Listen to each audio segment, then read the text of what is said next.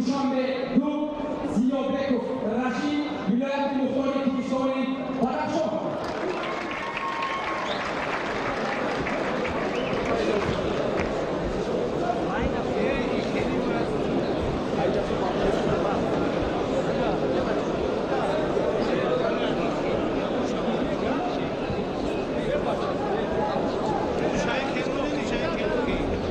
دوستان عزیز، هواداران و راقبان گشتین ملی طبق سرعت جلسه‌ای که برای ما پیشنهاد کردند، این جفتایی که نامبر میکنند با طرز لاگی پیشنهاد شدند.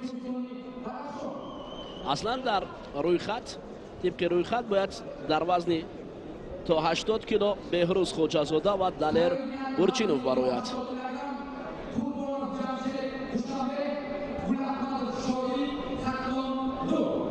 این جفت هست در ما، فکرم دیرتر می براید. اما دوستان عزیز، حالا وزن 80 کیلو رو برای ما معرفی کردند. بیرون از صورت جلسه اسرائیل نعمتوف و قربانوف فریدون در وزن 80 کیلو و همچنین جفت دیگر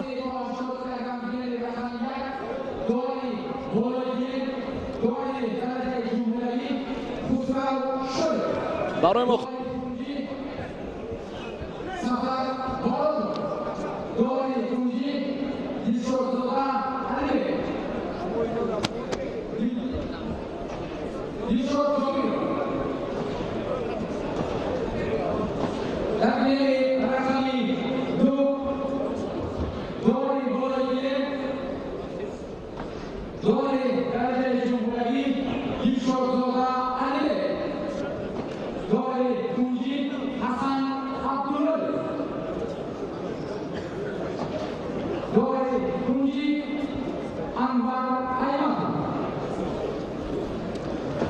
هواداران گشتین ملی اکنون جفت وزنی تر که در نزد ما است، این یکی از پهلوانان خوشطاله در نمود گشتین جدا زیوبکوف محسوب می شود. با یک تگ کبود می براید پهلوان ولایت مختار کوهستانی بدخشان.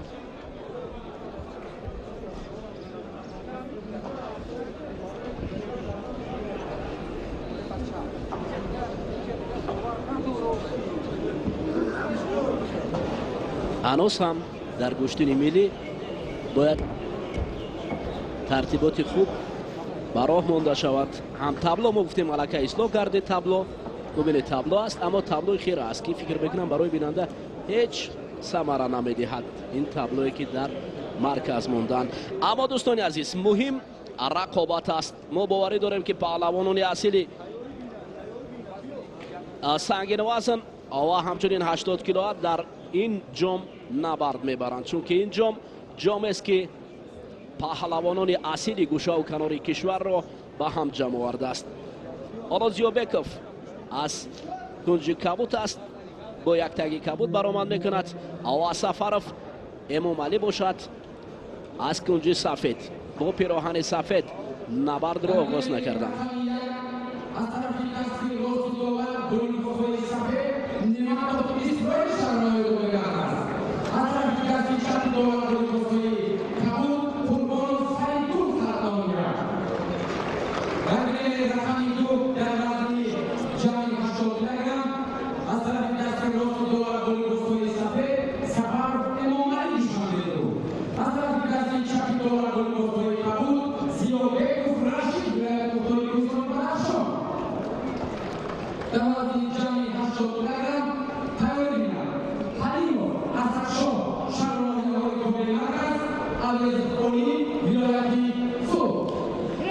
دوستان عزیز، حالا کارگردان فکر میکنم تحتمی که نزد ما است رو نشان میدهد، چون که دو پهلوانی خیلی هم قوی مبارزه میبرند و یکی از پهلوان‌های نامدار ولایت مختار کوهستانی بدخشان رشید است، زیوبکوف. اما رقیبی او امام علی سفرف نیست، رشید را از مرکزی میدان دور میکند. این معنای آن دارد که در حالت چنین گشتین گرفتن، بله رشید از جانب داور ما آفرین، داور خوب داوری میکند. حالا اکنون نبرد نواغاز شده است، از این خاطر ما حالا شتاب نمیکنیم و امکانیت داریم که تحتمی назди шориёнро барои шумо пешниҳод кунем рақобаташро бубинед. дар инҷо нишастан аз ҷониби паҳлавони бадахшонӣ, аммо рақиб вазнаш фикр мекунам ба пурраги вазнро болои Рашид гирифт ва ҳамин тариқ Рашид Зиёбеков, ман ёдорам Рашид Зиёбековро дар мусобиқаҳои байналмилалӣ дар гӯштини ҷудо бештар дар Федератсияи Россия ҳунарнамоӣ мекард миёни наврасон ва навҷавонон. Акнун ин паҳлавон таваққуф карда буд ва баъдан дубора ба майдон баромадааст. Фикр мекунам ин таваққуфи дурударозе ки барои Рашид буд ҳоло ба кори ӯ каме халал расондааст, чунки Эмомалӣ Сафаралӣ бисёр ҳам хуб ҳоло гӯштин гирифта истодааст. ҳарчанд Рашид чанд навбат дар инҷо нишаст бубинед, аммо баъдан тақдим кардан барои Рашид Зиёбеков. акнун Зиёбеков бо як бадан ҳоло пеш меравад. дӯстони азиз, ин мусобиқаи ҷумҳуриявӣ аст ки оид ба гӯштини миллӣ гӯштингирӣ баргузор мегардад ва паҳлавонони номдори кишварро ҷамъ овардааст, бахусус Хоҷазода Беҳрӯз, Комроншоҳ Юсуппирён, Сайидҷалол Саидов, Зиёбек, Рашид ва чанде дигарон.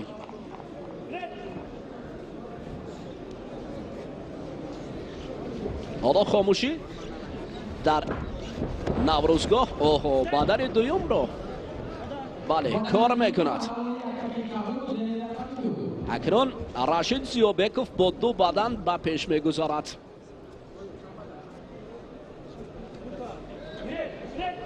довари марказ аслан ибораҳое ки бо забони тоҷикиян дигар барои варзишгар ягон мушкилӣ нест, фақат гӯштин гирад дар ҳолати гирет дар ҳолати истед истодан аст ва ҳар имтиёзе ки аст бо забони нови тоҷикӣ садо медиҳад дар гӯштини миллӣ. навбати дигар Эмомалӣ Сафаров ҳуҷум дорад, аммо кори Рашид ин навбат натиҷа надодааст. мураббӣ аз ҷониби дигар бовар ба ӯ бовар дорад. ҳуҷумӣ Эмомалӣ Сафаров аст аз самти рост ва дасти Рашидро гирифтааст. ҳоло барои на ин ваз мешавад шуд, аммо Рашид эҳтиёт бояд кард.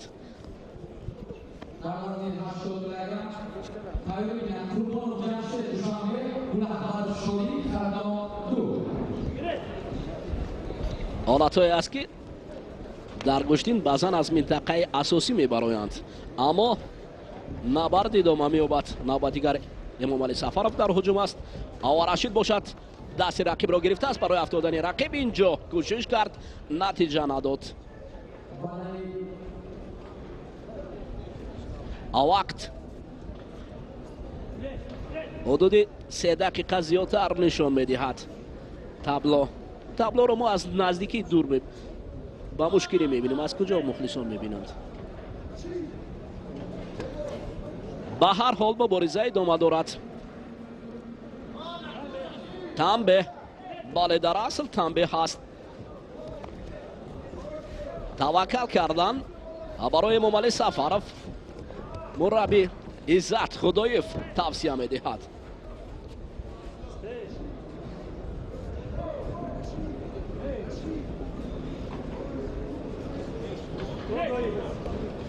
гирет навбати дигар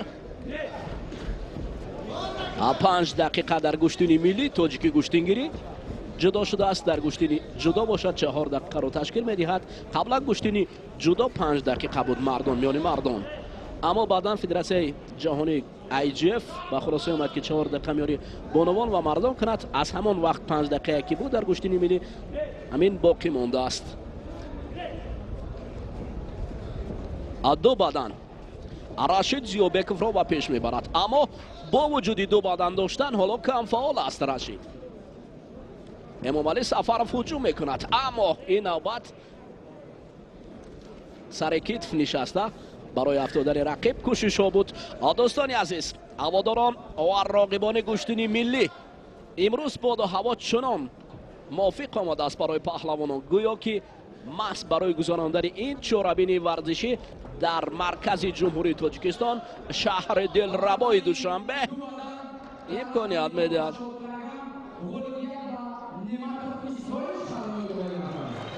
ин جفتی دیگر بود که در میدان دیگر اعلان کردن، اما ما فقط تحتمی اول رو ببینید. خیلی امکانیت زیبا، بعدن نه، بعد در زمین کار کردن برای امام علی سفرов تسلیت دادن می شود.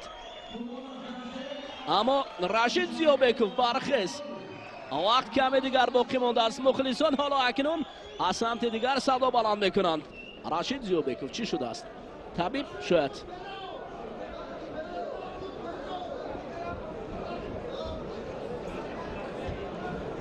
رشید زیوبکوف نشسته است، منتظر طبیب است.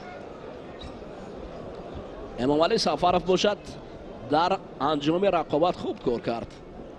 هجوم های پیوسته. ببینید توقف دور و دراز رشید اکنون به کجا میورد؟ خستگی رو نیست به بار میورد. شاید تمرین ها کمتر هستند. حالت تکرار رو میبینیم چگونه. آفرین.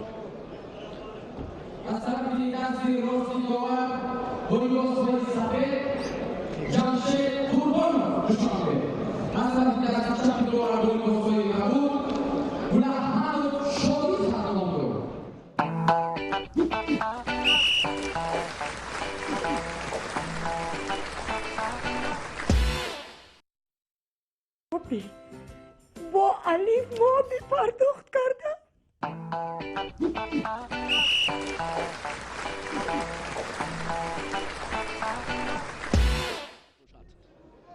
همگریبان و هم‌آستین زیوبکوف را خوب داشته است.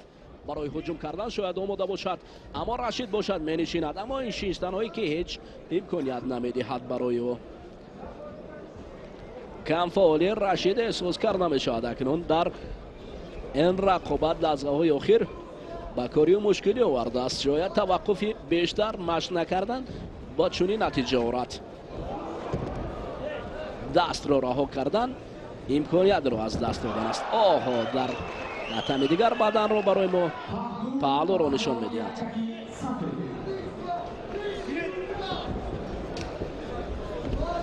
حالا وقت کمی دیگر باقی مانده است، اما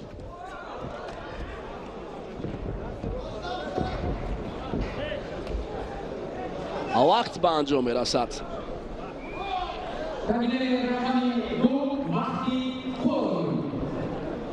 با تناسبی دو بدن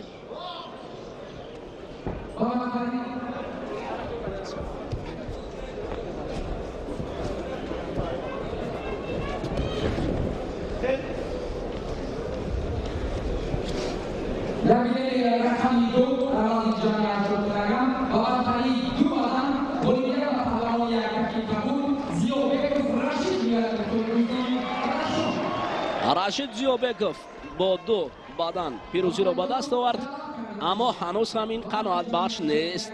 بعد رشید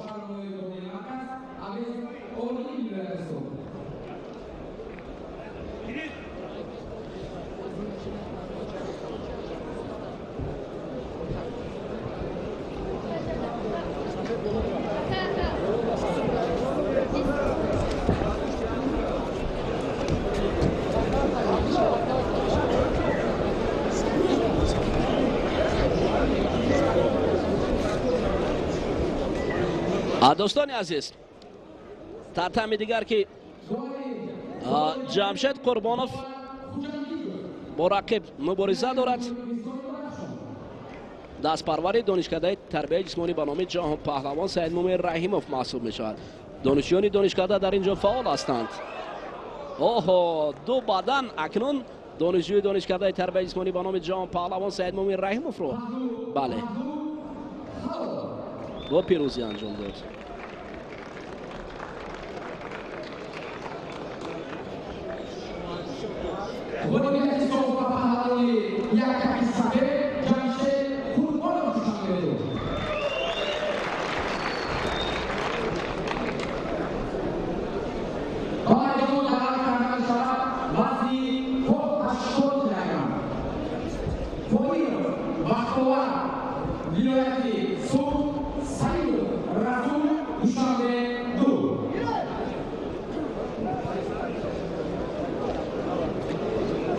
دوستان عزیز، اکنون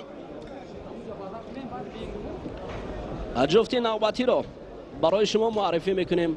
که حالا در روی تتمه مبارزه دارند. اسدشاه حلیمов پهلوان پیراهن سفید پوشیده است و علیم اوازов پهلوان سعودی است که در تتمه 2 برای ما معرفی میکنند. گلیم رقم 2 گوشتین دارند. این رقابت های اولین آنها است. از این خاطر برای این پهلوان ها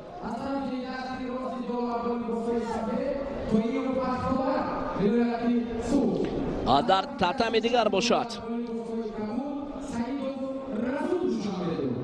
بختیار طاهرов با رسول سعیدов گوشتین میگیرد.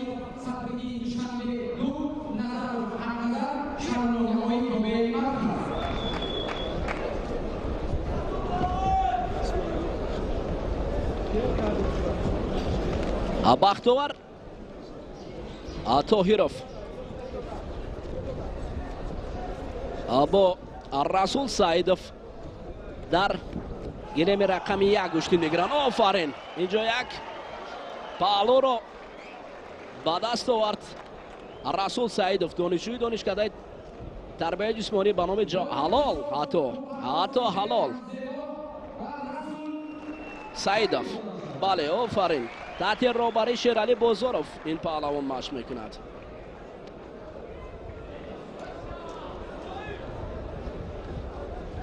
اما رقابت میان علیم اوازов و اسدشاه حلیمov هیچ نتیجه نداده است. هنوز گوشتین رفته ایستاده است. مبارزه نوکک شروع گردیده است و رسول سعیدов خیلی خوب هنر اصیل را نشان داد. بعداً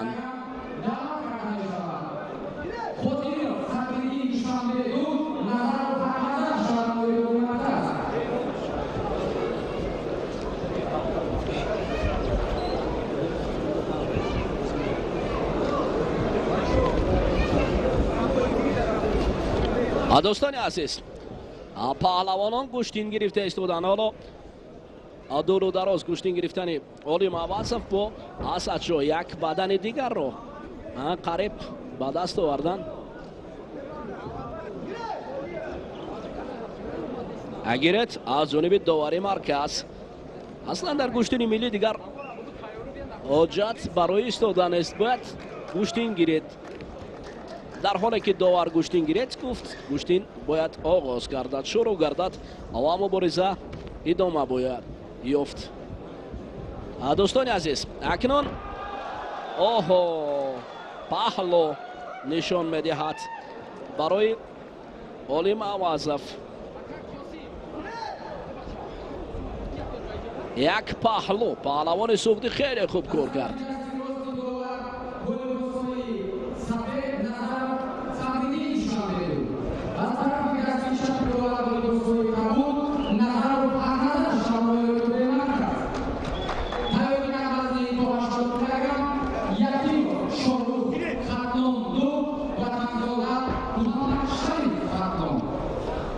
یک بدن حالا وقت حدود نزدیک 4 دقیقه میگذرد برای پهلوان سعودی هدیه کرده است. اما در گلیم رقم 1 باشد صبرالدین قادرov با حق نظرov مبارزه دارد. پیراهن سفید به بر کرده است صبرالدین قادرov و حق نظرov باشد. آفرین، یک پهلوی خیلی خوب را در اینجا حق نظرov انجام داد. حق نظرov پهلوانی که در ناحیه حصار تحت رهبری رسولov اعظم تمرین گرفته است. اکثرا دانشجویان دانشکده تربیت جسمانی به نام جهان پهلوان سعید مومن رحیمov در فکر همان پرداخت پهلو بود که بدن نشان میدهد داوری مرکز. اما در اینجا کار نمیکند اسدشاه حلیمov.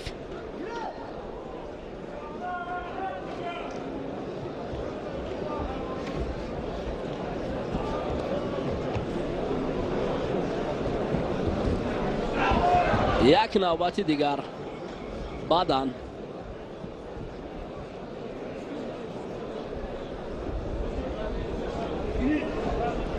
وقتی جمع 80 یک نظر نظرف خیلی خوب اصول رو ایسو کردن میتوند. اینجا ببینید پهلوان سوختی خیلی خوب کار کرد و همین طریق باور کنید این علال میگویند ولی موظف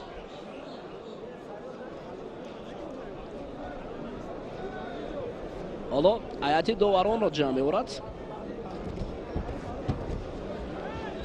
و فکر میکنم داوران است به خلاصه من پهلو و دو پهلو این داوران بعضن حالتو فکرشون پریشان هستند. دو پهلو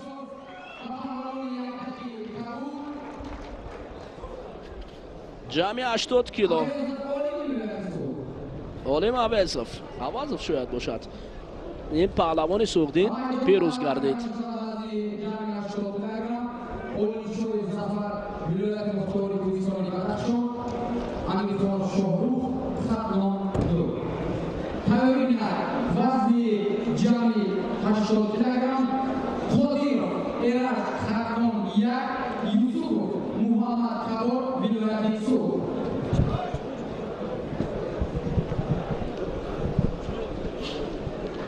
دوستان عزیز توجه میکنیم بر رقابت پهلوانان وزنی جمعی 80 کیلو. اکنون در میدان امروزه مسابقات دو وزن برای دریافت شاه جایزه مبارزه را نوکک آغاز کردند و اینجا هم ملکه با فهرست بهترین ها آن چهره هایی که البته وزنشان بالا است خیلی و خیلی زیادند و ابتدا از آن تیمور رحیموف رشید شادیبکی در همین وزن باید به میدان برایند و با در نظر داشت اندیشه خودی مربیان باز برخی از سبقت ها هم تا به همان صورت مجلس باید که خاتمه یابد. بعدا ما با ترتیب درست صورت مجلس توجه میکنیم. شاهرخ امیرخانов این پهلوانی شهرتیار شهر کولو با خلعت کبود این حال در میدان است و ظفر اولمشوی برنده مدال برنجی مسابقات قهرمانی جهان در رشته سامبو از ناحیه ونج ولایت مختار کوهستانی بدخشان و وزن جمعی 80 کیلو. امروز اگر ما باز هم قیاس کنیم تا اندازه نفری که البته وزنش 81 یا 82 است میتواند با پهلوان حتی سنگین وزنی 140 کیلوگرم قوه سنجد. دیگر محدودیت نیست. تنها این دو وزن را کمیته تدارکات اختیار کردند و امروز هم ملکه ما در همین دو وزن پهلوانان رو به شما معرفی میکنیم. اولمشویف یک جرأت یک حرکتی هم کرد اما شاهرخ در جریان این رقابت برای داشتن سری آستین حریف اندک کوشش هم میکند. این کار را اگر تواند که سری وقت سامان دهد برای استفاده یک اصول جالبی گوشتن ملی خیلی هم زمینه گذار میگردد. این رو هم شاهرخ خیلی خوب میداند اما ظفر اولمشویف در این لحظه ها هم بیشتر دفاع میکند. اندک عقب نشینی هم دارد به خاطر آنه که شاهرخ اندک وزنش گرانتر است اما تجربه مسابقه های بین المللی ظفر باز هم او را اندک باز دلگر میسازد که در میدان امروزه هنرش را بهتر نشان دهد. و بعد چند لحظه که الکی باز یک پنجگانه پنج جفته که اینجا با میدان آمدن با همون ترتیب معین آنها میدان داری میکنن و بعدا ما با صورت مجلس و با همون فهرست بهترین هایی که الکی در هم رده بندی و هم صورت مجلس بعد از مراسم قرعه کشی معین گردیدن توجه میکنیم. اما شاهرخ اینجا کار بهتر رو سامان نداد از بالا داشتن. اکنون گریبان بهتر از اینجا آستین رو یا تو با همون نقطه معینه که تو یک خیلی هم کوششی بهتر کرد. ظفر اولمشویف امتیاز اولین گشتین ملی رو به دست آورد. بعداً فارغ بالی شاهرخ البته باز هم با ظفر امکانیتی اندکی هم به میان آورد که مقصود هم امتیاز اولین رو به دست آورد. از اون چابوکی و ماهری پهلوانی کلابشهر ما البته اینجا امیدوار بودیم که دیگر ترتیب که با як партофти хеле ҷолиб ҳам дорад Шоҳрух дар майдонҳои гӯштини миллӣ. ҳаллуки дохиларо хуб истифода мекунад ва сари севҷиро ҳам хеле балад аст. аммо дар рақобат муқобили Зафар Олимшоев намояндаи ой лаҳзае ки андаке ба бадан ҳам хеле шабоҳат дошт, аммо дасти Зафар Олимшоев раҳо ёфт. барои беҳтар сомон додани ин усул бояд ки Шоҳрух ҳам ҳамон сари осини ҳарифро боз ҳам кӯтоҳтар медошт.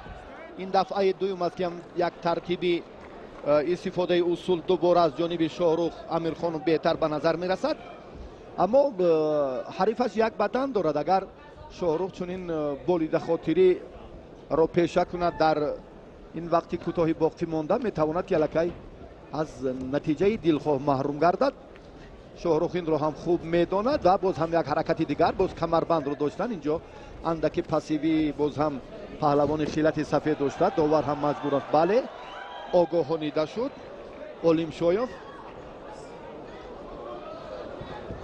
айни муддаост ки дар ин ҷараён боз ҳам Шоҳрух як ҳаракати дигареро ки хост истифода кунад, аммо лаҳзае ки хеле паҳлу ба Зафар Олимшоев дода шуд. акнун Шоҳрухро танҳо имтиёзи охирин ҳалол лозим аст. дубора кӯшиш мекунад, аммо инҷо ҳам бояд рост истода гӯштин гирад. бубинед чӣ гуна андаке як ҳарифро ҳам нодида гиред ё ба он қадар эътибор ҳам надод Шоҳрух ва аллакай дар ин майдон ноком аст. танҳо ба тахтапӯш бояд паҳлавонро афтонад. Олимшоев инҷо ҳам гӯштин намегирад, довар маҷбур аст ки танбеҳ диҳад ба ӯ. бале акнун баъд аз огоҳӣ чунин ҳам ҳаст, вақтро кашол медиҳад чунки имтиёз дорад аллакай. дар муқобили гаронвазнҳо боз ҳам як кӯшиши Зафар Олимшоев, аммо муваффақ нагардид.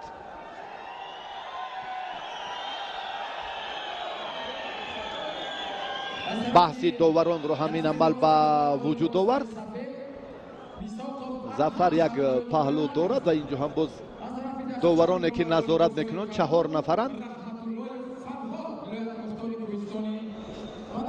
хуршед ибайдуллоев устоди донишкадаи тарбияи ҷисмонии ҷумҳурии Тоҷикистон, довари марказ, боз ҳам назди сардовар рафт барои баҳогузорӣ ё хулосаи амиқи ҳаракати охирини Зафар Олимшоев.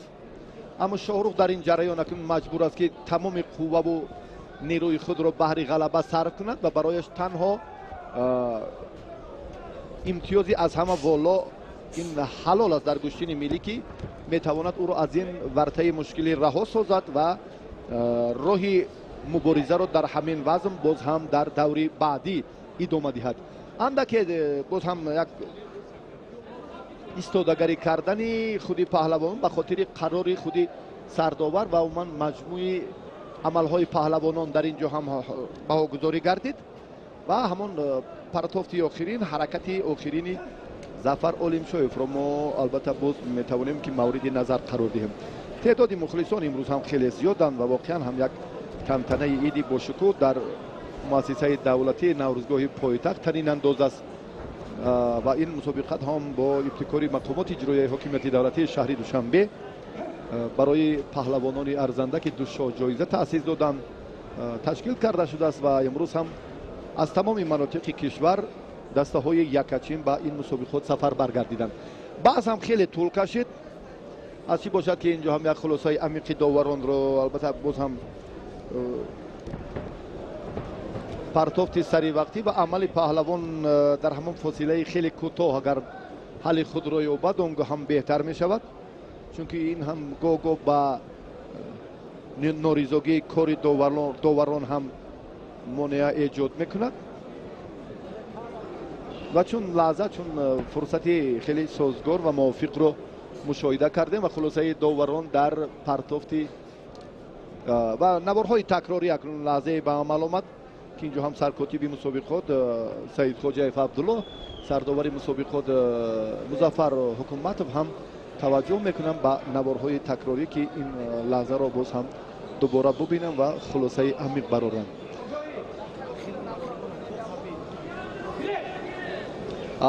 فرصتی که اینجا هم اندک مورد بحث بود، کارگردان هم شو جایزه را اینجا مکافات های عالی را منظوری ما کردن و ظفر عالم شد در لحظه حمله آخرین. البته از پا داشته است که در گشتین ملی این رو هم البته باز هم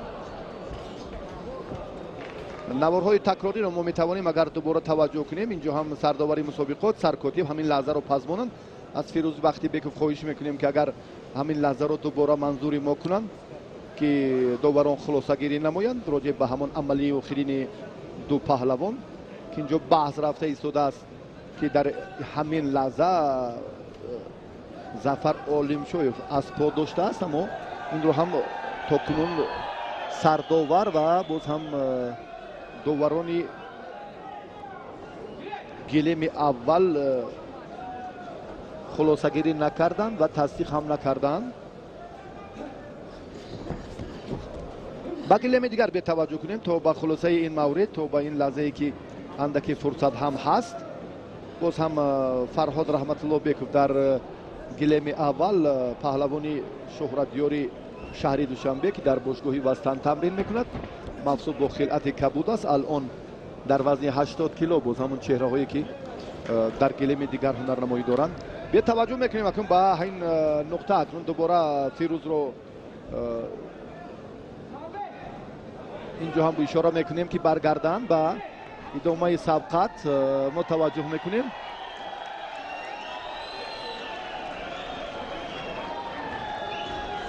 با گلیم اول که ظفر عالمشوی و شاهرخ امیرخانov در میدان وزن امروزه در وزن جمع 80 کیلو نیرو سنجیدند.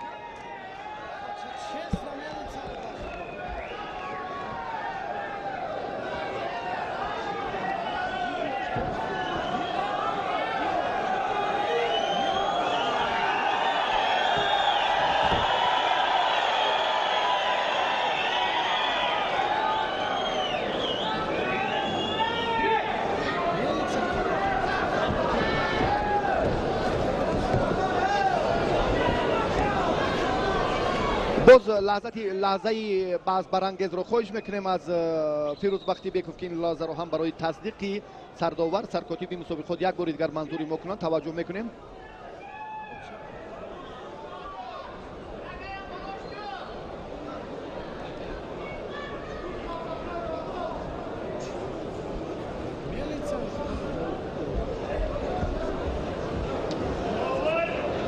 در حالت تکراری البته باز همجا خلاصه داوران جنبش خواهد گردید.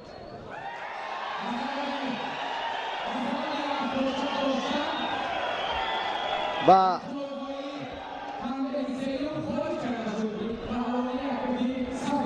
بعض به همین خاطر بود که البته از پای داشتن ظفر عالمشویف در گوشین ملی البته این غیر قاعده است، رایج نیست و اکنون تنبیه سیوم ظفر عالمشویف را از ادامه راهی مبارزه محروم کرد.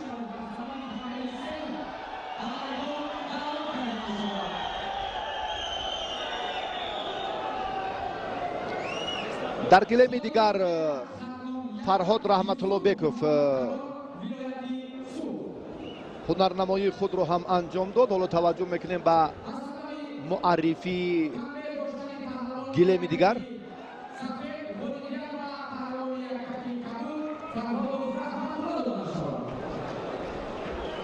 رحمت الله فرهادov پهلوان خیلاتی کبود داشته، همون آگاهی حریفش برای موفقیتش زمینه به وجود آورد و او هم در دور اول دست بالا شد.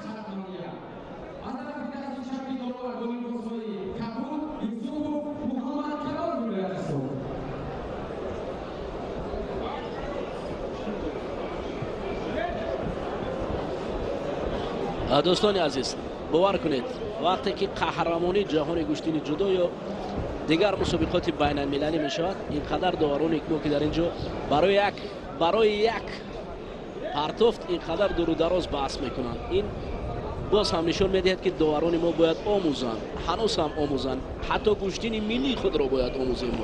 ما امروز با آموزش نیاز داریم که تا که بحث میان ورزشکاران با وجود نآید. داوران عزیز این است. خب اکنون این جفت دیگر را در وزن جمع 80 کیلو برای شما معرفی کردند.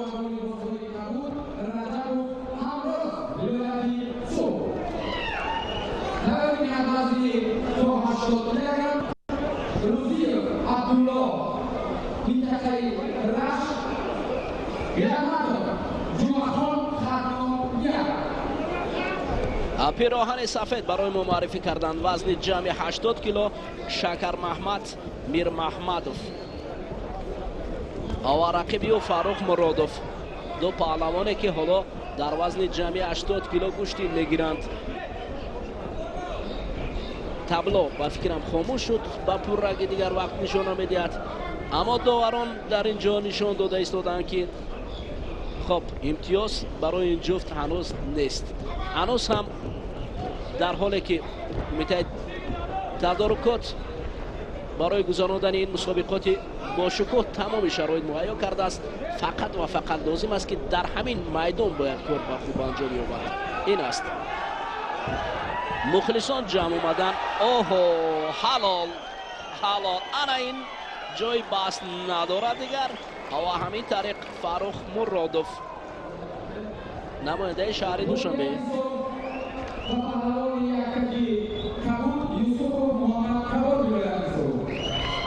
پهلوان سوختی پیروز شد. محمد کبار یوسفوف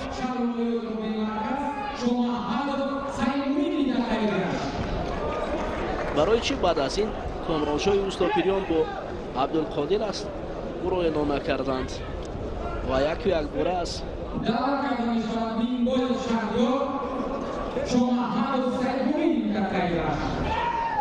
اکنون دوستانی عزیز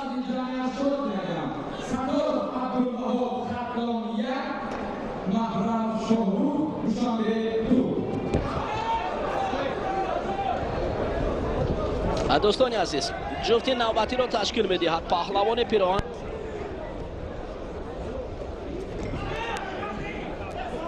از طرف دست راست داور ولی مساوی سفید نیک بوی شهریار از طرف دست چپ داور ولی مساوی سفید شما محمد سیمومی می‌دهید.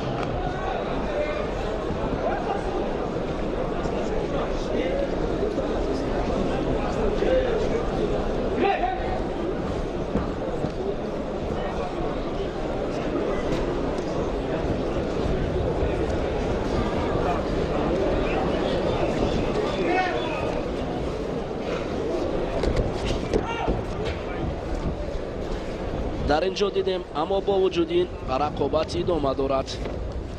خب حالا در اینجا از جانب سعید مومین شاه احمدوف حالتی بود که رقیب را برای افتادن، اما برعکس حال شهریار مینگبایف امکانیت بیشتر را پیدا کرد.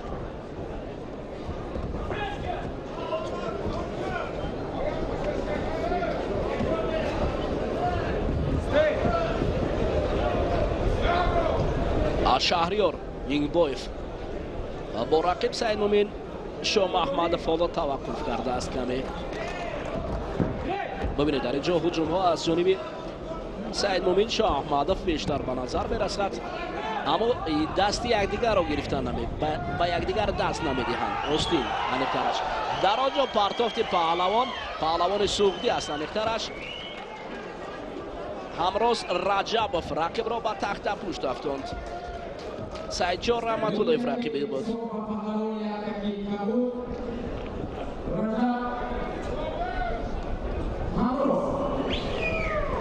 رجبوف همراز جایزه دارید مسابقه های بین المللی گشتن سامبو است که تحت راهبری اوستاپیروف مشق میکند. حالا اینجا اوستاپیروف حضور داشت. داور از ولایت سوخت کامرانشاه اوستاپیریان مادری که تربیت کرده است یکی از پهلوانان نامدار.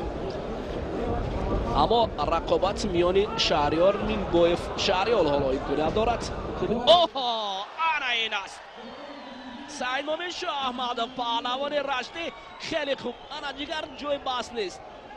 100% آفرین. انا اینش کشتنی ملی باور کنید. دوستان عزیز در گشتنی ملی کیفیت گشتنی ملی حلال است. حلال عباره که کلمه که برای همه معقول است. دیگر جای بحث نیست. ببینید آفرین.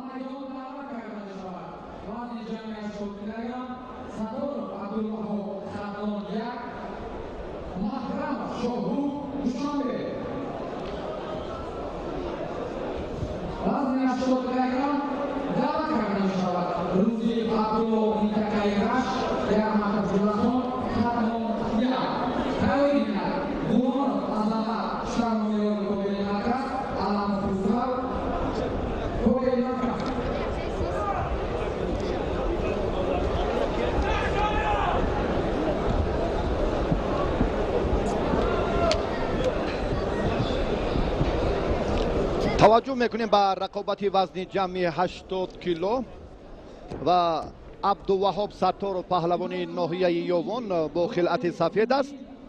این ورزشگر البته مخلصان گوشتنی ملی و سامبو بهتر میدانند و نماینده دسته دوشنبه شهرخ محرم با خلعت کبود. چون معرفی شدن هر دو این ورزشگری که الان آمادگی میکنند و اینها در زیرگروه بی رقابت اولین خود را آغاز میکنند.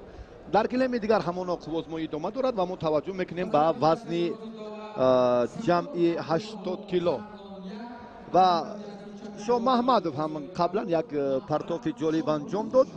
در این گلیم زورآزمایی های وزن گران خیلی بهتر به نظر میرسد. شاهرخ همانده که فشار رو بیشتر کرد که ظفر عالمشاهیف شکست خورد و بعدا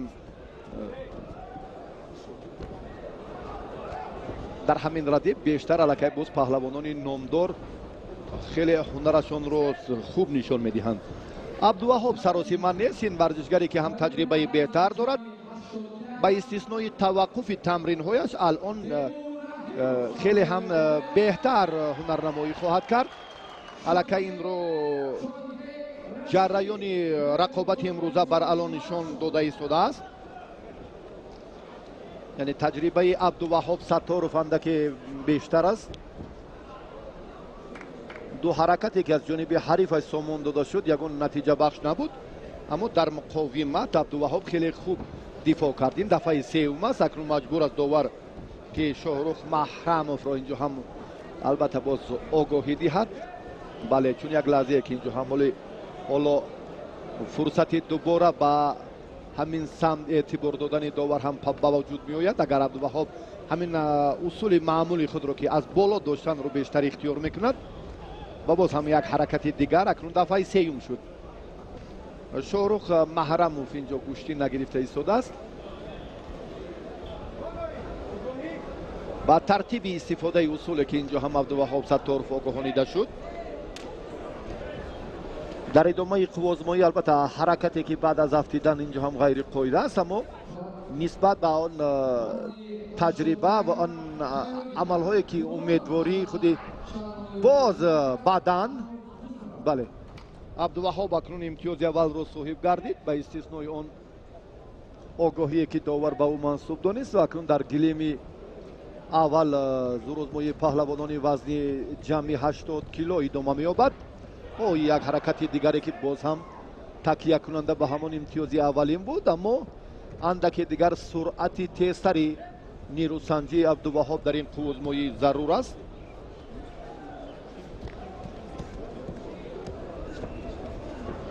بسیار فضای سازگار است. اقلیم مساعد هم برای رقابت پهلوانان امروزه در میدان مسابقات و این اکنون حلال.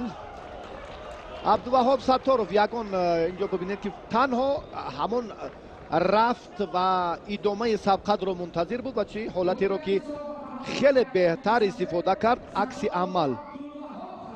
حریفش اصول آغاز کرد و در لحظه ضروری اصول حریفش رو با همون امتیاز حلال تبدیل داد و موصوف در دوره اول ظفر یافت. با همین ترتیب ببینید خیلی جالب و خیلی بهتر هم بود که عبدالوهاب ستارов یک پرتافتی اینجا با همون اشتباهی شاهرخ محرم باید توجه کنیم که الکی بسیار نگران کننده است.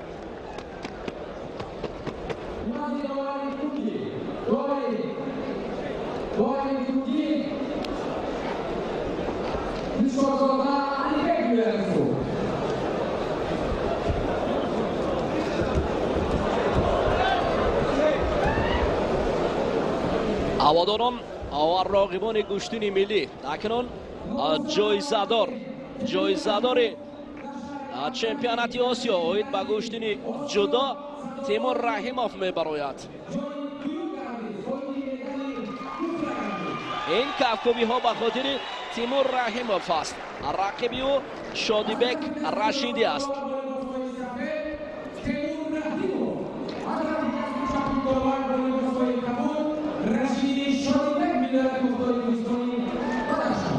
تیمور رحیموف در بخش سومی دانشکده تربیت جسمانی با نام جان پهلوان سعید مومن رحیموف درس میخواند.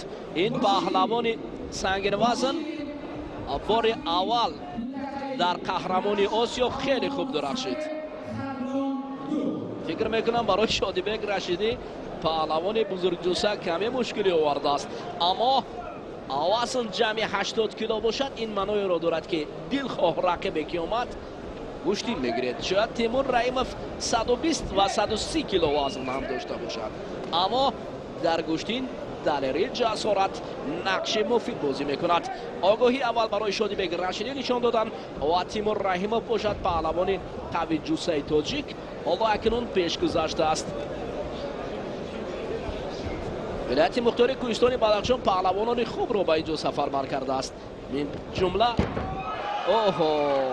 پهلو تیمور رحیموف حاجت برای داشتن است. حالا پهلو است. این شادیبک رشیدی کمی از روی قد و قامت از تیمور رحیموف فرق میکند. تیمور رحیموف تحت رهبری مستقیم امینوف در ناحیه رودکی مشق ورزی میکند. مکانی که پهلوان پرور است. وقتی که ناحیه رودکی را میگویم رسول باقیوف یکی از چهره‌های معروف تاجیک در همان مکان تربیت یافته است. عموما جمهوری تاجیکستان مکان پهلوان پرور است. من بیشتر هم بگفتم پیشتر تیمور رحیموف پهلوان خوب است، فقط دستگیری باید کرده پهلوان را. حالا اکنون نتیجه اش را قهرمانی آسیا نشان داد که تیمور رحیموف چگونه نبرد میبرد. برای شادیبک رشیدی کمی مشکلی است برای گرفتن با تیمور رحیموف. از روی صورت جلسه قرعه کشی همین است نتیجه و رقیبی او همین پهلوانی از روی قد و قامت پستر افتیده است.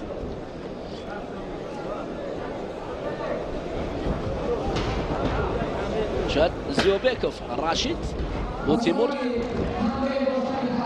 حلال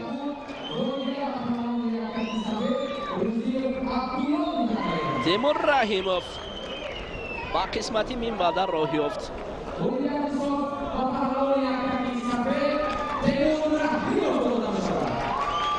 با خاطر تیمور رحیموف کفکوبی هم میارزد چون که این پهلوان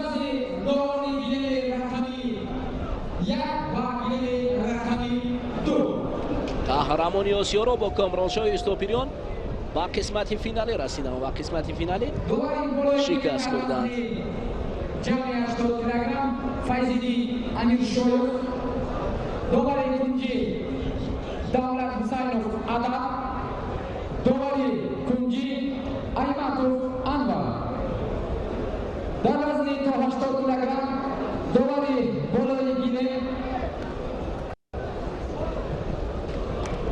حبیبالله فیضیبایف، دوباره کنجی عبدالسلام جان محمدوف، دوباره کنجی نظر خوشوقت.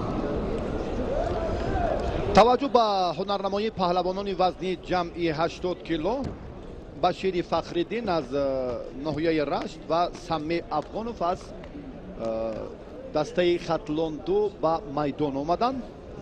سمی این پهلوانی خلعت کبود داشته است و حریفش аз ноҳияи рашт башири фахриддин варзишгари хилати сафедошта. Файзиддин Амиршоев довари марказ. нерӯсанҷии паҳлавонон баъд аз чанд фурсат албатта оғоз мегардад. идомаи қуввозмоӣ албатта нишон медиҳад ки нафароне ки аз дастаҳои шаҳру ноҳияҳои кишваранд он қадар таҷрибаи ғанӣ нисбат ба паҳлавонони шаҳри Душанбе ва ноҳияҳои тобеи марказ надоранд ва бояд чунин ҳам бошад, яъне имкониятҳо дар шаҳри Душанбе бештаранд ки паҳлавонон маҳорати худро сайқал диҳанд ва инҷо дар назди устодони соҳиб таҷриба ҳам бештар тамрин мегиранд. Самеин паҳлавони мардумӣ аст, дар майдонҳои гӯштини миллӣ хеле ҳунараш авҷ гирифт. махсусан ҳунари ин паҳлавонро дар соли 2018 қайд кардан ба маврид буд ки барои ду шоҳ ҷоиза дар минтақаи кӯлоб рақобат кард. аммо доир ба баҳогузурии Башири Фахриддин ин қадар агар мо чун таваҷҷӯҳ кунем, танҳо ин паҳлавонро мо дар идомаи сабқатҳои майдони гӯштини миллӣ дидем. Саме андаке фаъолтар аст, аммо ягон имтиёз надорад то кунун.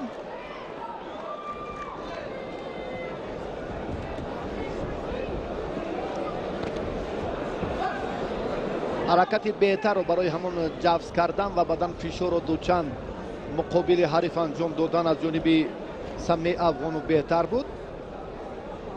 аммо Саме ин амалро ҳам сарфи назар кард ва дубора боз бармегардад ба ҳолати рост будан. аз он беҳтар аст ки албатта сариёсинро дорад ё хулосаи худро дар мавриди истифодаи усули ҳалуки беруна инҷо ҳам нишон диҳад. аммо чунин нест. бибинед чӣ ҳолат а Башири Фахриддин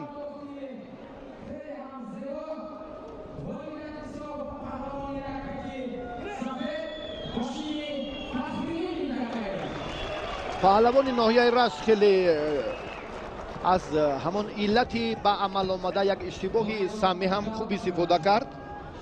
фикр мекунам ҷолибтарин лаҳза буд бибинед барои Саме, аммо акси амал як ҳаракати хеле саривақтӣ Баширро мо дидем, натиҷабахш буд ва ҳалол баҳогузорӣ гардид.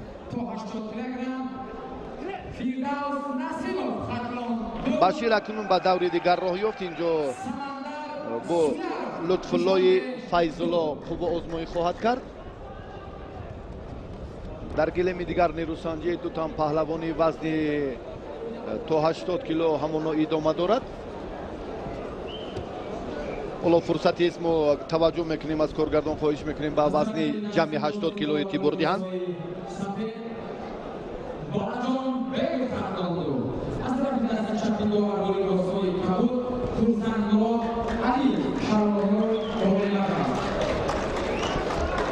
дӯстони азиз, ҳаводорон ва роғибони гӯштини миллӣ, дар ҳоле ки мо вазни ҷамъи 80 килоро барои шумо маърифӣ мекунем, мо мехостем иброз намоем ки дар вазни то 80 кило як паҳлавони номдори мо хоҷазода берӯзро эълон карданд ки бояд барояд. аммо дар ин ҷо Балаҷон Беков паҳлавони хатлонӣ бо рақиби хеш Хурсандмурод Алиев рақобатро шурӯъ карданд дар вазни ҷамъи 80 кило. ҳоло ҳаракатҳои ҷолиб аз ҷониби Хурсандмурод Алиев бештар ба чашм мерасад, чунки доимо ҳуҷум мекунад. навбати дигар барои ҳуҷум кардани ин паҳлавони пироҳани кабудпӯшида рақибро мехоҳад аз минтақаи асосӣ берун намояд ва худ низ дар ҳолати бадан меафтад.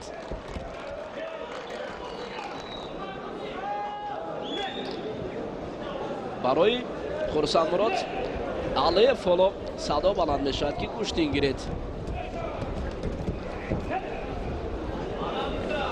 ҳоло хомӯшӣ дар майдон ба хотири он аст ки бояд шӯру шавқи варзишгарон зиёдтар гардад. бояд ҳунари асили гӯштингириро намоиш диҳанд то ин ки мухлисони ҳаловат баранд аз тамошоӣ усулҳои беҳтарини гӯштини миллии тоҷикӣ. дар ҳоле ки мо гӯштини миллии худро асоси аксаран гӯштинҳо медонем, бояд зебогии гӯштини миллии тоҷикӣ дар ин ҷо намоиш дода шавад.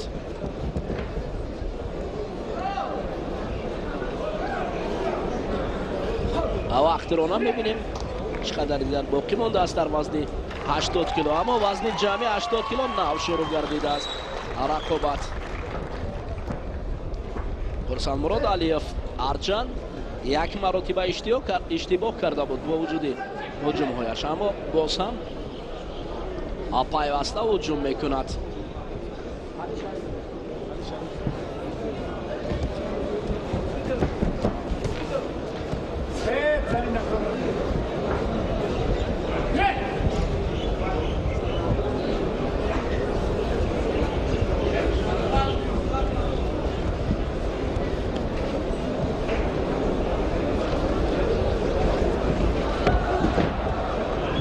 نوبت از جانب بالاجون بیگوف هجوم بود.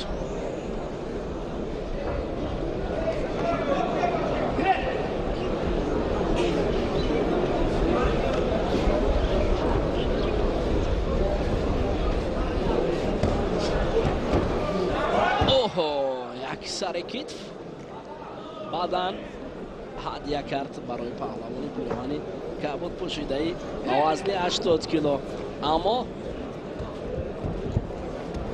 بالاجون بیگفت تو هنوز با خرسند مراد علیف نتیجه رو باقی موندن، همانو برابری بود. دوستان عزیز،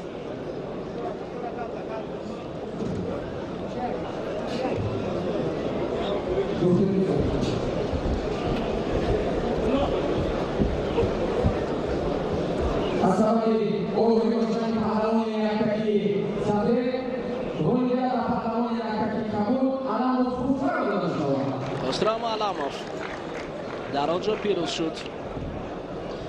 دوستان عزیز، اکنون چون درباره خسرو علاموف گفتیم، این پهلوان در شهر وعده تحت رهبری شوقلوف مشق میکند و حالا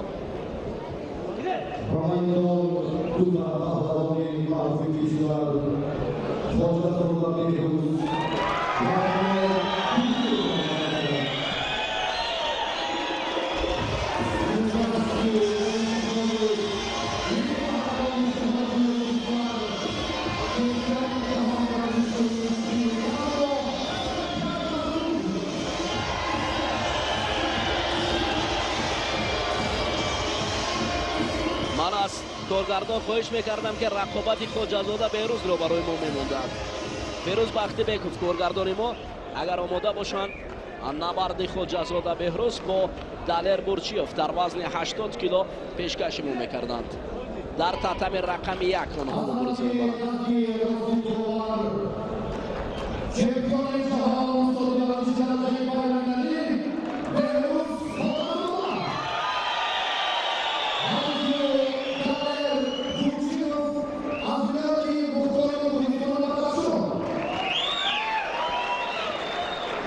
اکنون دوستان عزیز، حالا رقابت خواجه‌زاده بهروز که بعد از توقف دور و دراز در گشتین‌های داخله و میدان میبراید.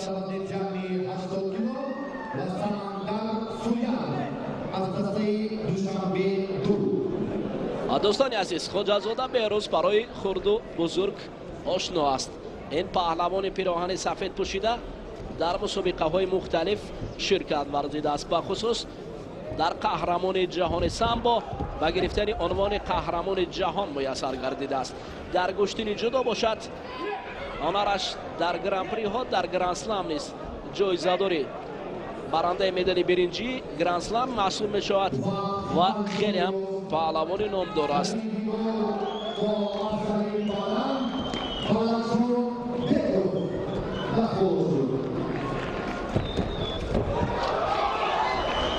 بدن را کار کرد خواجه‌زاده بهروز در تتم دیگر. اکنون دوستان عزیز، حالا نبرد شور و شوق خیش را پیدا می کند. فردوس نسیموف در تتم رقم 2 با سمندر سوی عرف مبارزه می برد. اکنون هر دو تتم هر دو پهلوانان نامدار هستند. فردوس در نمود گشتین ملی معروف است و خواجه‌زاده بهروز را ما بیشتر در رشته گشتین سامبو و اکنون در گشتین جودو میشناسیم. دست پرور دانشکده تربیت جسمانی به نام جهان پهلوان سید مبین رحیموف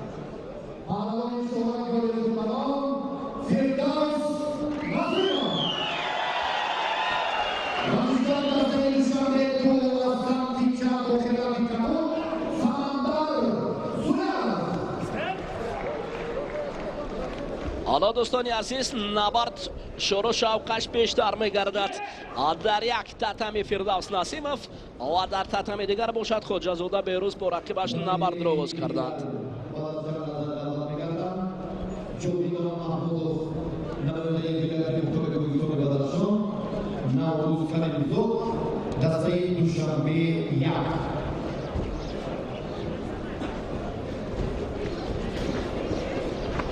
این پهلوانانی که در مقیاس جمهوری تاجیکستان و خواجه‌زاده باشد در مقیاس جهان در نمود گشتینی جدا هنرنمایی میکند. فردوس نسیمов پهلوان شهر کودا بیشتر نشسته و سر کتف رقابت کردن را افضلیت میداند. بعداً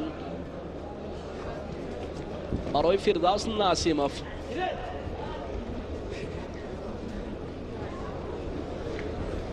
در گلیم رقم یک باشد خواجه‌زاده بهروز با رقیبش حالا هم دست به گریبان است.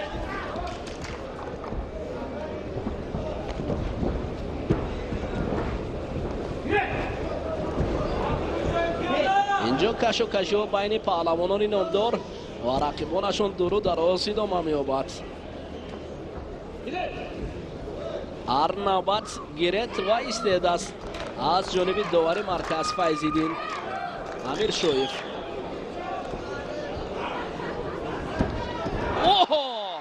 در آن نوبت خواجه‌زاده بهروز رقیب را سر کتف یک پهلو افتاد. دلیر بورچیف پهلوان بدخشانی با او رقابت دارد.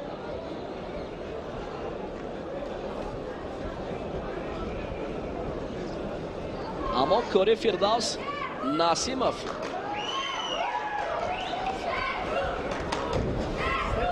با سمندر سویارف نتیجه نداده است هنوز.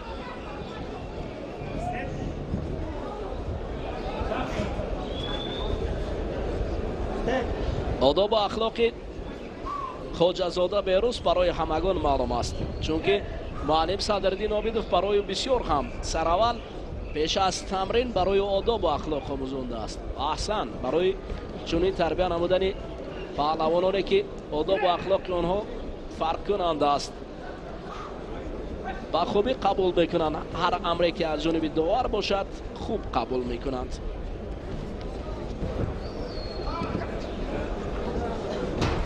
حالا فردوس نسیمov با سویارف در تتمی رقم 2 گشتین میگیرند نزد ما.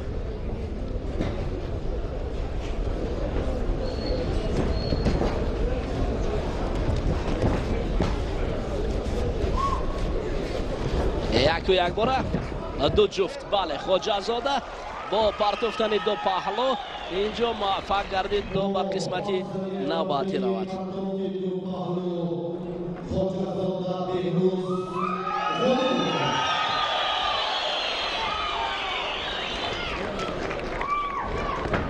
اوه فردوس نسیمov نیز رقیب را به تخته پشت افتاند. آفرین.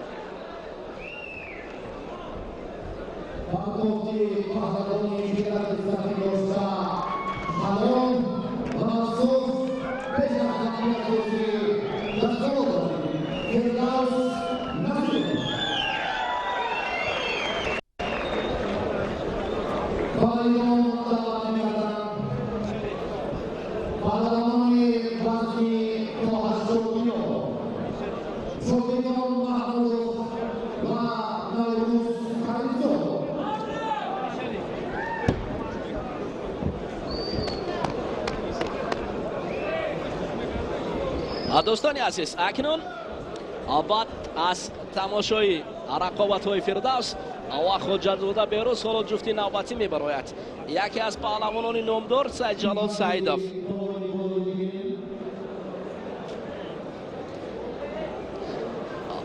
مقصد شاه بردیف پهلوان ولایت مختار کوهستان بدخشان با سید جلال سعیدov در گریم رقم 2 گشتین را آغاز خواهند کرد.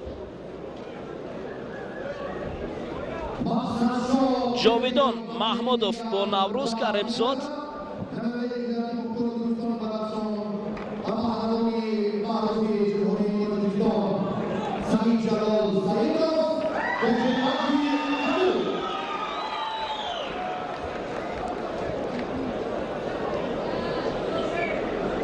حالا کاری سجاد سعیدов با رقیبش مقصدشاه بردیف آغاز کرده.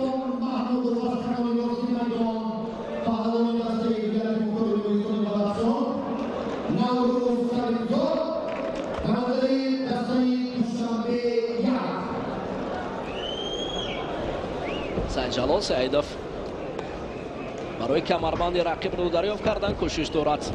دستی او را خوب داشته است و برای انجام دادن اصول نیز کوشش ها میکند، اما مقصدشاه بوریف حالا فاصله را دورتر میگیرد. مقصدشاه میخواهد که کار را مقصدناک انجام دهد، اما سجاد سعیدов برای هجوم کردن کمی مشکلی کشید و در آنجا کریمزاد یک پهلو، کریمزاد نوروز شاگرد فاروق صابرов.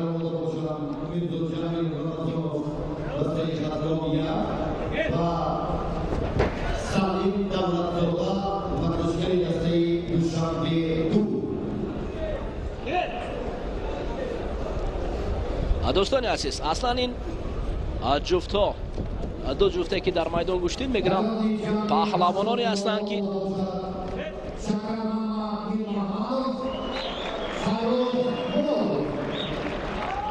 در مسابقه های مختلف گشتین میگیرن. در نمود گشتین جدا معرفکار جمهوری تاجیکستان هستند.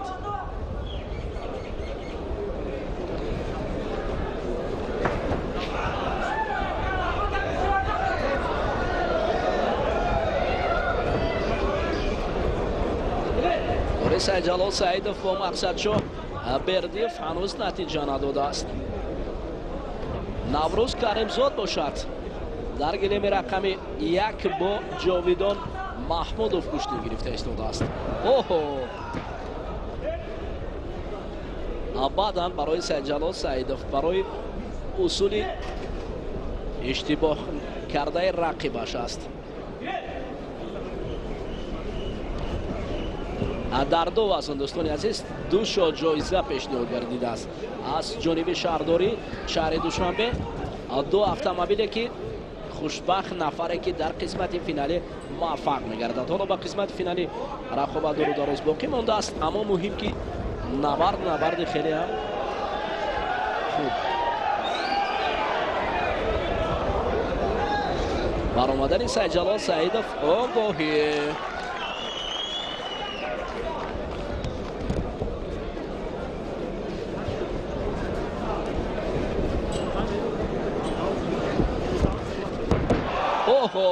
نوروز کریمزاد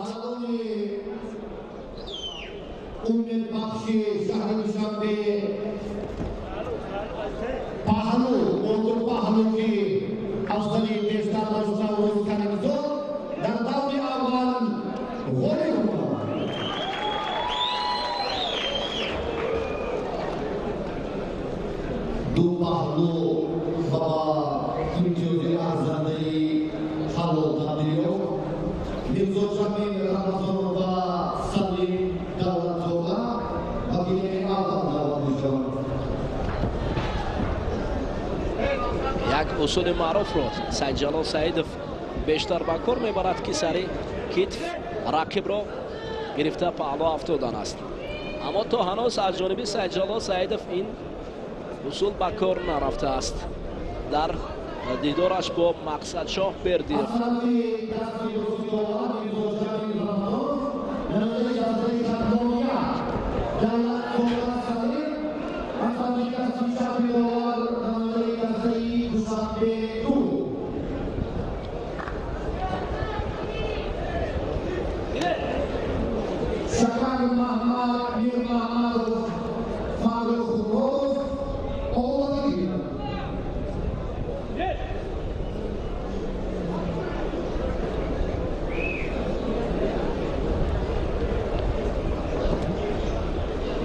سجاد سعیدov با رقیبش درو دراز است.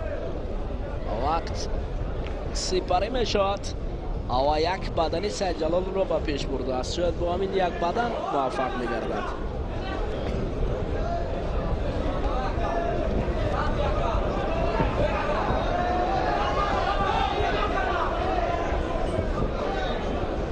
حالت گوشتین نگرفتن سجاد سعید واگوهی.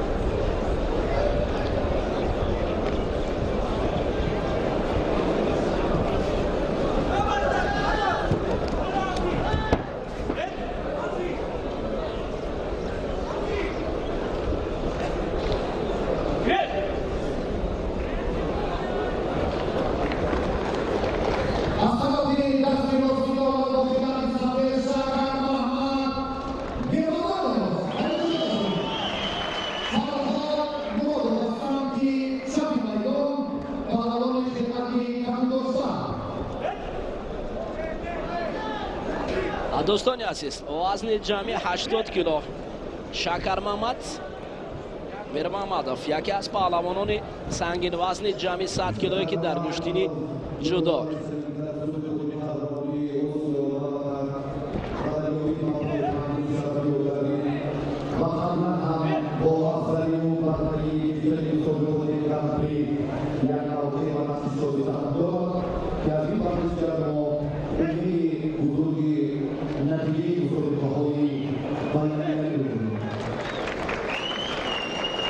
شکر محمد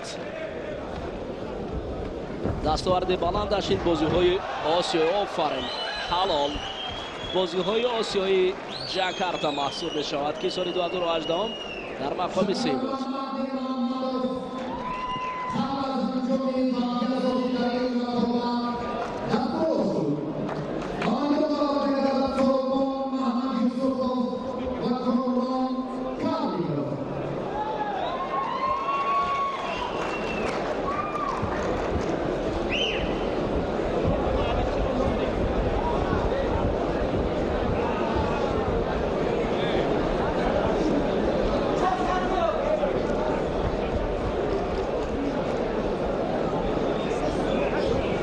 دوستان عزیز، در وزن 80 کیلو میرزا جمیل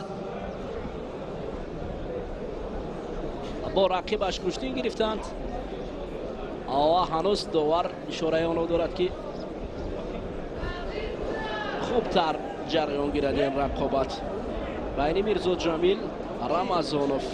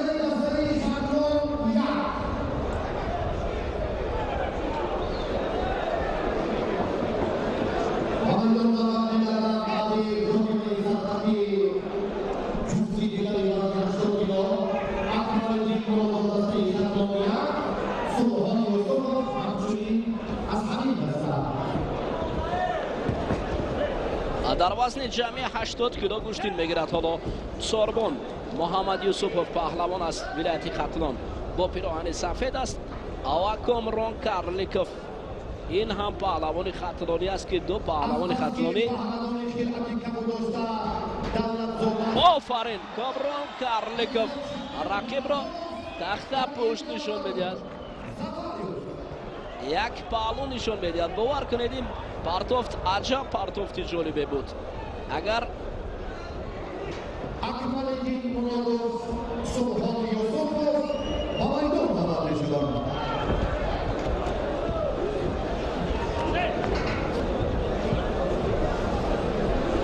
بسیار هم جالب نبرد پهلوانان بود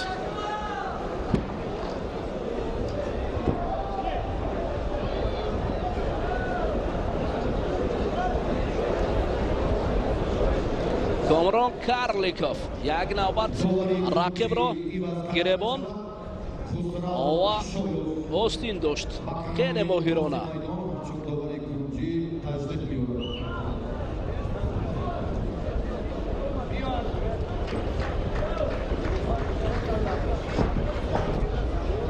Pakilini دیگر آمادگی گیرد عادل سفر دسته دوشنبه دو سهراب محمدی دسته شهر و ناحیه‌های قوه مرکز کامران کارلیکوف خوب گوشتین میگرفت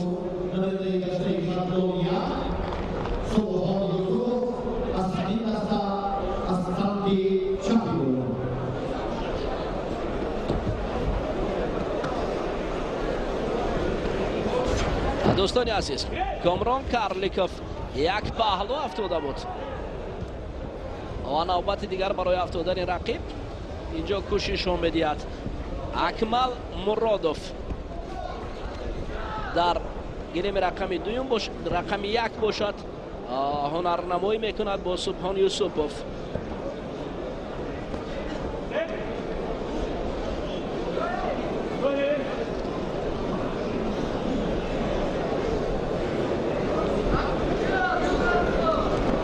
کامران کارلیکوف بسیار هم در آغاز یک اصول معروف را به کار برد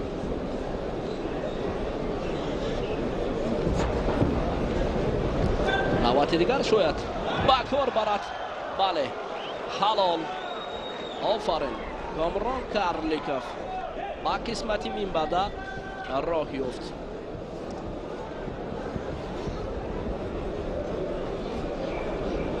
زمین بزرگی کامران کارلیکوف و برکاتی جوریماس دستور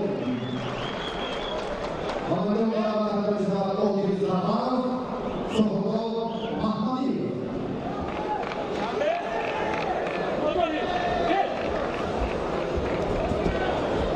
همین پرتوفت که در حالت تکرار میبینیم از جانب کامران کارلیکوف خیلی خوب اجرا گردید هرچند که در رقابت در آغاز رقابت بسیار هم خوب کامران کارلیکوف که پیراهن کمو داشت رقیب را پرتوفت اکنون جفت نوبتی را دوستان عزیز برای شما معرفی میکنیم پیراهن سفید بر میکند عادل سفرف پهلوان از شهر دوشنبه و رقیبی باشد سهراب محمدی پهلوان از شهر و نواحی تابع مرکز جمهوری تاجیکستان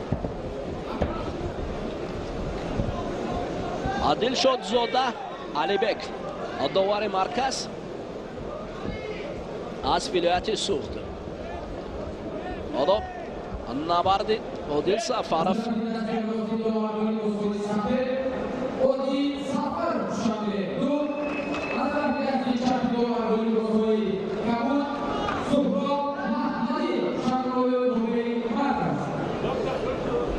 دوستان عزیز اکنون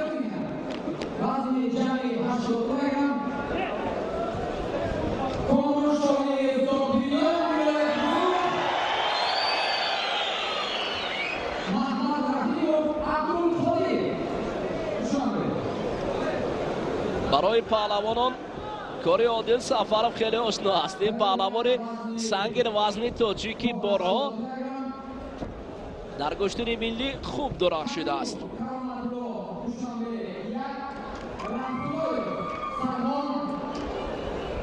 در وزن جمعی 80 کیلو پهلوانان نامدار کشور هستند اکثرا پهلوانانی که در گشتن ملی گوشتنی سامبو و گوشتنی جدا هنرنمایی میکنن. همه امروز جمع آمدن با خاطر به دست آوردن جام.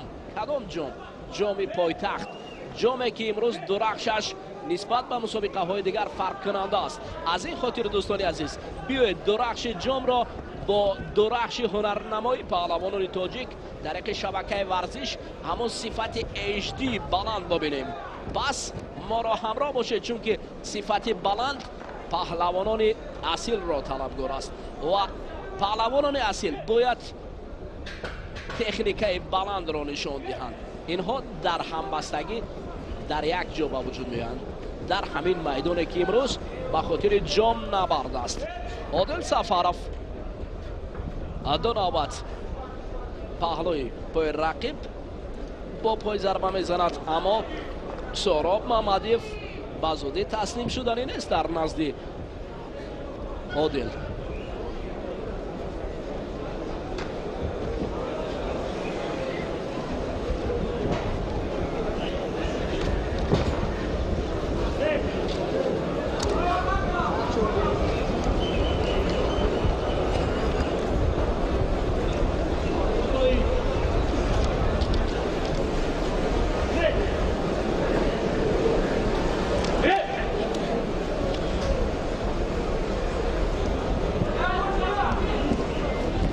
اکمل مرادوف در تتم دیگر حالا اونقدر هنرش بلند نیست و از هنر اکمل مرادوفی که در چمپیونات جهان سال 2018 در گشتنی جدا خوب درخشیده بود.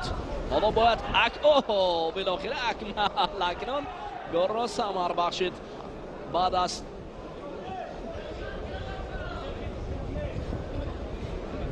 سخن درباره رفتن یک نوبت پهلو رقیب را افتاد، اما کاری عادل سفرов با سهراب محمدیف هنوز نتیجه نداده است. سهرابی که میخواهد نشیند سر کتف کند، اما پهلوانی که زیاده است 120 کیلو وزن دارد چگونه سر کتف پهلوان 90 کیلو شاید اونو برد؟ نه، هیچ امکان نیست هنوز.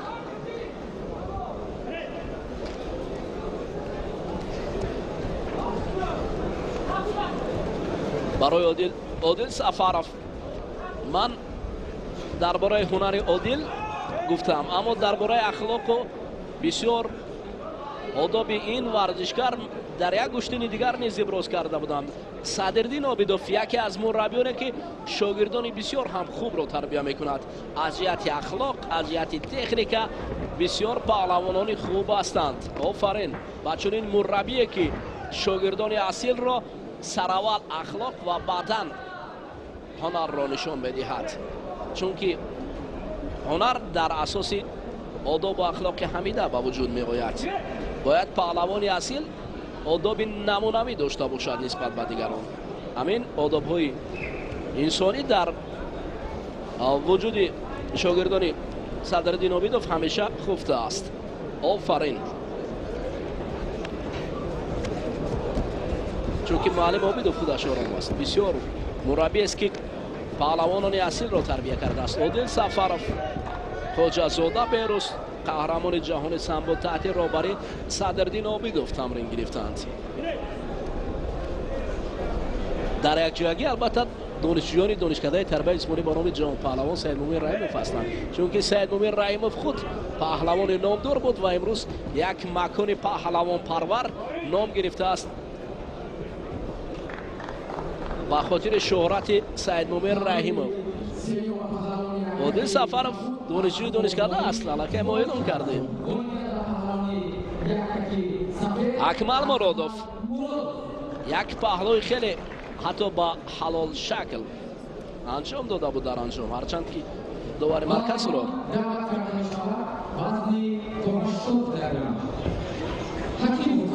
همین حالت تکراری اکمل مرادوف بود در اکران نشان داده لحظه پیش. فیروز بختیبکوف باور کنید تکنیک فیروز بختیبکوف انقریب با تکنیک پهلوانان برابر شده است برای نمایش دادن. خب چنین است، در نوار نشان دادن نیست، تکنیک بلند را طلب میکند، چون که هر یک لحظه سپری میگردد. اگر در وقتش نشان نمایش داده نشود تماشابین ناراحت میشود. باید از اینجا با کدام خاطر ما میگیم که ما صفت بلند HD انما خاطر است که تکنیک بلند صفت بلند را نمایش میدهد فقط شبکه ورزش. خب عادل سفرов سنگین وزن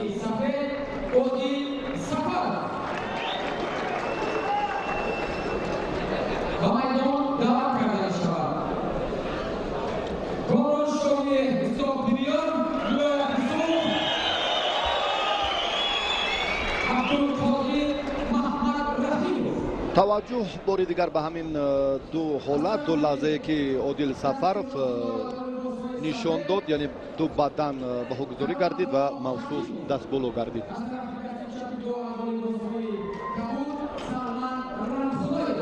در وزن جمعی 80 کیلو اکنون باز فرصت است که ما دو پهلوان میدان رو به شما معرفی سازیم.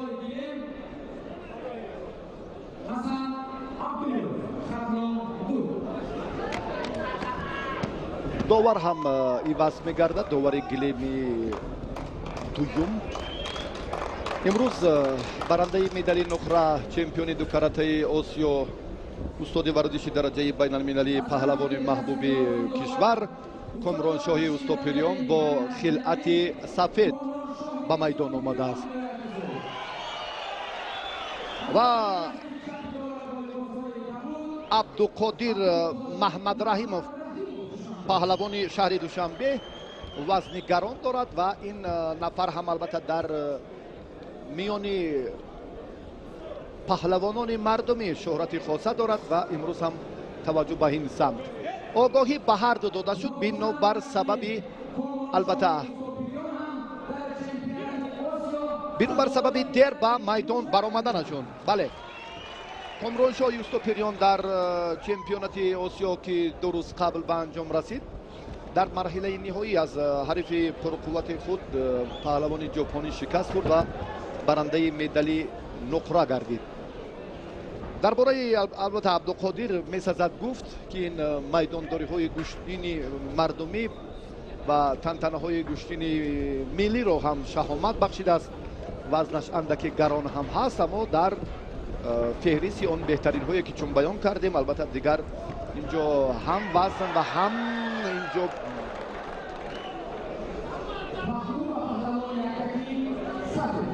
عامل های دیگری که برای گشتین ملی البته اساسناکن اینجا با اینو بعد گرفتن نمیشون، یعنی ادامه دادن سبقت های طولانی اینجا هم وقتی معین 5 دقیقه رو در بر میگیرد و وزن که از 80 بالا شد 81 کیلو 85 کیلو حتی میتواند در مقابل پهلوان گران وزن 140 کیلو هم نیرو سنجد. با کامرانشاه توجه میکنیم الان این رقابت اولی رو هم آهسته آهسته میخواهد که با موفقانه پس سر کند و عبدالقادر اندکی یک توجه کرد برای آغاز این سبقت عملهای بهترش که در گشتین های مردمی خیلی خوب درخشیده است اما در مقابل چمپیون دو کاراته آسیا الان اون هدف های خود رو هم نمیتواند به آسانی عملی سازد. الکی از میدان بیرون شد. این فرصتی که داور مرکز هم به این سمت اعتبار میدهد. بله آگاهی به عبدالقادر داده شد. اکنون کمی عقب نشینی این پهلوان محمد رحیمov ورزشکاری خلعت کبود داشته البته با آن سبب بود که فشارها از جانب کامرانشاه اندکی بیشتر گردیدند بعد از خاتمه الکی دقیقه دوم. در دوام 5 دقیقه البته باز هم در دوام 2 دقیقه حتی باز هم داوران موظفند که فعال را نشان دهند. امروز هم البته باز تعداد داوران نسبت به مسابقات دیگر اندکی محدود شده است به خاطر آنکه البته باز یک کمیسیون مخصوص هم جهت بیان کردن داوران صاحب تجربه خیلی هم یک پرتاخت جالبی کامرانشاه بود اما عبدالقادر از این حالت رها یافت. بعداً به پهلوان خلعت سفید داشته کامرانشاهی استوپریان داده شد.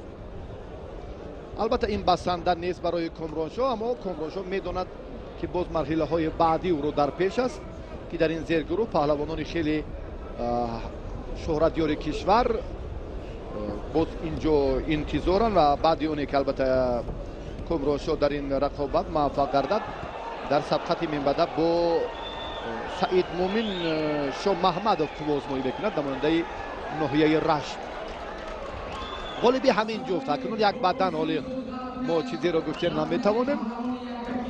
абдулқодир ҳам хеле ҷуръат карда истодааст, таваҷҷӯҳ мекунад албатта боз ба идомаи қувозмоӣ хеле мушкилу гарон барояш. дар даври аввал албатта барояш андаке мушкилтар рафт. қаблан ҳам мо бо ин паҳлавони гаронвазни шаҳри Душанбе Абдулқодир суҳбат ҳам доштем ва бисёр умедвор буд ки нафарони дигар хати агар нерӯ санҷад дар дидори аввал. ва акнун тартиби сабқат бори дигар нишон медиҳад андаке боз ҳам костагӣ камтаҷрибагӣ дар ҳунарнамоии Абдулқодир ба назар мерасад ки аллакай огоҳӣ буд ба танбеҳ табдил ёфт. дубора боз ҳам инҷо фишори Комроншоҳ барояш мушкилиро ба вуҷуд овард. сабаби ҳамон асосии танбеҳ гирифтани Абдулқодир ҳам ҳамин аст. боз ҳам дар ин ҷараён дубора фишор ва ҳам ҳамлаҳои бештар ва зиёдтари Комроншоҳро мушоҳида дорем. андаке доварон ҳам инҷо ҳам дар як лаҳзае ки боз сардовари мусобиқот Музаффар Ҳукуматов тавсия медиҳад ки идомаи рақобатро назорат кунад.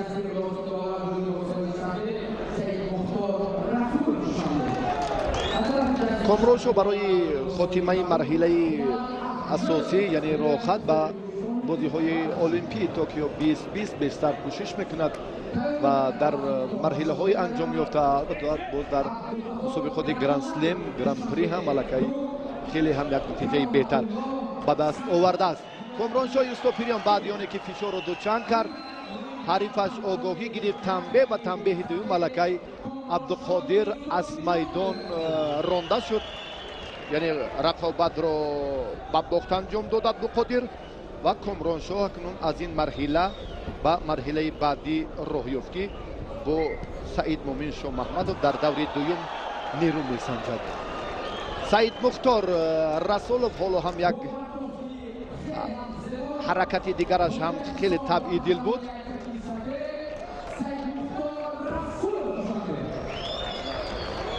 Саид Мухтор дар ин давр зафар ёфт ва акнун мо таваҷҷӯҳ мекунем ба қувозмоии паҳлавонони дигар. инҷо ҳам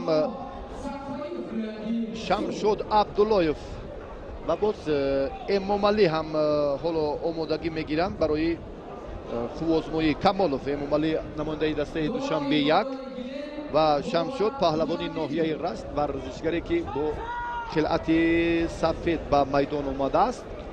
то ин албатта то фурсати маърифӣ боз ҳам як лаҳзаи дигар ҳам боқӣ мондааст ва дар гилеми дигар Абдуғаффор ва мо таваҷҷӯҳ мекунем ба ҳамин гилеми аввала ба ҳамон варзишгарони шӯҳратёри кишвар ки боз ҳам зуд ба майдон меоянд. Шамшод Абдуллоев чун маърифӣ кардем хилъати сафед дорад ва ҳарифи ӯ Эмомҷон Камолов намояндаи дастаи Душанбе 1 бо хилъати кабуд. дар бораи ҳунарнамоии Шамшод албатта ҷои баҳс ҳам нест. ин чеҳраи саршинос дар гӯштини миллӣ ва дар самбо хеле шӯҳратёр аст. агар таваҷҷӯҳ кунем ба натиҷаи тантанаҳои наврӯзи имсола, мавсуф ҳам ба феҳристи беҳтаринҳо шомил аст.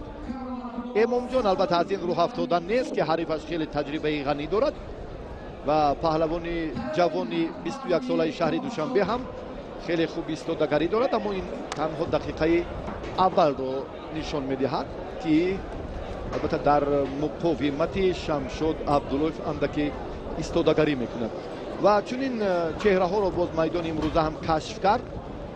эмом аз зумраи он нафарони маҳсуб меёбад ки албатта дар тантанаи наврӯзи шаҳри Душанбе дар ҳамин майдон ҳам дар гӯштини миллӣ дар вазни худ ҳам барандаи ҷоми пойтахт шуд ва имрӯз дубора боз ҳам ба майдон омад ва акнун дар даври аввал ки ҳарчанд қурракашӣ барояш нобарор ҳам бошад, аммо илоҷи баргашт надорад ва алон инҷо ба ҳамон як бештар ба хатти дифоъ ба ҳамон ҳимояи худ сарсону нигарон аст ва Шамшод Абдуллоев ҳам акнун ин паҳлавонро ҳам боз марҳилаи баъди албатта фикр мекунам дар пеш аст бо андаки афзалӣ ва бартарии рақобати имрӯза бетаваҷҷӯҳ мекунем боз ба 3 дақиқаи вақти дар ихтиёр дошта андаки суръати нерӯсанҷиро Шамшод Абдуллоев тезтар кард.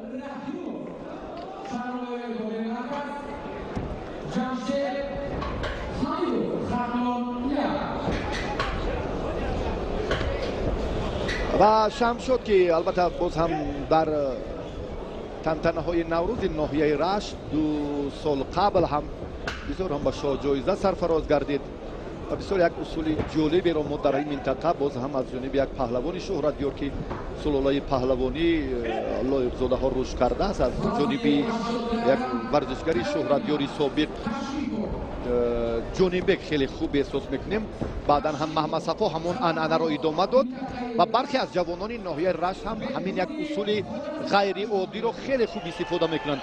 Аммо дар амали Шамшод ин гуфтаҳо алон аён нест, ҳарчанд ки бисёр ҳам як шаҳомат зебогии паҳлавонони ҳунарнамоии паҳлавонони минтақаи Рашт дар майдон хеле хуб дурахшида буд. Қаблан ҳамо дар рақобати дигар паҳлавони ин минтақа Саид Мумин дидем ки бисёр ҳарифро ҳам бо усули хуб шикаст дод. Акнун Шамшод боз ҳам афзалии майдони имрӯзаро дар даври аввал нишон медиҳад. Огоҳӣ ба Эмомҷон Камолов дода шуд баъд ин ҳаракате ки андаки ақибнишинӣ ба ҳамон ҳолате ки пассивии худро ҳам нишон медиҳад.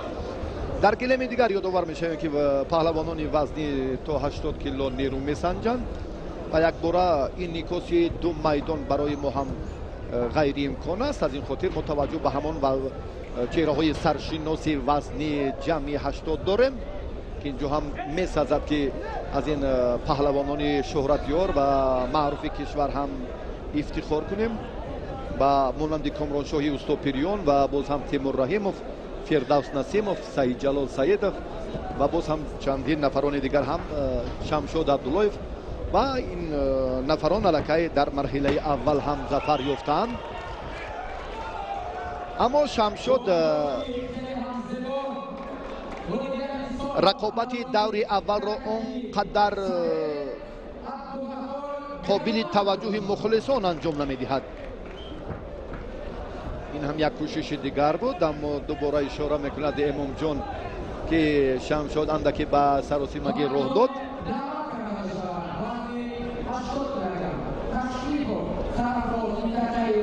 Зафар Олимшоев ҳамчунин ҳолатро ба амал оварда буд.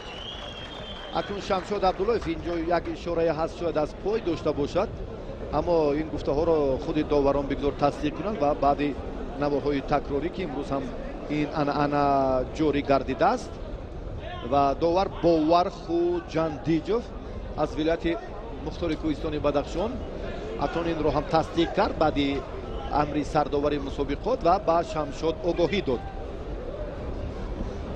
Агар чунин огоҳиву танбеҳ бошад, ин аллакай паҳлу ба осонӣ Шамшод ин натиҷаро ба даст овард. вақт андаке дигар боқӣ мондааст, шояд дақиқаи охирин ҳам бошад. Шамшод як бадан баҳогузорӣ шуд. суръати ҳаракат дар ҳамон дақиқаи сеюм андаке бештар тезтар буд. бо иҷозати духтур аз бозмоӣ хориҷ карда шуд.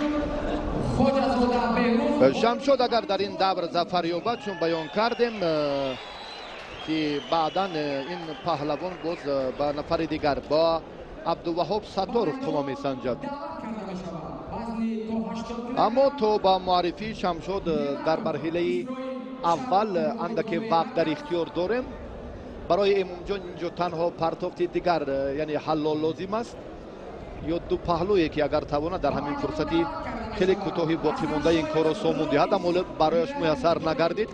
ин хотимаи рақобат аст ки Шамшод Абдуллоев ба даври баъдӣ роҳ ёфт ва бо Абдуваҳоб Сатторов Шамшод қувву озмоиро дар даври дуюм баргузор мекунад. وزن 80 کیلوگرم دعوت کرده می شود. حسن شایخ رامیز ولایت مختار کوهستانی بدخشان کریمزاد نوروز دوشنبه. اکنون دوستان عزیز رفته این دو گلم چهره های پرقوت و امید بخش را با آغوش خود میگیرد. دوستان عزیز حالا خواجه‌زاده با سبب رقیبش لعب برداشتن با قسمت میمد راه یافت و در وزن جمع 80 کیلو باشد تیمور رحیموف را معرفی کردند. جمشید حمیدوف پهلوان پیراهن سفید پوشیده باید با تیمور رحیموف برآید. رامیز حسن شایف پهلوان بدخشانی پیراهن سفید به بر کرده است نیست در اینجا، اما رقیبی و نوروز کریمزاد حالا در میدان حضور دارد و منتظر است که کی رامیز حسن شایف می برآید.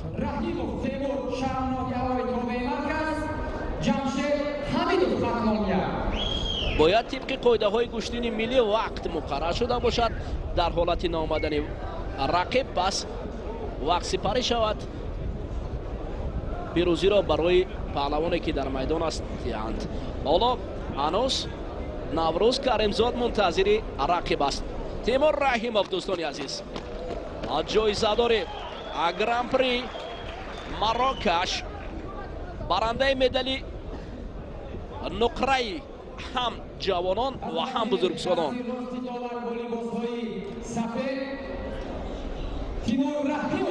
تیمور رحیموف در چمپیونات جهانی نورسان سال 2017 با گرفتن نشان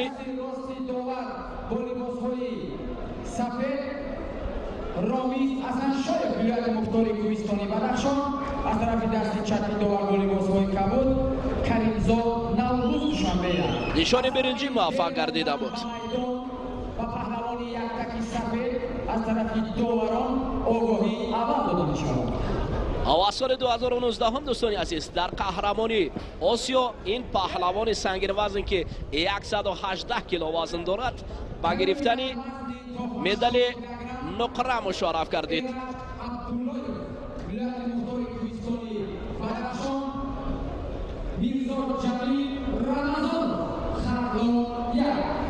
فکر میکنم معرفی هم دور و دراز می رود.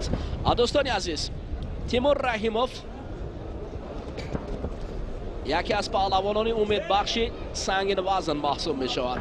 برای بازی های المپی توکیو 2020 این پهلوان باید خوب آمادگی بیند، چون که این پهلوان در قسمت فینالی قهرمانی آسیا با برنده مدال طلایی بازی های آسیایی جاکارتا پهلوان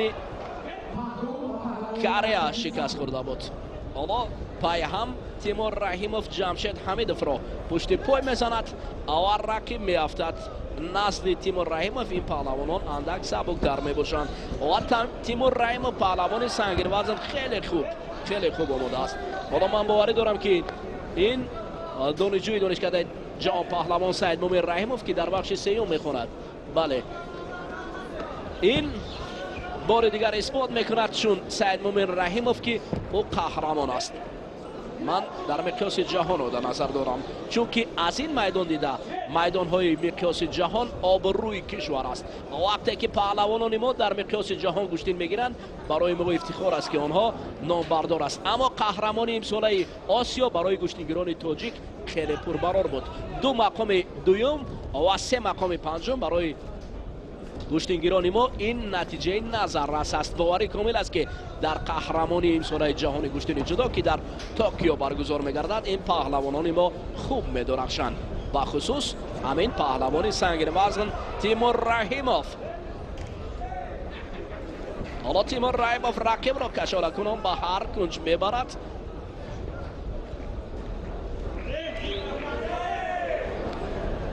اما برای جمشید حمیدوف باشد گرفتن با رقیب پرقوت کمی مشکلی آورده است. تیمور سمت خوب میبرد. ببینید استیل و هم گریبان را خوب میدارد این پهلوان سنگین وزن تاجیک تیمور رحیموف.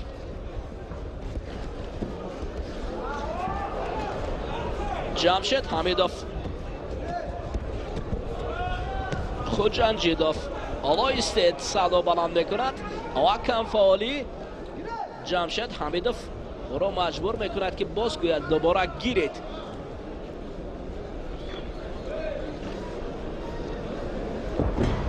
نه جمشید رسول های بردروغ میگویند الله نه اتک نمیگویند رسول آگاهی.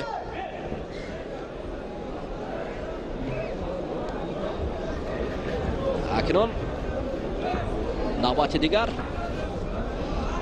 در زیرگروهی وزن جمعی 80 کیلو برای تیمور رحیموف پهلوانان نامدار هستند. در آنجا حالا این هم بدن و در آنجا باشد یک پهلوان شاگرد فاروق صابروف، یکی از پهلوانان خیلی هم خوب است، نوروز کریمزاد.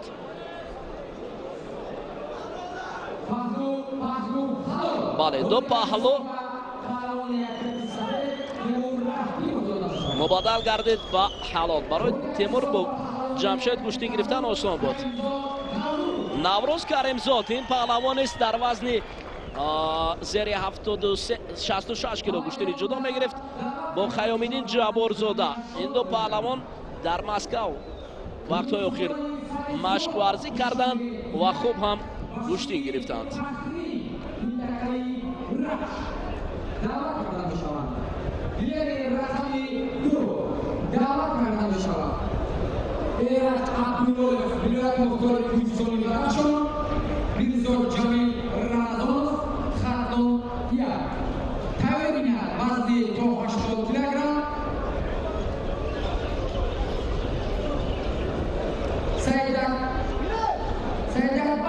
رقابت پهلوانان رو باز منظوری شما میکنیم در وزن جمعی 80 کیلو. لطفالله فیض‌الله پهلوان دسته دوشنبه با خلعت سفید است و بشیر فتح‌الدین نماینده ناحیه رشت با خلعت کبود. بشیر در دیدار اول هم خیلی خوب هنرنمایی کرد و باز هم در این لحظه یک پرتافی رو انجام داد که الکی پهلو است.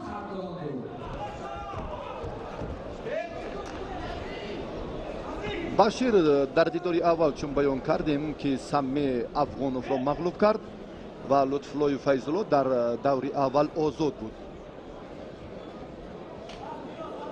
دور دوم قوه آزمایی پهلوانان وزن جمعی 80 کیلو نوک آغاز گردید که تیمور رحیموف الکی در این دور هم ظفر یافت و همچنین اکنون ما جفتی دومی دوری دوم رو به شما معرفی کردیم.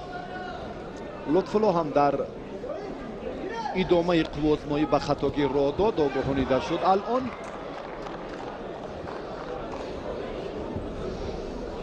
بشیر تجربه مسابقه های خودی همون انعنه های سنتی رو دارد.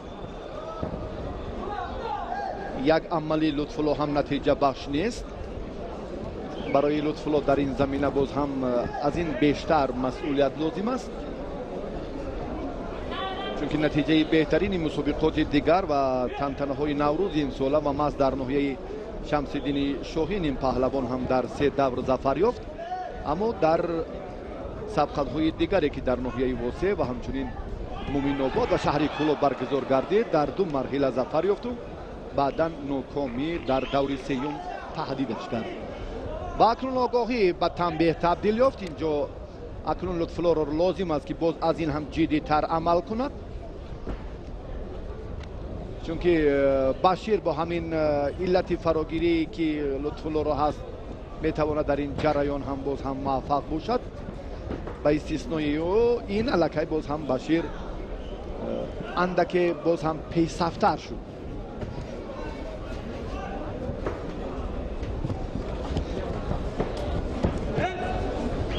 ایرج عبدالله و باز میرزا جمیل در کلمه دیگر قوه آزمایی کرده ایستادند. بشیر باز هم یک حرکت دیگر را میخواهد андаке беҳтар кунад, аммо барои ҳаллуки беруна он қадар ҳам созгор набуд, чунки мавқеаш он фосиларо нигоҳ доштанаш андаке дуртар буд. барои хотимаи бо барори ин усул бояд Башир андаке наздиктар, яъне ҳаракати худро ҳам сомон медод, он гоҳ беҳтар буд, аммо чунин нашуд. акнун дар нерӯсанҷӣ Лутфулло мушоҳида мешавад ки инҷо ҳам суръати тез лозим аст, чунки нокомӣ албатта дар ин давр ки аллакай ҳам огоҳӣ ва ҳам танбеҳ дорад Лутфулло. фишорҳои Башир бештар мегарданд.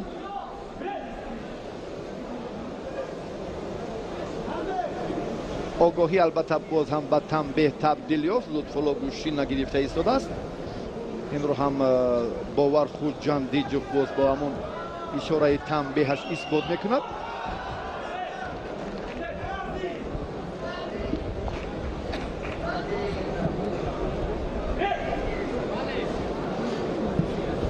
марҳилаи дуюм барои Лутфулло ҳам бебарор анҷом ёфта истодааст ва Башири Фахриддин ки дар дидори аввал зафар ёфт, акнун ин маротиба боз ҳам ба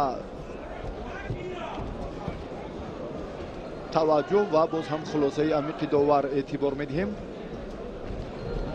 ки аз ҷараёни нерӯсанҷии ҳарду паҳлавон ҳам хулосагирӣ кард ки Лутфулло дар идомаи сабқат Лутфуллои Фахриддин Башири Фахриддин варзишгари ноҳияи Рашт ва Лутфуллои Файзло паҳлавони хелати сафед дошта аз дастаи Душанбе.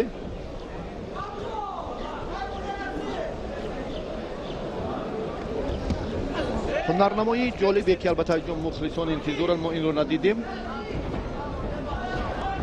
Башир ҳам боз як ҳаракати дигарро анҷом медиҳад. инҷо паҳлӯ Башир ҳам тавонист ки дар ин хотимаи вақти асосӣ ду паҳлӯ ба Башири Фахриддин насиб гардид ва ҳамин тавр Башир аз ин давр ҳам натиҷаи беҳтарро соҳиб гардид ва ба марҳилаи баъдӣ роҳ ёфт. ин паҳлавони ноҳияи Рашт бо Темур Раҳимов дар даври сеюм қувва месанҷад.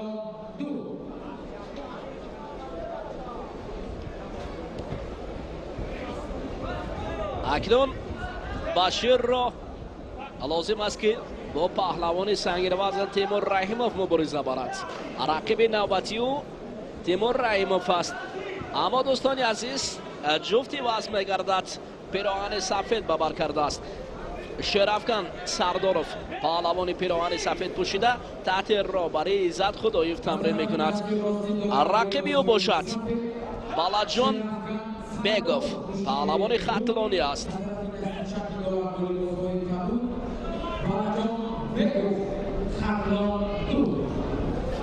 муборизаи онҳо дар даври дуюм шурӯъ мегардад. дар даври аввал Шерафкан Сардоров паҳлавони пироҳани сафед пӯшида озод буд.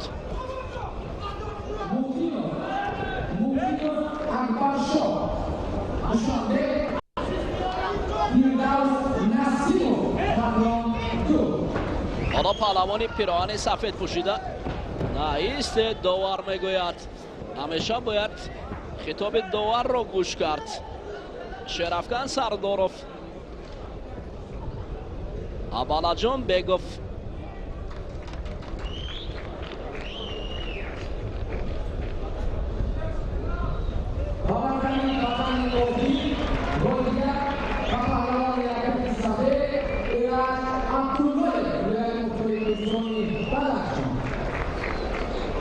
оҳо дар гилеми дуюм Мирзоҷамил Рамазонов шикаст мехӯрад.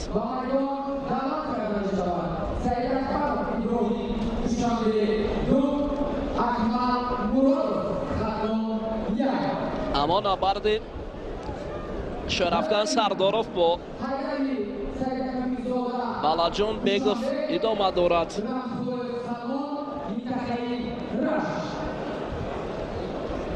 акнун лозим аст Акмалмуродовро низ ки хуб дурахшад дар вазни 80 کیلو جمعی 80 کیلو باشد. حالا نبرد بین پهلوانان بیشتر با هجوم های سردارف شرافگان شروع میگردد، اما بالاجان بیگوف باشد هنوز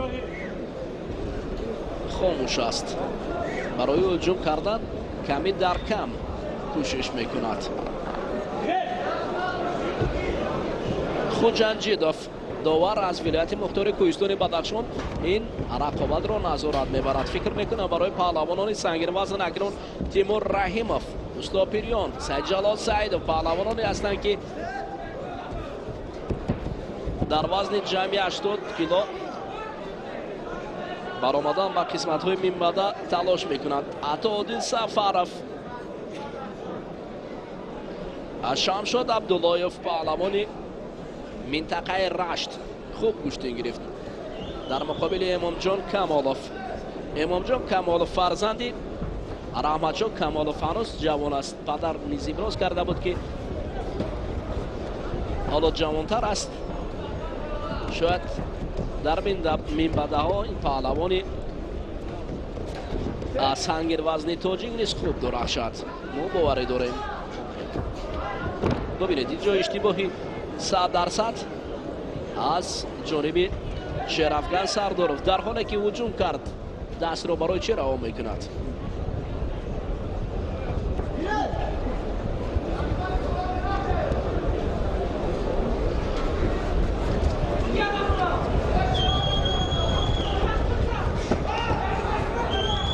حالا هنوز هم در تحت دیگر باشد اکمل مرادوف با رقیبش بسیار هم کوشش دارد. هر دو پهلو میافتند.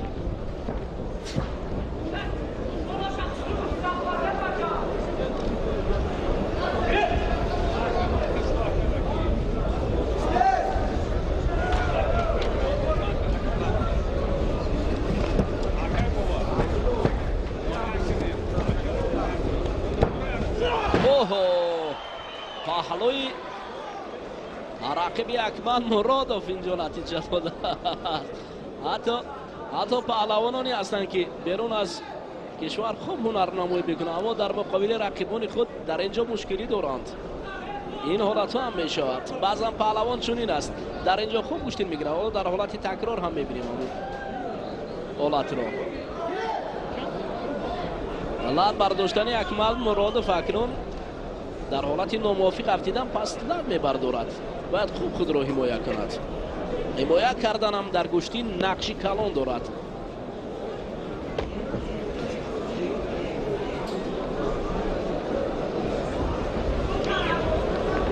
اما کاری شرافگان سردارف، ببینید یک نوبت شرافگان سردارف خواست که رقیب را با اصولی که در کشتی جدا معروفتر است اوچیماتا افتاند، اما در اینجا از جانب بالاجان بیگوف فتو برعکس اصول او یک بلند برداشتن رقیب هم بود. بعداً هدیه کردند. بالاجان بیگوف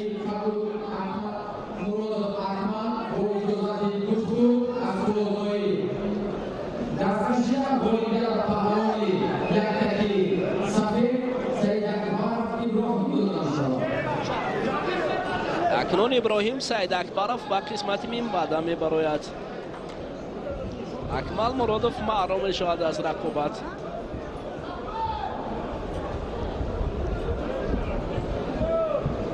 با میدان علاقه کرده می شود. حیدر سید کبیرزاده دوشنبه رمخدای سلمان منطقه رشت. اما کورین جمعی پهلوانان جمعی 80 کیلو تا هنوز نتیجه نداده است.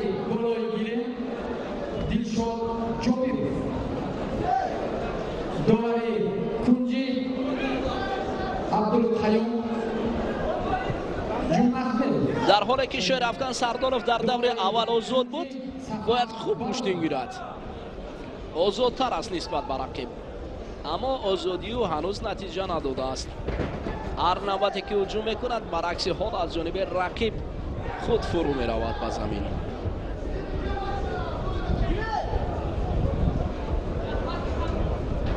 دوستان عزیز، هوای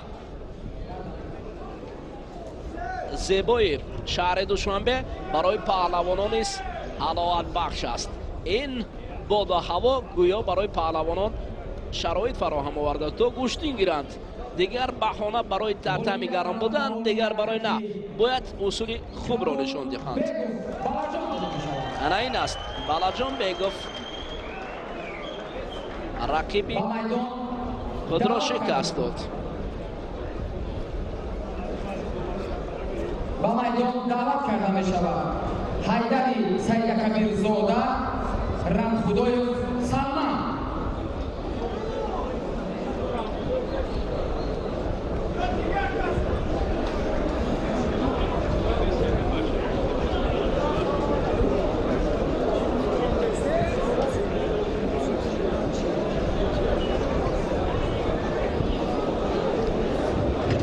Ивази довари болои гирем Хуршед Ибайдуллоев, довари кунҷи Файзиддин Амиршоев, довари кунҷи Неъматулло Икромов.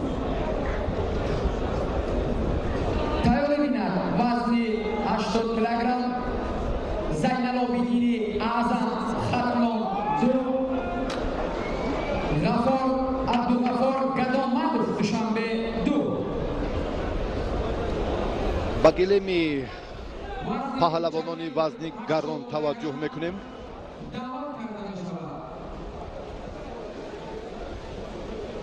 фирдавс насимов ва акбаршо муқимов, ин ду паҳлавоне ки яке дар як давр озод буд. акбаршо муқимов варзишгари хилати сафед дошта ва фирдавс насимов дар дидори аввал дар рақобати ин вазн самандар суяровро шикаст дод. варзишгари дастаи душанбе дуро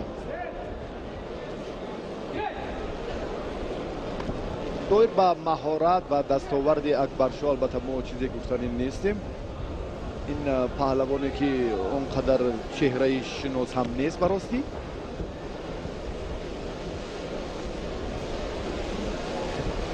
ва маҳз ҳамин мусобиқот ҳам албатта барои даъвати ҳамон паҳлавонони лаёқатманди дигар шаҳру ноҳияҳо ҳам як восита ё заминаи асосӣ ҳам шуда метавонад. дар қуввозмое ки қаблан мушоҳида кардем маҳз ҳамин чеҳра бори аввал аст ки дар чунин мусобиқот як натиҷаи беҳтар ба бор овард. балаҷон беков паҳлавони ноҳияи восеъ аллакай ду давр зафар ёфт, аммо дар марҳилаи баъдӣ интизори боз нафари сеюм ҳарифи худ хоҳад буд. аммо боз хотимаи марҳилаи дигар, хотимаи қуввозмоиҳои боқимонда инҷо муҳим аст ва баъдан боз паҳлавонон ҳарифони худро дар даври баъдӣ пайдо месозанд.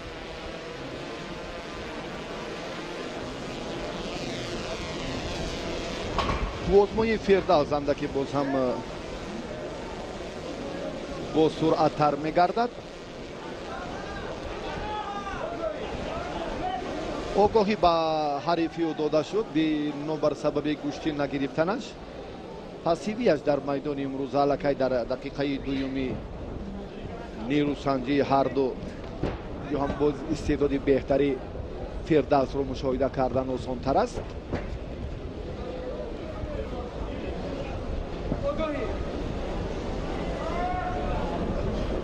партофтҳое ки барои мухлисон ҳам як ҳаловат мебахшанд, бисёр ҳам пасмони ҳамон гӯштинҳои ҷолибанд дар майдони имрӯза буд, аммо хеле ангушшумор. ин аз якҷониб агар боз эътибор диҳем ба омодагии худи паҳлавонон, аз ҷониби дигар боз ҳам касбияти ҳарифонро бояд ҳам ба назар гирифт. яъне дар муқобили ҳарифи сазовор паҳлавон наметавонад ки осон ғалаба ба даст оварад ё партофҳои беҳтареро ҳам мавриди назар қарор диҳад. фирдавс ҳам бисёр эҳтиёткорона гӯштин мегирад, қувваи худро бештар сарф карданӣ нест. аз тактика, аз амалҳояш ҳам ин гуфтаҳоро дубора собит мекунад. ои лазее ки пон аст, ҳалол аст, бале. این اصول رو هم فردوس بسیار در صد کسبی سامون میدهد.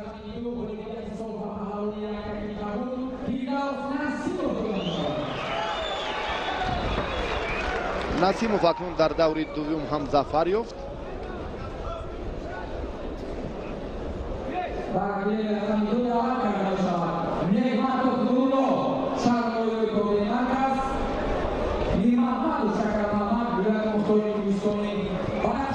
اسدشو حلیموف و اولیم عوض از ولایت سوخت اینها در دور اول چون نیروسنجی کردند و اکنون باز هم ما چهره های دیگر شکر محمد میر محمدوف رو مشاهده میکنیم که الان به میدان آمده است و نورالله نعمتوف این پهلوان ناحیه رودکی در دور اول آزاد بود.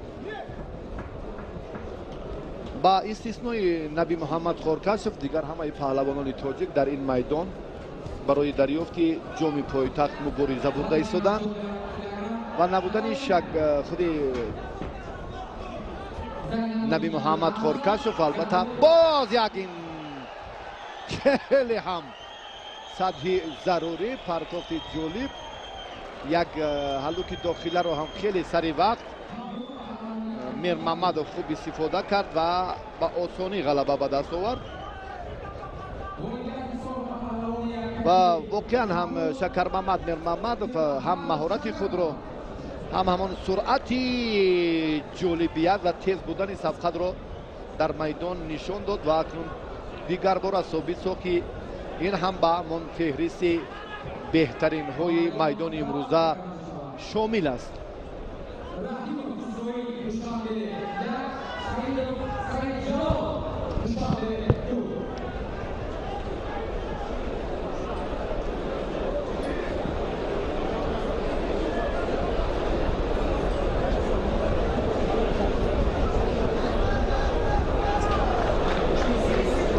دوستان عزیز اکنون سعید جلال سعیدوف حالا پهلوانی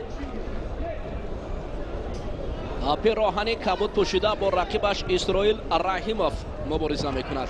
اسرائیل رحیموف پهلوان است که تحت رهبری ریسکدیر رجبوف تمرین میگیرد و سعید جلال سعیدوف باشد اعضای منتخب جمهوری تاجیکستان در رشته گشتین جودو را تشکیل میدهند. این دو پهلوانه که در دیدار اول اسرائیل رحیموف آزاد بود و سعید جلال سعیدوف با شکست مقصدشاه بردیوف به این قسمت راه یافت. اکنون چون وقت می رود میدان چهره های نامدار را بیشتر به آغوش می گیرد. پهلوانان خوب با قسمت های پیش حرکت میکنند و نفرانی که کم فعال هستند ترک میدان میکنند. حالا کم فعالی اسرائیل رحیموف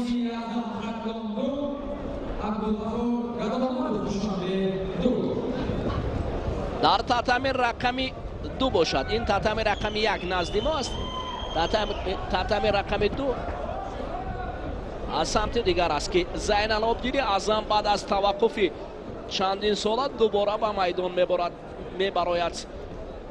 در گلیم رقم 2 با پیراهن سفید، اما کار سعید جلال سعیدوف هنوز هم با اسرائیل رحیموف نتیجه نداده است. سعید جلال سعیدوف هر لحظه که می نشیند اما نتیجه نیست برای افتادن رقیب. بعد از چند باخته که سعید جلال سعیدوف در مسابقه های بین المللی داشت، بعدا او در گشتین ملی حالا میخواهد که اکنون قوای خود را سنجد که مگر همون قوای پیشتر باقی مونده است یا از دست داده است قوا را. این را میدان نشان میدهد.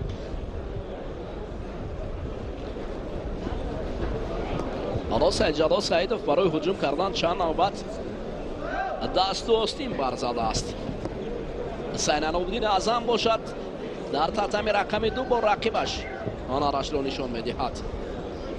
اسرائیل رحیموف پهلوان آزاد بود دور اول، از این خاطر کمی قوا را صرفه کرده است نسبت به سعید جلال سعیدوف. اما کار سعید جلال در رقابت های میمده مشکل می شود اگر همین شکل کشتی گیرد، چونکه در پیش رو کامران شاه هست، تیمور رحیمов است، عادل سفرов است و چند دیگران هستند که فردوس نسیمов است.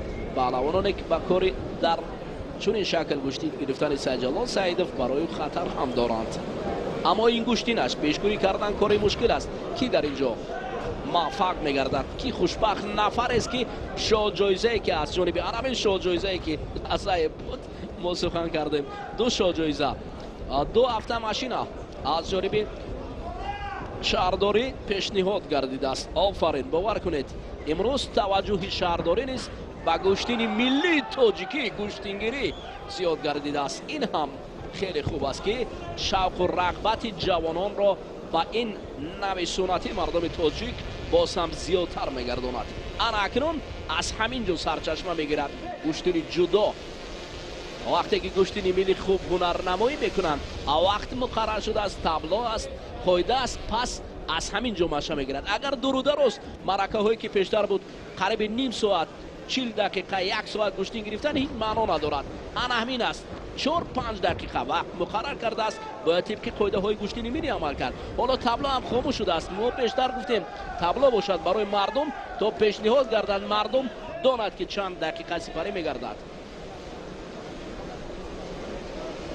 همین فضای زیبای نوروزگاه پایتخت از فضای بلند در صفت HD منظور گردید لحظه برای بیننده.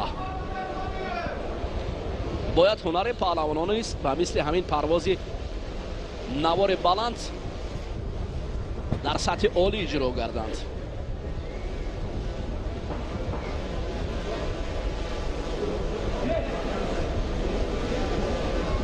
یکی از روند و یکی از مقصدهای اساسی برگزاری این مسابقات نیست پیدا کردن چهره‌های لای و قدمند است.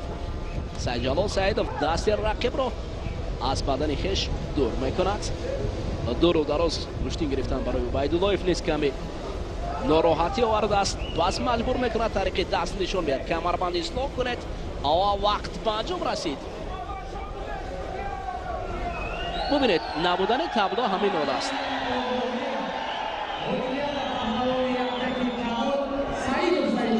سعیدov سیدجلال را با قسمتی مین بعدا میبرند.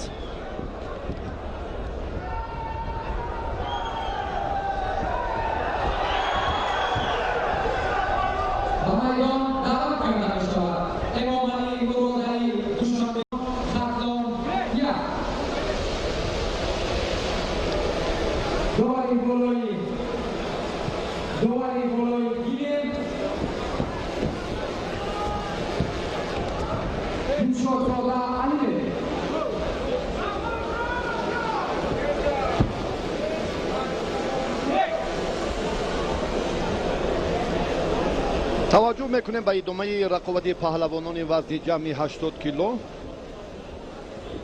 کامران کارلیکوف الان به میدان میبراید. امامعلی مرادعلی نماینده دسته دوشنبه با لباس های سفید در میدان است.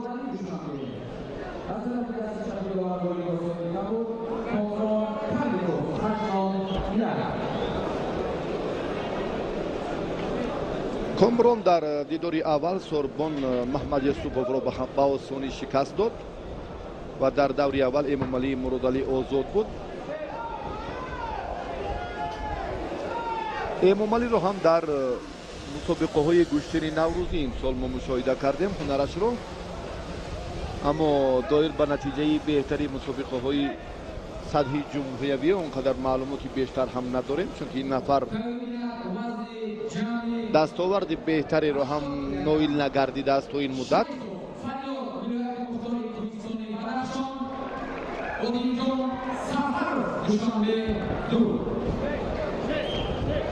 یک حرکتی امامعلی اینجا هم نتیجه بخش نیست. کارلیکوف چنین حالتها را بسیار خوب استفاده میکند، نقطه ضعیفی حریف را خیلی خوب احساس میکند. در سمت عکس الهجوم ها هم بسیار یک تجربه بهتر هم دارد، به جوانی خود نگاه نکرده و маҳорати беҳтарро ҳам аз бародараш Шӯҳрат Карликов омӯхта аст.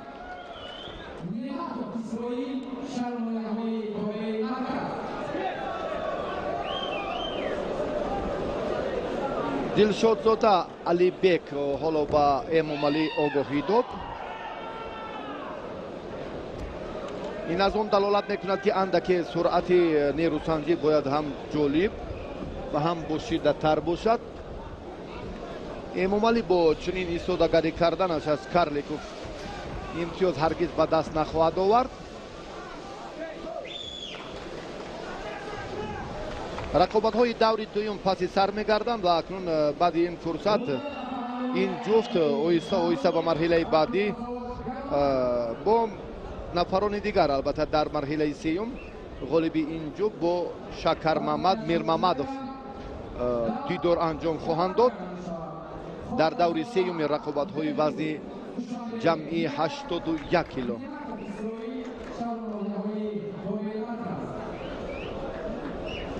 тартиби дуруст кардани камарбанд инҷо ҳам аз мадди назар дур нест.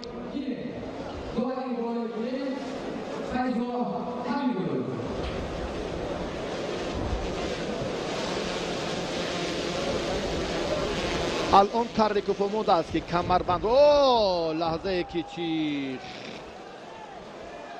бисёр беҳтар, ҳатто ғайри чашм дошт чунин ҳолате ки мухлисон ҳам мунтазир набуданд. Карликов ҳам гумон надошт ки аз ҷониби Эмомалӣ чунин ҳолат ба вуқӯъ мепайвандад.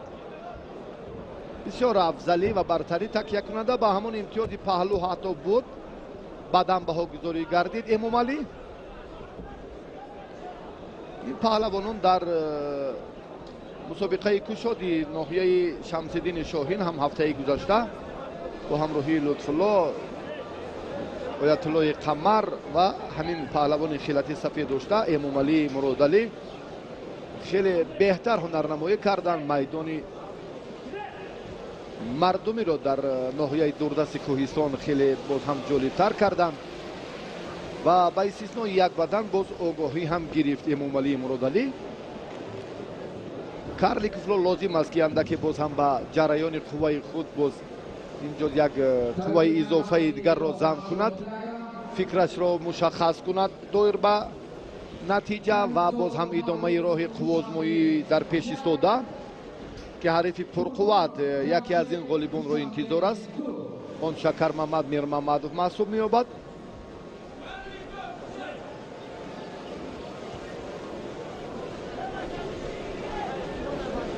суратафзоӣ сабқат инҷо лозим аст барои Карликов ки вохӯриро бохта истодааст. аммо Эмомалӣ дар ин раванд ҳам бешаб боз як ҳаракати дигарро ҳам андаки беҳтар сомон дод. доштани дасти ростро аз хотир фаромӯш кард вагарна ин ҳам фурсати хеле созгор барои имтиёзи ҳамин бадан буд. лоақал агар бо суръатар анҷом медод ё бо ҳамон тартиби ки ба талабот агар боз ҳам ҷавобгӯ мешуд, шояд ҳамон лаҳзаи деринтизори Эмомалӣ ҳам фаро мерасид. аммо Эмомалӣ гӯшӣ намегирад, як огоҳӣ дорад дар ин замина. довар акнун боз ин фурсатро ҳам андаке сарфи назар кард, гӯем иштибоҳ ҳам нест. акнун ин маротибаи дуюм аст ки чунин ҳолати пассивии худро боз ҳам Эмомалӣ нишон медиҳад. вақт анҷом ёфт, чӣ ҳолат, чӣ лаҳзае ки Карликов ҳам мунтазир набуд. Эмомалӣ инҷо зафар ёфт, баъдан баҳогузорӣ гардид. бале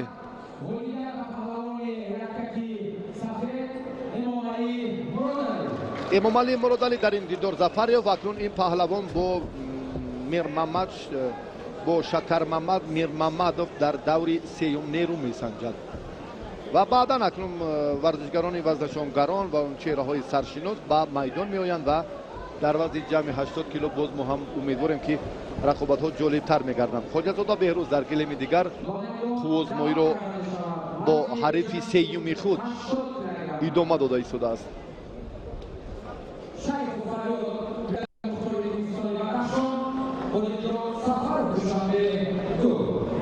دوستان عزیز همین است، گوشتین همین است، بازم برد و بازم باخته است.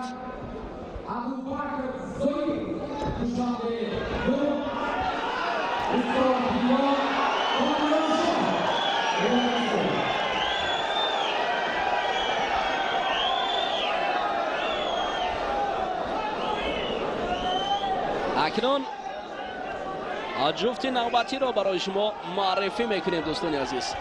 فریاد شیخوف پهلوان پیراهن سفید پوشیده با رقیبش عادل سفرов مبارزه میبرد.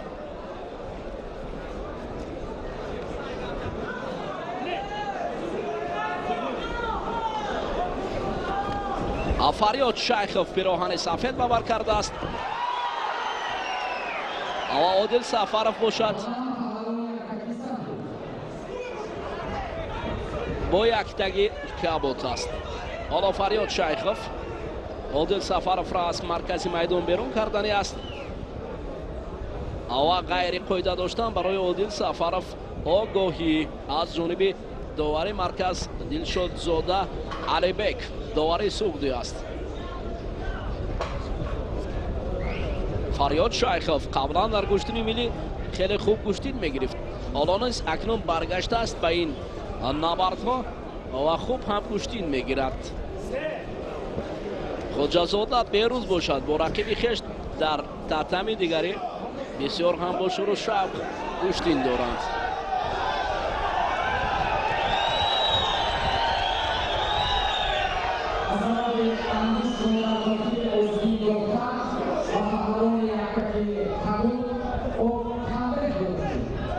برای اسرائیل نعمتوف با خوجازاده بیروز در تتمی رقم 2 گشتین میگیرد.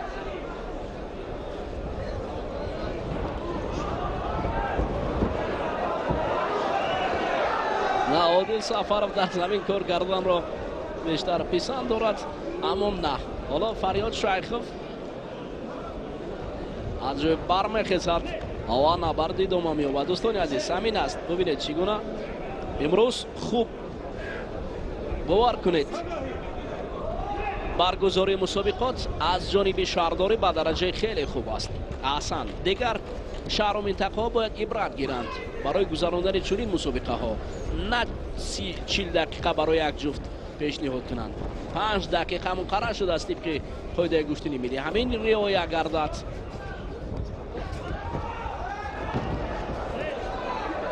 عادل سفرов پهلو افتادن رقیب را کرد، اما انقریب خود بود پهلو افتاد. اما برای بیروز خوجازاده جای سخن نیست.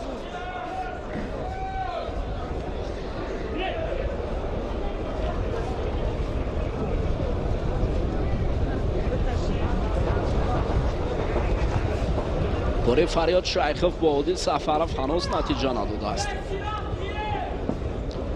ببینید فریاد در اینجا برای در آمدن اصول از پهلو از سمت دیگر در آنجا خوجازاده بیروز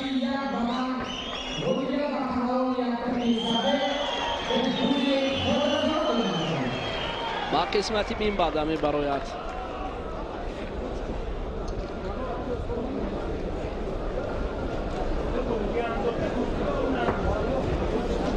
اما کاری شیرزاد شیخوف با عادل سفرов ادامه دارد.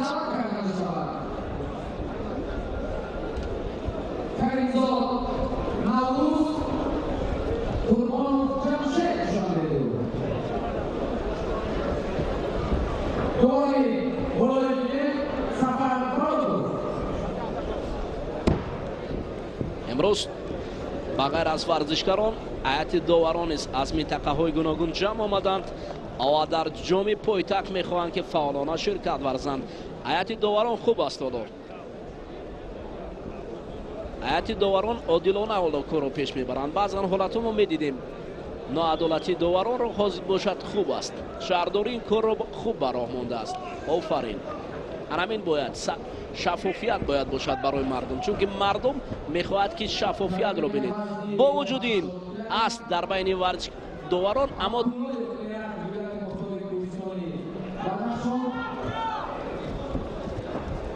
باید داوران کورس‌های مخص رو گذارند و برای اشتباه کردن آنها حقوق ندارند.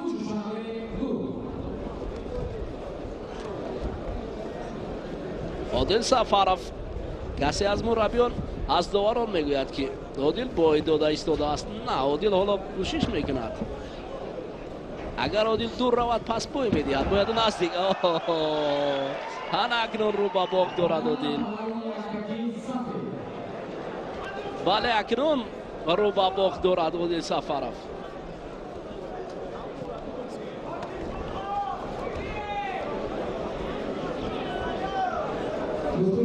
در حقیقت راست گفته است. کسی که اینجا ابراز کرد الکی احساس کرد که عادل رو به باخت دارد.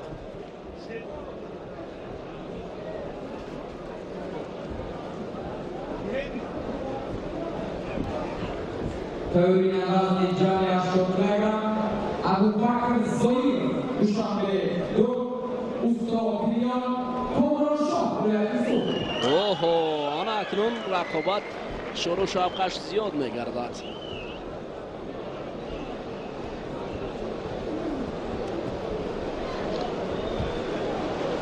عادل سفرov با فیلم لعب برداشته است.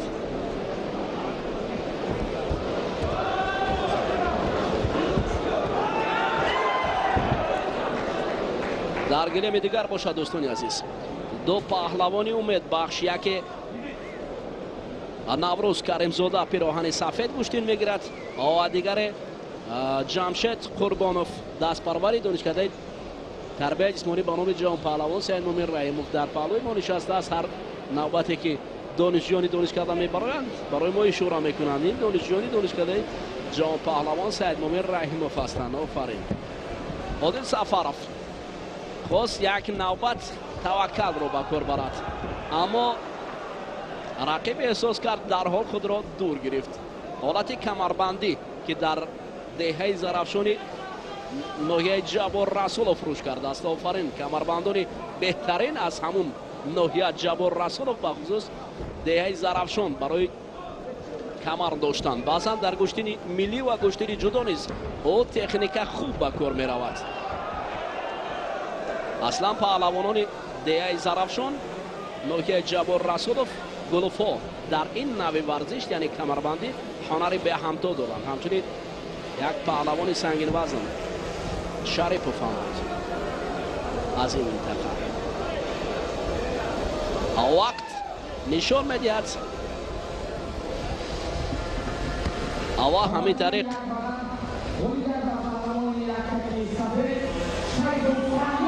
شیخ فریاد پیروز می شود و عادل سفرov از ادامه رقابت ها محروم می ماند. ابوبکر زویر دوشنبه 2 کمرانشاهی استاپیان ولایت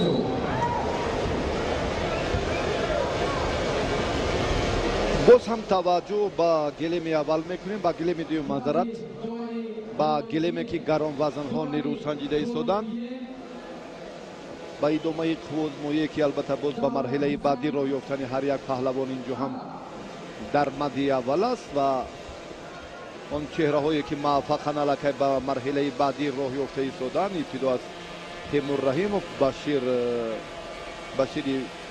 فخریدین، بالاجون بیکوف، فردوس نسیموف، میر محمدوف و همچنین باز سید جلال سیدوف و باز نفری دیگر فریاد شیخوف که حالا بعد از شکست عادل این پهلوان هم الکی به دوری سیوم راه یافت. کامرانشاه یوسفپیریان با خلعت کبود است و حریف او ابوبکر زویروف با خلعت سفید. در مورد هنرنمایی این پهلوان البته دیگر حاجت به اضافه سخن نیست. ابوبکر زویروف دسته دوشنبه 2 رو در میدان امروز نمایندگی میکند.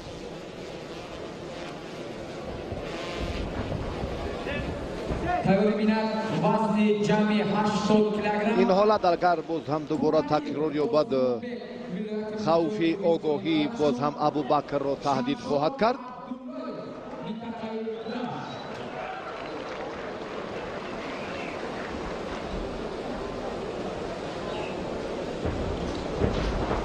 اون چهره‌های معروف پهلوانانی که امیدواری‌های مرحله اساسی رو دارند، البته در این دورها آنقدر صورت افزایی، آنقدر بسیار بیشتر و زیادتر هنر خود رو هم نشان نمیدهند، به خاطر البته باز هم ادامه سبقت‌هایی که البته چند دوره دیگر آنها رو در پیش است.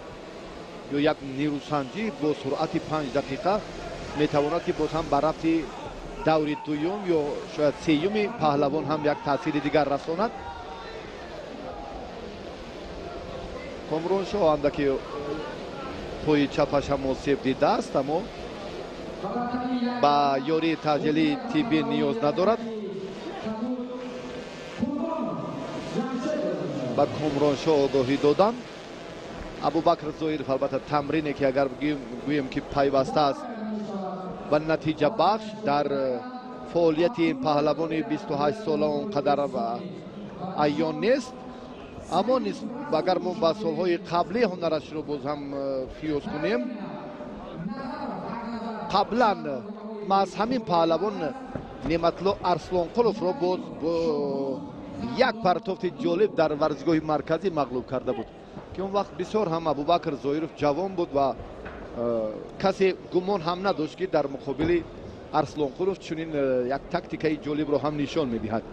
اکنون با مرور زمان، با گذشت وقت، ابوبکر اون تکنیک و اون سرعت هنرنمایی گشتین ملی خود رو نشان دادن نمیتواند. تنبیه، اکنون این آگاهی به تنبیه تبدیل یافت.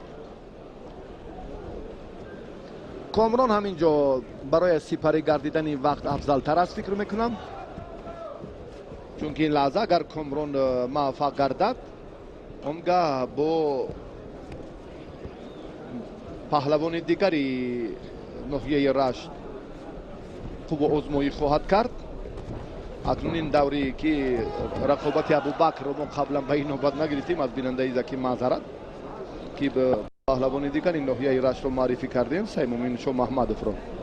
اکنون بعد شکست شهریار، سعید مومین به دوری دوم راه یافت و ابوبکر در یک دور آزاد بود. از این خاطر است که در فهرست اینجا هم یک نافهمی به عمل آمد.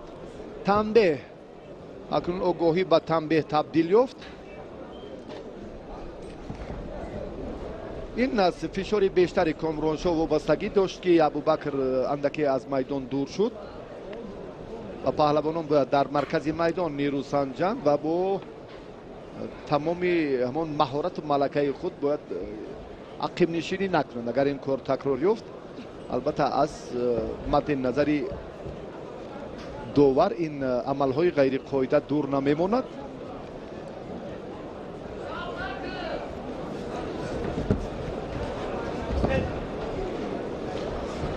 کامرانشاه در دور اول عبدالقادر محمد رحیموف را مغلوب کرد، پهلوان گران وزن ناحیه رودکی رو، و به دور دوم راه یافت. و ابوبکر که در یک دور آزاد بود، الان آزمایی اولینش رو با کامران پس سر میکند.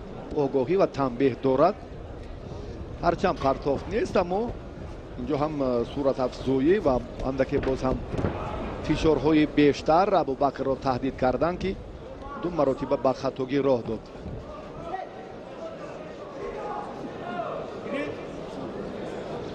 اشاره به ادامه سبقت است که داور هم میتواند در این ردیف، در این جریان اندکی هم توجه کند. بله، چنین هم شد. بحث داوران رو به میان آورد. این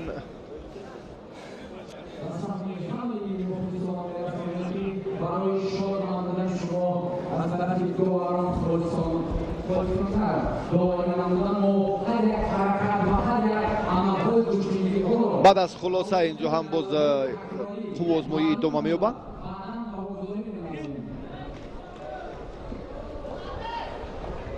هر دو هم موازنت را اندکی گم کردند، یعنی برای خاتمه همون اسلوب‌های جالب اونقدر وقت با برار انجام نیافت برای هر دو. و همون یک تنبیهی که بله ابوبکر زویرف داشت.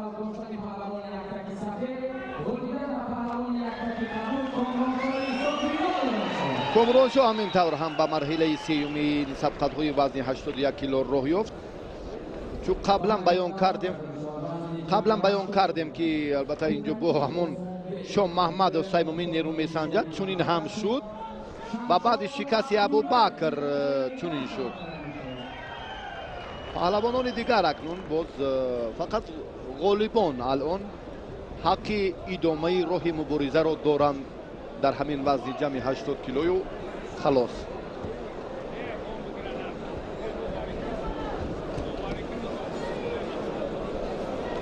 ҳаводорон ва дилбохтагони гӯштини миллии тоҷикӣ гӯштингирӣ акнун ҷуфти навбатӣ ба майдон мебарояд.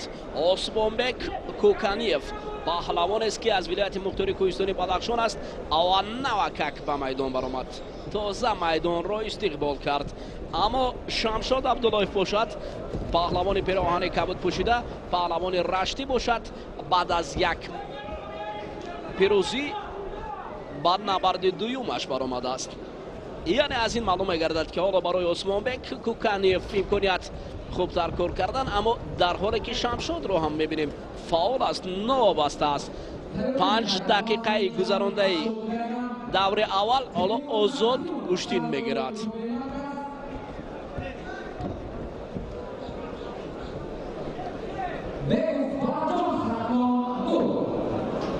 барои шамшод با осмонбек кӯканиев қобилият нишон додан.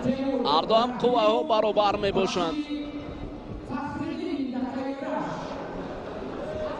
шамшод абдуллоев яке аз паҳлавононест ки дар минтақаи рашт шӯҳрати хеле ҳам зиёди гӯштини миллии тоҷикиро дорад.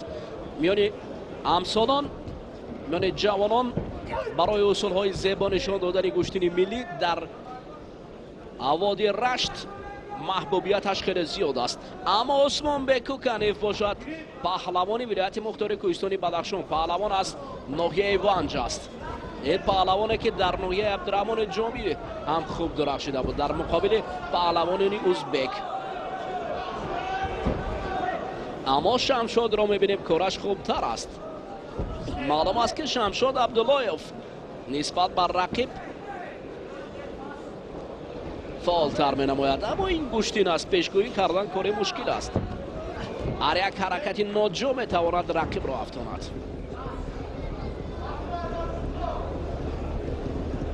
шамшод абдуллоев ҳоло гиребони рақибро хуб доштааст. ава осмонбек бошад, каме дури фосиларо мегирад аз шамшод. оҳо бубинед,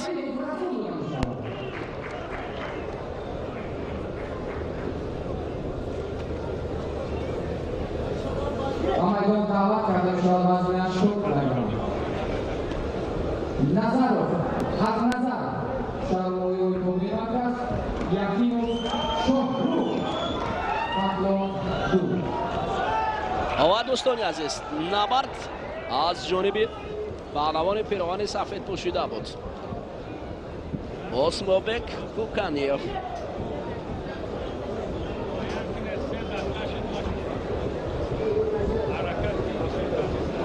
бале, баъд аз сипарӣ гардидани 3 дақиқа бояд довар ҳукми худро барорад. шамшод абдуллоев ҳоло бубинед, дар бало афтоданд барои шамшод абдуллоев доданд. бале, кори шамшод абдуллоев новобаста аз ҳаракати рақиб буд, аммо натиҷаи хуб дод. офарин. чунин ҳолатҳо бояд зиракиро аз даст надод. ин ҳолатро шамшод абдуллоев хуб ба кор бурд. акнун барои осмонбек кӯканиев ҳамин боқӣ мондааст ки саросимавор таваккал намояд. иброҳим душанбе ду раҳматуллоев фарҳод вилояти мухтори кӯҳистони бадахшон. бовар кунед дӯстони азиз, ман ба ростӣ ками дар кам рақобатҳои шамшодро дидам, аммо барои ман хеле писанд омад. ин паҳлавони раштӣ хуб гӯштин мегирифтааст. ҳарчанд офарин, ана исботи гуфтаҳо дар ин ҷо бори дигар намоён шуд. офарин, шамшод абдуллоев ارامین پهلوان اگر در حیات دسته گوشتنی جدو یا سامبو باشد باور کنید هنر خوب نشون میدهد. کبود شمشاد عبدالله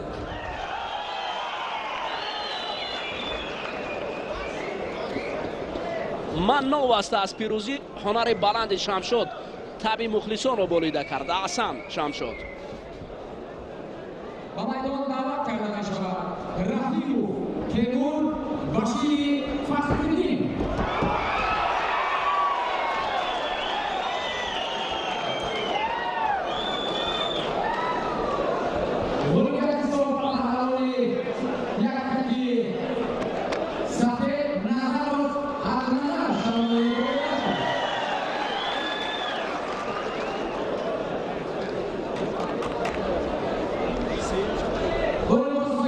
در گلمی دیگر حق نظر نظرов پهلوانی امید بخش جمهوری دانشجوی دانشکده تربیت جسمانی تاجیکستان دوری سیوم رو هم با پیروزی انجام داد و به مرحله چهارم راه یافت. اکنون ما برمیگردیم به ادامه سبقت. درباره حق نظر البته گفتنیم که این پهلوان یک مرحله های خیلی مهم و اساسی رو پس سر کرد که ما در همین سال خیلی مهارتش رو خوب نشون داد. ما در مقابل با جهانگیر مجیدوف که پیروزی رو به دست آورد و بعدا هم یک ترتیب سبقت های دیگرش در تنتنه نوروز خیلی هم از جانب کارشناسان بهای مناسب گرفت و تیمور رحیموف الان با همراهی بشیر فدهیدین نماینده ناحیه رشت توازمایی رو نوکک شروع کردن. تیمور در دیدار اول رشید شادی بیگ رو شکست داد، نماینده ولایت مختار کوهستان بدخشان رو. بعدا جمشید حمیدوف را از دسته ختلان هم مغلوب کرد در دور دوم و به مرحله سیوم راه یافت. فرهادوف هم در گلم دیگر خیلی صورت افزایی پرتاب های جالب خیلی خوب به نظر می رسد.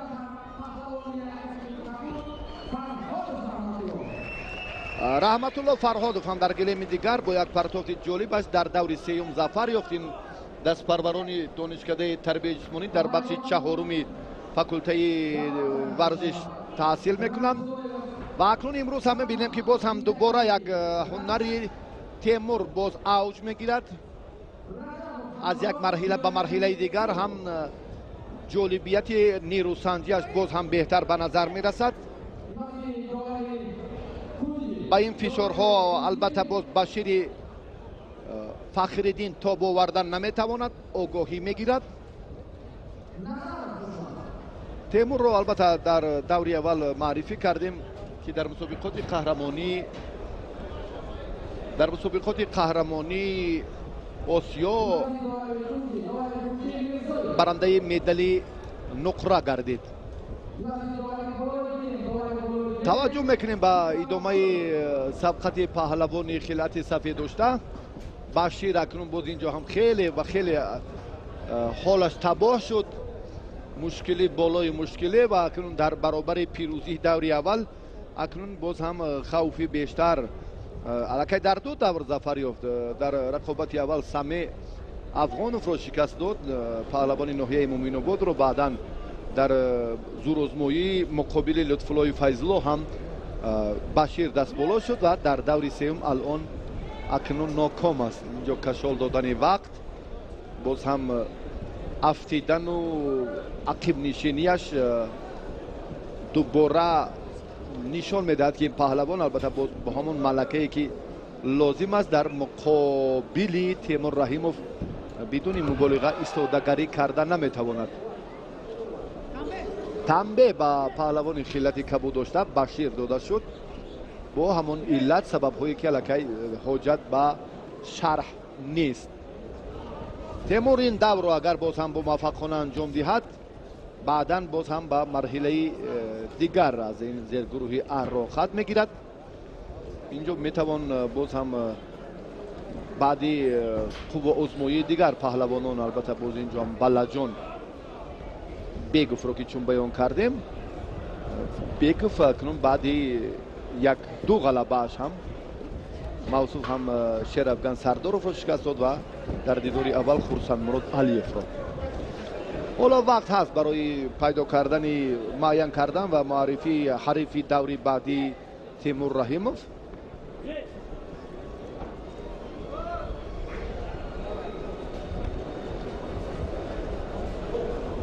паҳлавононе ки таҷриба доранд, варзишгарон ки мехоҳанд то ба он марҳилаи асосӣ роҳ ёбанд, инҷо ҳам бо ҳамон сарфи қувва, нерӯ ва вақт инро собит месозанд.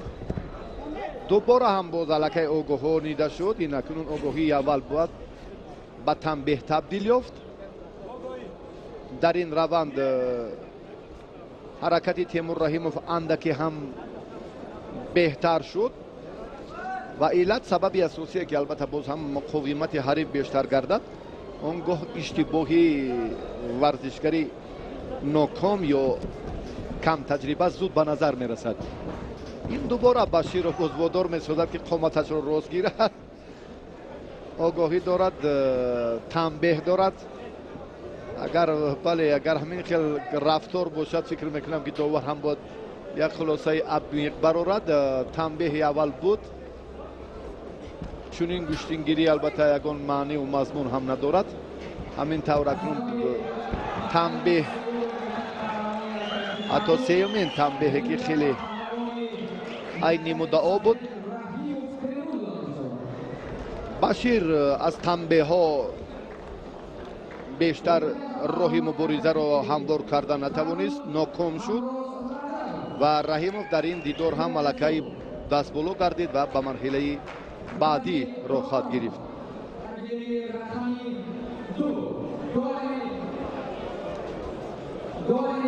баъди ин дидор албатта боз ҳам паҳлавонони дигар ба майдон меоянд.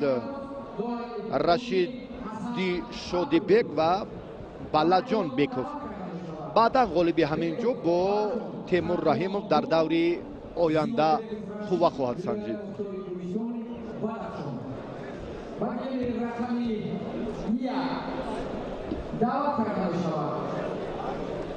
Расулов Саидмухтор душанбе 1, Рузев Абдуллов Митакаи Раш.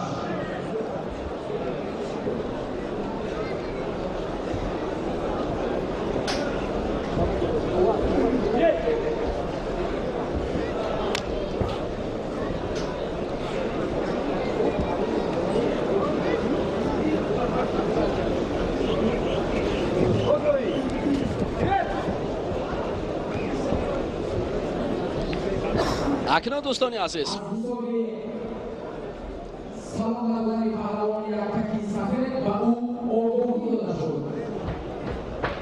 инҷо паҳлавони пироҳани кабуд пӯшида Рашид Зиёбеков аст.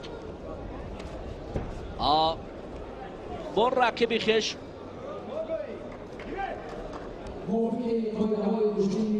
рақобатро шурӯъ карданд.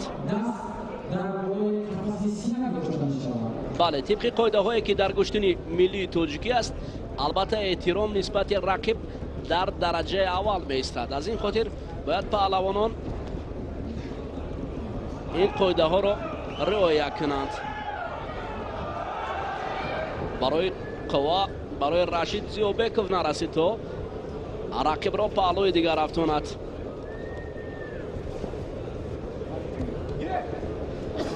табло ҳанӯз хомӯш аст. вақтро намебинем, ҳарчанд вақт навакак оғоз гардидааст.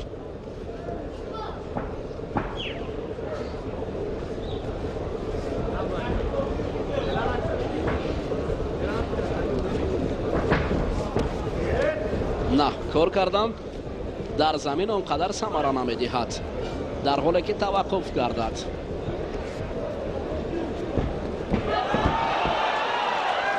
дар таътами дигар Саидмухтор Расулов партофти хеле ҳам олиҷанобро анҷом медиҳад.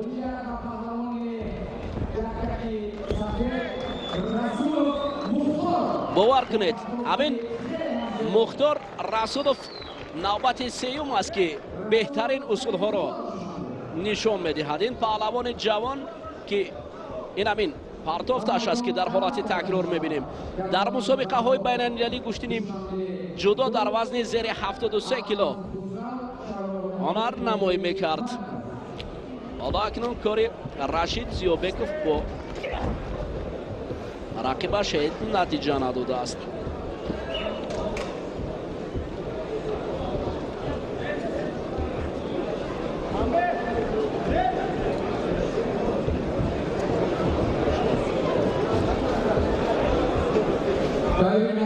Балаҷон Беков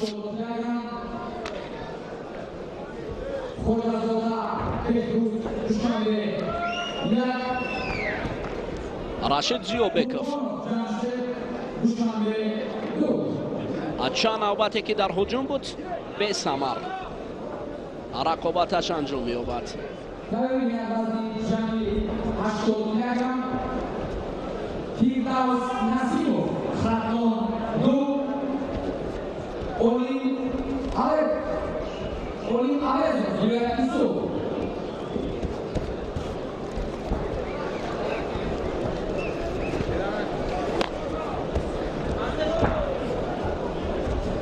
Рашид Зиёбеков дар даври аввал ки гӯштин мегирифт хеле хаста буд ва баъдан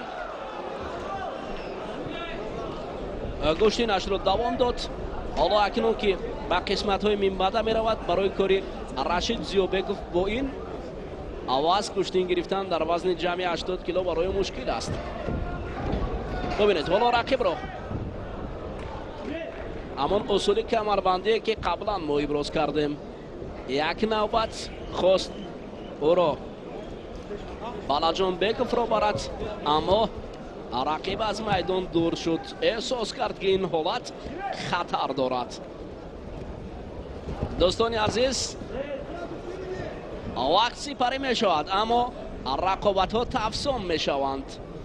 паҳлавонони хуб ба майдон мебароянд. акнун майдон дар ҷӯшу хӯруш аст, чунки мухлисонро бубинед, дар ҳамин наврӯзгоҳи пойтахт ҷамъ омадан ва касе аз ҷои худ намеҷунбад. фақат ду чашм ба майдон аст.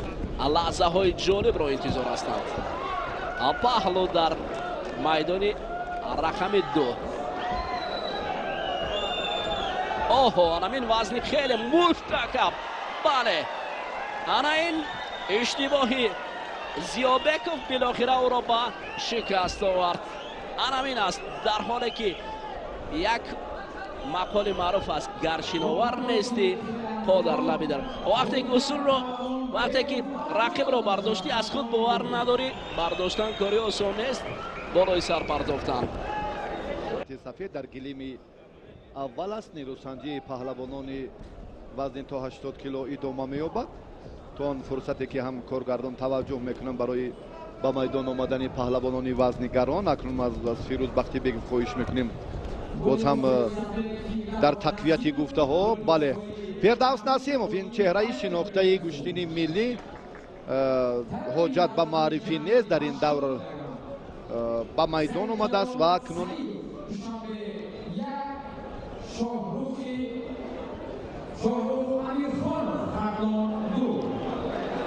Фирдавс Насимов бо Олим Авезов қуввозмоиро оғоз карда. намояндаи вилояти Суғд бо хилъати кабуд аст.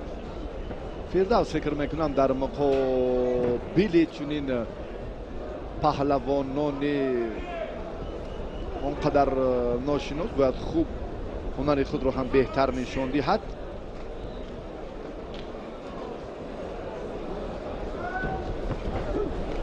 аммо ин тарзи сабқате ки боз гоҳ-гоҳ ҳам ҳарифи ӯро каме ба ҳолати фирифтагӣ ҳам мебарад. бисёр ҳам моҳир аст Фирдавс дар ҳамон усули сари китф ҳамто надорад. ана ҳамин тартибе ки хеле хуб аз сари ҳар ду остин мегирад, ё бо ҳамон хеле суръати тез ҳамин амали саривақтиро дар ҳамаи мусобиқаҳо хуб истифода мекунад ва аксари ғалабаҳояш ҳам тавассути ана ҳамин усул аст. дар мусобиқаи байналмилалии ҷоми президенти ҷумҳурии Тоҷикистон ба гӯштини дзюдо 3 сол қабл ҳам барандаи медали биринҷӣ шуд. Фирдавс дар 4 давр ғалаба ба даст овард ва як сабқадро ҳам ба нокомӣ анҷом дод. баъдан ҳам дар вохӯри тасаллубахш ҳам муваффақ шуд ва дар ниҳоят ҳам барои ҷои сеюм мубориза бурд ва дастбол овардид. он замон танҳо дар як вазн барои ба даст овардани ҷоми президенти ҷумҳурии тоҷикистон бозиҳо баргузор мешуданд ва баъдан ин тартиб ин нақшаро ҳам боз кумитаи тадорукот дигар кард ва аллакай ин чорабиниҳо ҳам барои боз такмил додани маҳорати паҳлавонон ва тақвияти истеъдоди онҳо баҳри фардои натиҷаҳо баҳри ширкат дар мусобиқаҳои дигар ҳам замина мегузорад. фирдавс инҷо ҳам як истодагарӣ карданаш албатта бесабаб нест. ои лаҳзае ки ин ҳам такя ба бадан дорад, бале ин имтиёзи аввали гӯштини миллӣ аст. бадан дуюм паҳлу аст ва сеюм ҳалол. огоҳи танбеҳ, танбеҳи аввал, огоҳи танбеҳ, танбеҳи дуюм, танбеҳи сеюм аллакай паҳлавон хориҷ мегардад аз майдон ва аз идомаи роҳи мубориза маҳрум мешавад. мо чанд маротиба дар майдони имрӯза ин ҳолатро мушоҳида кардем ки аз ҷониби доварон хеле хуб ба назар расид. дар ҳақиқат ҳам кори имрӯзаи доварон хеле беҳтар аст. аз сардовар музаффар ҳукмиддин ва боз ҳам саркотиб ҳайати доварон инҷо ҳам бисёр ҷараёни рақобатҳоро таҳти назорати ҷиддӣ қарор доданд. ягон рақобати инфиродӣ баҳсбарангез то ин муддат ба амал наомадааст, яъне ба назар намерасад. фирдавс насимов дубора ҳам боз дафъатан ҳамин амалро ҳадафи истифода қарор медиҳад. аммо агар мо инҷо ҳам як қиёс кунем, малака ва ҳунари ҳарифи ӯро мавсуф ҳам нафари тасодуфӣ нест. фикр мекунам ки дар омодагии бештар ва ҳамчунин боз бубинед ки имрӯз бештар хуб дифоъ мекунад. аллакай эҳсос мекунад ки авезов ки бештар усули дӯшдостаи фирдавс ҳамон доштани остини ҳар ду остини ҳариф аст. аз ин хотир боз ҳам дифоъ мекунад ва бештар намегузорад ки фирдавс дар ин ҷараён муваффақ гардад. ёдовар мешавем ки фирдавс дар дидори аввал самандар суяровро шикаст дод. баъдан ҳам акбаршо муқимовро ба осонӣ мағлуб кард ва ба даври сеюм роҳ ёфт. ва авезов бошад намояндаи шаҳру ноҳияҳои тобеи марказ асадшоҳ ҳалимовро дар як давр мағлуб кард ва ба ин марҳила роҳ хат гирифт. яъне фирдавс се ғалаба ба даст овард ва паҳлавони вилояти суғд ду пирӯзӣ дорад то ин муддат. ё ба ду ин сеюмин рақобати насимов аст ва дуюмин рақобати намояндаи вилояти суғд олим авазов.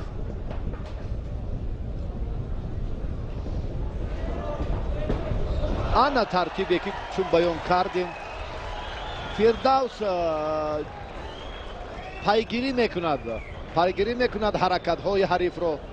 фирдавс бисёр моҳир аст. фирдавс бисёр тактикаи хуб дорад ки дар ҳар маврид метавонад ки албатта боз ҳам барои фиребо кардани ҳариф ва барои боз ҳам дигар омил дигар роҳро ҷӯё шудан, яъне тактикаро тағйир медиҳад ба хотири фиреб додани ҳариф. бия таваҷҷӯҳ кунем бори дигар ба ҳамин ҳолати ҳалуки берунаки чӣ гуна дасти ҳарифро бо ҳамон гиребонаш кӯтоҳ баркашид ва бо пои чапаш ончуноне пои рости ҳарифро зер кард ва бо суръат ин амалро сомон дод ки ин дар гӯштини ҷудо агар ипон ва дар майдони имрӯзаи мо партофт хеле сатҳи зарурӣ буд, ҳалол.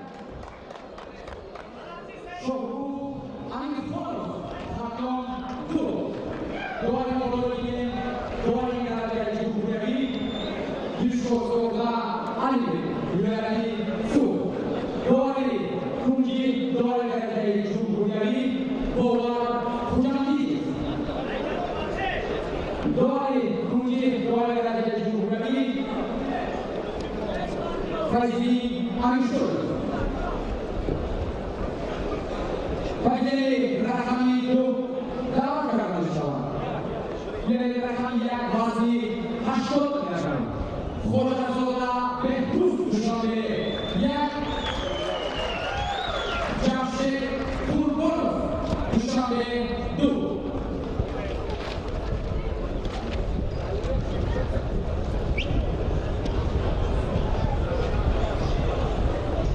از طرف دستی روزی دو و گل گسوی سفید سجاد سعید.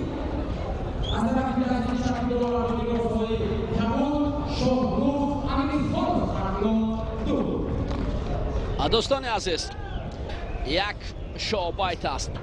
چوبان و قابان دو بازو کشا، بیزن رقیبان از زمین بر هوا، بباش با دل جسم و روح و قوی که میدانی دلیری نماند تهی. دوستان عزیز، باور کامل است که این میدان خالی نمیماند، تهی نمیماند، چون که اکنون پهلوانان نامدار به میدان میبرایند. در این دو تاتمی حالا دو جفت قرار دارد که در مقیاس جهان نه تنها در جمهوری تاجیکستان بلکه بیرون از جمهوری تاجیکستان ما بارها با آنها فخر کردیم و امید به فخر هم داریم، چون که در یک میدان انکترش در وزن جمعی 80 کیلو سید جلال سعید پهلوان پیراهن سفید پوشیده میبراید. شاهرخ امیرخانوف رقیبی است. شاهرخ را ببینید. حالا اکنون سید جلال سعیدوف را از میدان برآوردنی است. خواجه‌زاده بهروز باشد با رقیبش جمشید قربانوف مبارزه میبرد. باور کنید اکنون رفته نبرد مشکل میگردد برای پهلوانان و در آنجا خواجه‌زاده بهروز خواست که جمشید را بالای دیگر رفتاند، اما جمشید قربانوف نیست نبردش روی ادامه میدهد. سید جلال سعیدوف با شاهرخ امیرخانوف. ببینید حالا افتیش، بله انا این است. آفرین، اینجا اشتباه شاهرخ سید جلال سعیدوف را با تخت پشت افتاد، کس باور نداشت. اما کار به این جنبست نشده است دوستان عزیز. حالا سید جلال سعیدوف را نبردی خیلی پرقوت هم انتظار است، اما کار سید جلال نوبت خیلی عالی بود. آفرین. در آنجا نیست خواجه‌زاده بهروز. البته دانشجوی دانشکده تربیت جسمانی در بخش سوم تحصیل میکند. بخش سوم را کی تمام بکرده باشد؟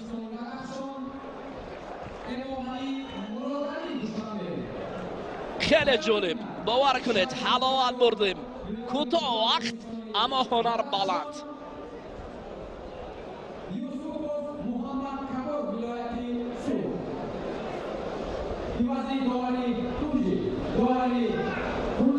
پرتابت جالبی پهلوانی معروف تاجیکستان سید جلال سعید فکر میکنم پسند همگان بود.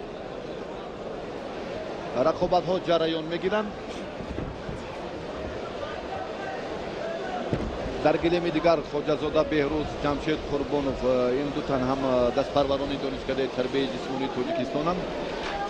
در گلیم میدان گران وزن ها هم پهلوانان خیلی تجربه غنی و نتیجه های بهتر را هم به دست آوردن که الان برای قوا آزمایی دوری بعدی هم آمادگی بهتر دیدم. فکر میکنم این مبارزه باز هم جالب‌تر صورت خواهد گرفت.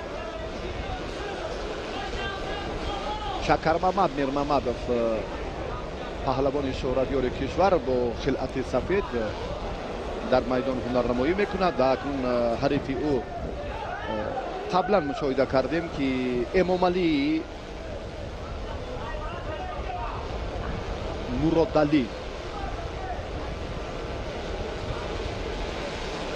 برایش اندکی مشکل افتاد، چون امام علی اگر ما تحت رهبری خال محمد طالب تمرین میکند، اما با این ترتیب نیروسنجی یعنی باز هم استفاده اصول اونقدر تبعیدی نبود.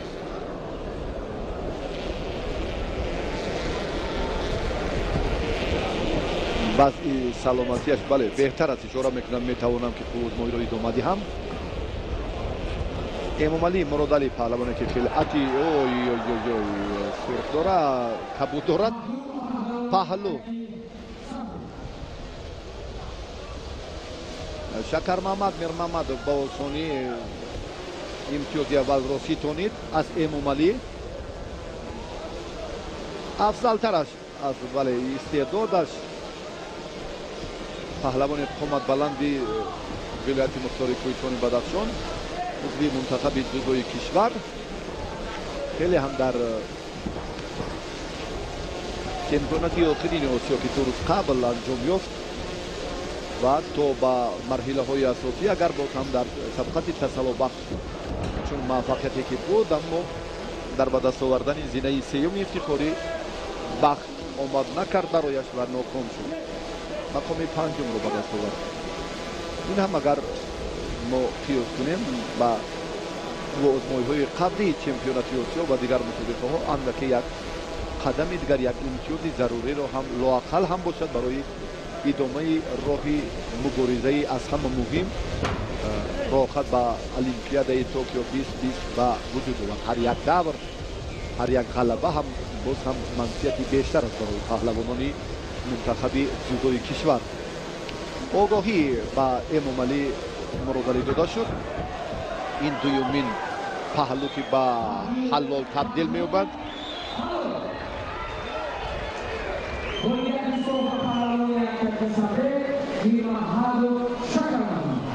шакар маҳмад дар ин дидор ҳам ба осонӣ ғалаба ба даст овард ва акнун мавсул ба даври баъдӣ роҳхат гирифт ба даври дигар инҷо ҳам ҳоло бале фариёд шайхов аз вилояти мухтори кӯҳистони бадахшон ва юсупов намояндаи вилояти суғд ҳоло ба майдон меояд ғолиби ҳамин ҷуфт баъдан бо мир мамадов нерӯ хоҳад санҷид фариёд шайхов ва муҳаммад каббор юсупов ду паҳлавоне ки баъд аз чанд фурсат ба майдон меоянд акнун рафта рафта чеҳраҳои номдор ба қисмати ниҳоӣ наздик мегарданд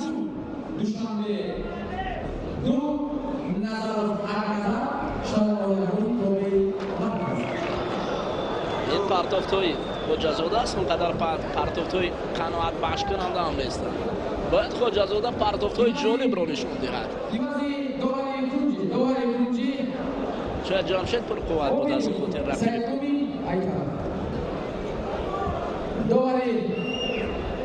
довари кунҷӣ ҷурмаҳмедов вилояти суғд ҳаводорон авадид бохтагони гӯштини миллии тоҷики гӯштингирӣ шайхов фариёд вилояти мухтори кӯҳистони бадахшон аз тарафи дасти чапи довар юсупов муҳаммад каборов вилояти суғд акнун агар гӯем ки ин майдони донишҷӯёни донишкадаи тарбияи ҷаҳон паҳлавон саидмомин раимов аст пас хато намекунем инҷо дӯстони азиз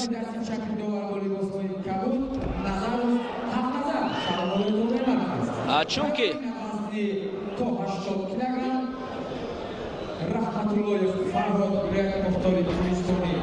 ҳолати камарбандиро инҷо бубинед юсупов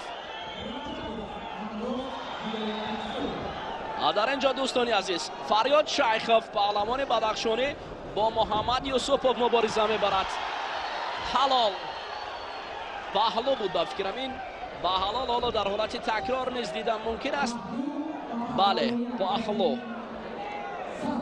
ин паҳлӯ буд шайхов фариёд рақибро ба паҳлӯ афтод аммо барои муҳаммад юсупов муҳаммад акобир юсупов ҳамон камарбандӣ бояд ба кор равад дигар таваккал кардан дар ин вазъ ӯ хатар дорад афтидани навбатӣ ба паҳлӯ рӯ ба бохт дорад бояд ҳарчи бештар юсупов ҳамон усули камарбандиро ба кор барад ҳамон усуле ки мо дар борааш болотар қайд кардем ки дар деяи зарафшон аслан паҳлавонони ноияи ҷабор расулов ба кор мебаранд қаду қомати фариёд шайхов баландтар аст анамон камарбандиро аллакай пеша гирифтааст ҳар навбат фариёд шайхов ҳам фаҳмидааст ки ин усул барои ӯ хатар дорад ҳар лаҳза худро аз ӯ дур мегирад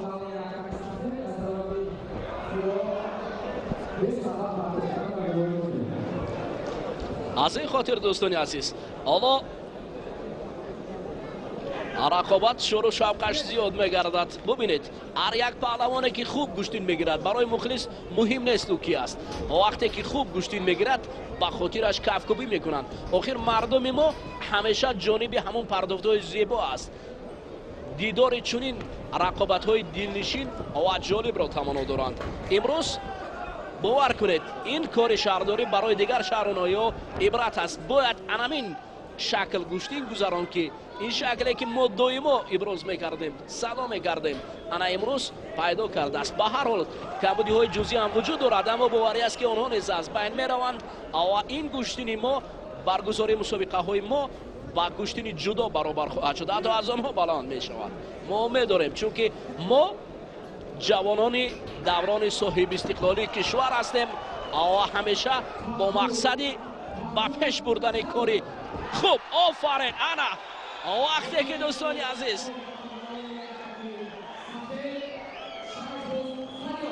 ببینید وقتی که دوران صاحب استقلالی میگویم پرتوفت‌های زیبا هم میشود. آخر همین است ثمره استقلالیت دولت جمهوری تاجیکستان. آفرین انا دست پروری همین صاحب استقلالی کشور چی نتیجه میدهد. حتی از همون اصولهایی که بود باز هم زیباتر میشود. میشود از که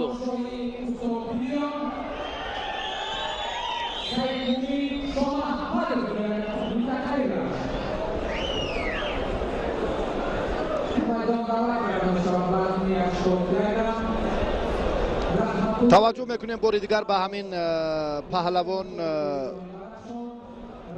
حق نظر که خیلی یک پرتافت جالب رو انجام داد. بسیار در سطح ضروری حلوک داخله خیلی هم بود به سر سیوجی نزدیکتر شباهت در با همون استفاده حتی دو اصول خیلی جالب بود. لحظه تکراری پرتافت حق نظر پهلوانی خیلی شهرتیاری مملکت که در میدان امروز هم هنرش بهتر بود. با دوری بعدی توجه میکنیم با غالبان دیگر. کامران شاهی اوستاپریون دست پروری کاخ ورزشی لنگلیفی ولایت سوخت ناحیه جبار رسولف پهلوانی که الان خلعت سفید با بر دارد و حریفش سعید مومن شاه محمدов این ورزشگری خلعت کبود داشته که الان چون نیروسنجیش هم در دوری قبلی اونقدر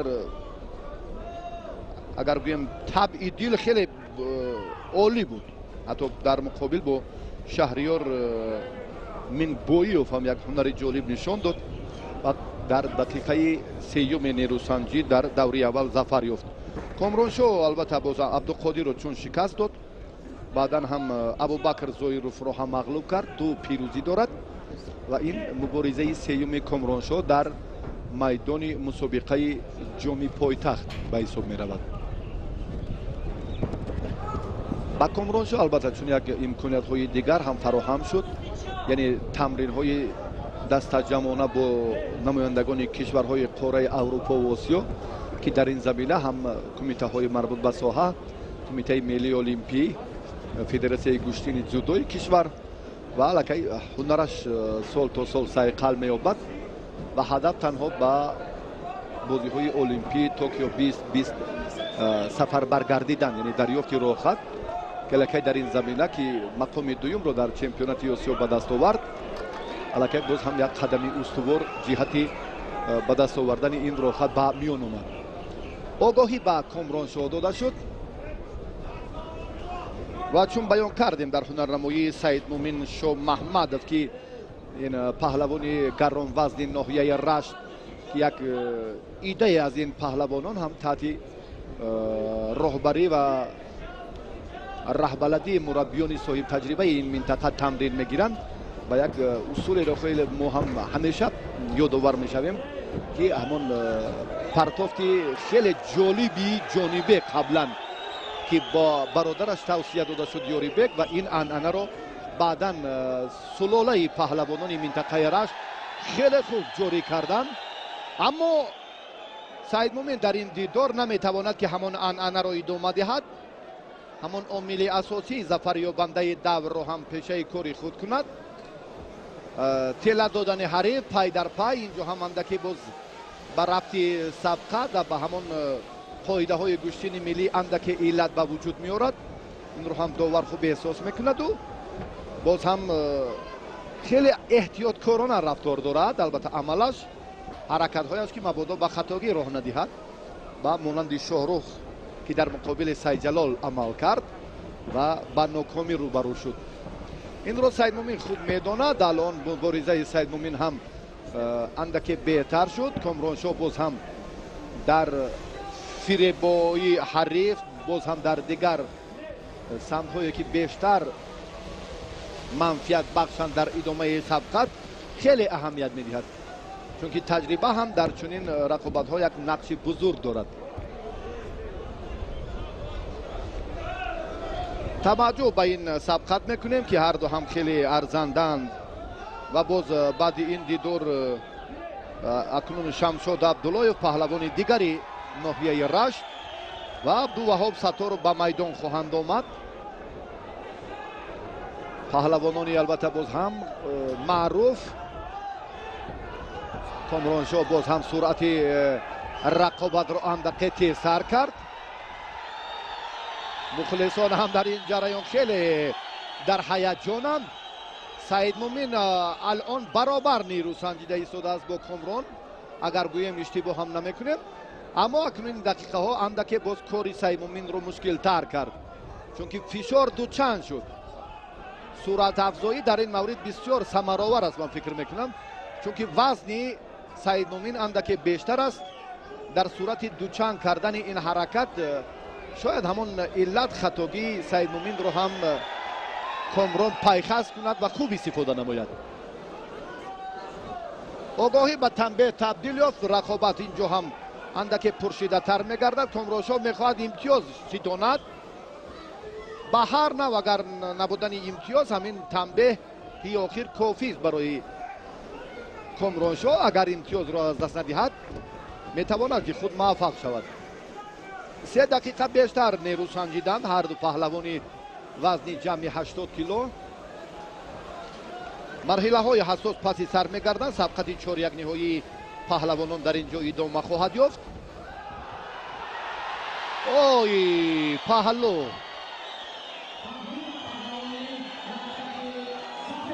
хеле ҳам лаҳзае гуфтем ки Комроншоҳ бисёр устокорона амал мекунад, моҳирона рафтор мекунад.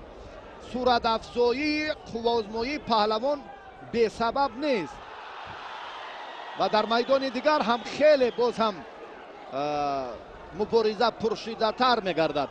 ҳамон марҳилаҳои ҳассос пеши назар меоянд. сабқати чорякниҳоӣ, баъдан вохӯриҳои ниманиҳоӣ то ба марҳилаи асосие ки моро дар пеш аст. ду шоҳҷоиза аз номи мақомоти иҷроияи ҳокимияти давлатии шаҳри.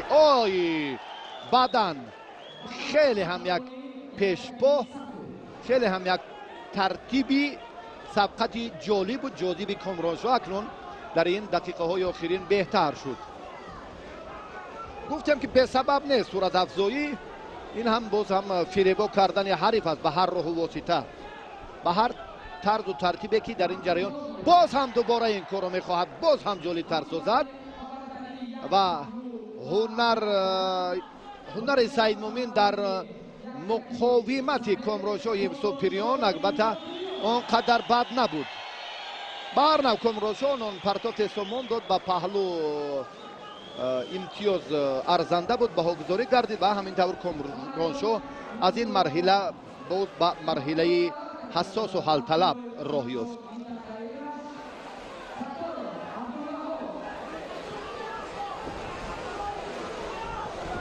бовар кунед дӯстони азиз, акнун гӯштини миллӣ агар гӯем ки шӯру шавқаш оғоз гардидааст, пас хато намекунем. инҷо паҳлавонони номдор мебароянд.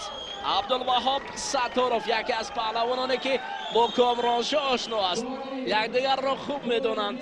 акнун ҳоло Шамшод Абдуллоев, ин ду паҳлавоне ки мубориза мебаранд, аввал рақиби навбатии Комроншоҳи Усопирён хоҳад шуд. اینجا نبرد خیلی هم پر قوت و جالب هم خوش.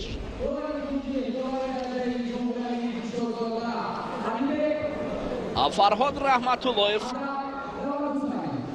яке аз паҳлавононе ки миёни ҷавонон ва наврасон дар гӯштини ҷудо унвони хуби осиёиро ба даст оварда буд. ҳоло бо пирӯзӣ дар муқобили ҳамроз раҷабов. ин ҷуфт дӯстони азиз рақиби комроншоҳро муайян месозад. шамшод абдуллоев паҳлавони пироҳани сафедпӯшидаи раштонзамин бар муқобили абдулваҳоб сатторов паҳлавони хатлонӣ.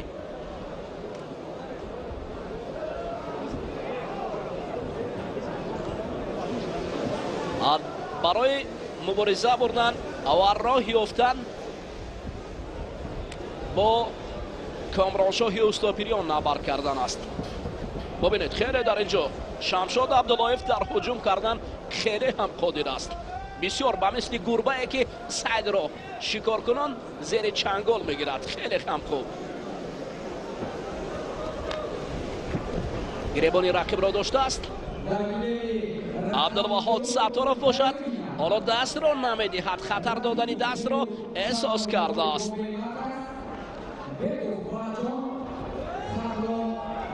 навбати дигар сатторов дар инҷо ҳуҷум кардани аст. аммо шамшод абдуллоев хеле хуб аст. дар татами дигар паҳлу барои саид мухтор.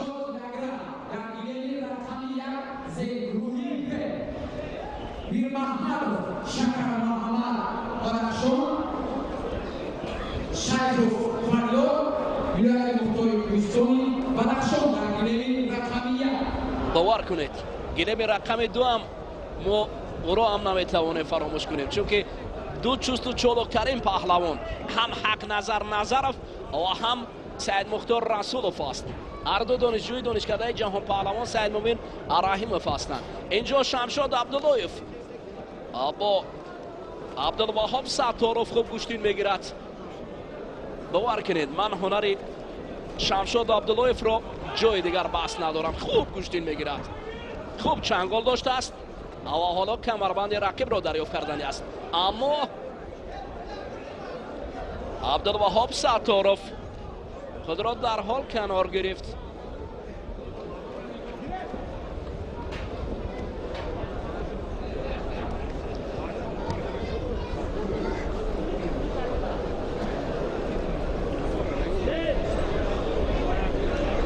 аслан ана ин гӯштинест ки бори аввал мо мебинем ки дар ҳайати даставӣ дастаи пурраи гӯштингирони тоҷик бо ҳам ҷамъ омаданд. бовар кунед ин ҳайатро мо орзу доштем, то ҳанӯз чунин ҳаят набуд. бори аввал мебинем ки ҳам абдулваҳоб сатторов, ҳам шамшод абдуллоев, ҳам комроншоҳи устопириён ва дигару дигар ҳама гӯштин мегирад. аммо ба қавли дигар рақамҳои яки ҷумҳурии тоҷикистон дар ҳамин ҷоми наврӯзӣ, охирин ҷом ҷоми оддӣ нест, ин ҷом ҷоми пойтахт аст. пас бояд барои ба даст овардани ҷоми пойтахт анаре баланд нишон дод. боз мегӯям ин ҷом ҷоми оддӣ нест, фарқкунанда аст ба кулли аз мусобиқаҳои дигар. бори аввал чунин ҳайати пурраи дастаи мунтахаби кишвар аз тамоми манотиқи кишвар ҷамъ омадааст. аҳсан мешудааст ки ба қавли дигар бубинанд дигар шаҳрунавиҳо ва дигар кумитаҳои ибрат гиран аст кори фаъоли шаҳрдорӣ ва баргузории чунин мусобиқоти сатҳи олӣ. аҳсан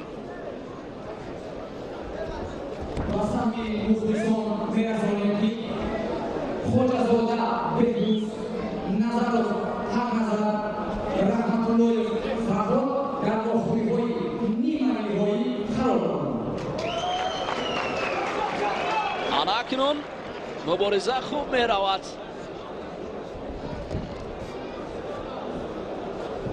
ва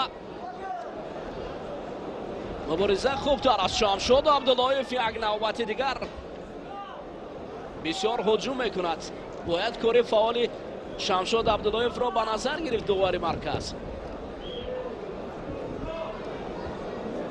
офарин бовар кунед ҳамин шамшод агар در همین حیات دسته منتخب گشتین جدا باشد، من باوری دارم که این پهلوان سزاوار مسابقه های بین المللی هم است. هم من کاری عبدالوهاب ستارف رو هم فراموش نمیکنم، او هم گشتین گیری خوب است، اما هنری که شمشاد عبداللهیف نشان داد هزاران نفر از دیدار این رقابتی و حلاوت بردن. احسن شمشاد میشد است که همین گوهری که من بارها صدا میکنم همین گوهرها است. اوقین این گوهرها باید پیدا کرد. این باری اول است که در مقیاس جمهوری از جانبی چون این یک مسابقاتی که دامنگیری همه مسابقه ها است. آفرین، باور کنید شهرداری کار را عالی کرد. احسن.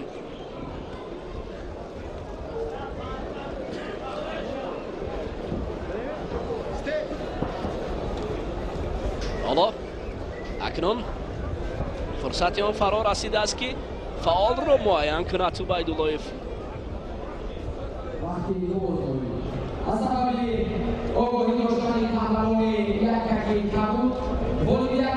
آفرین، با شمشاد را تبریک میکنیم. آفرین، کاری شمشاد عبداللهیف عالی است، باور کنید.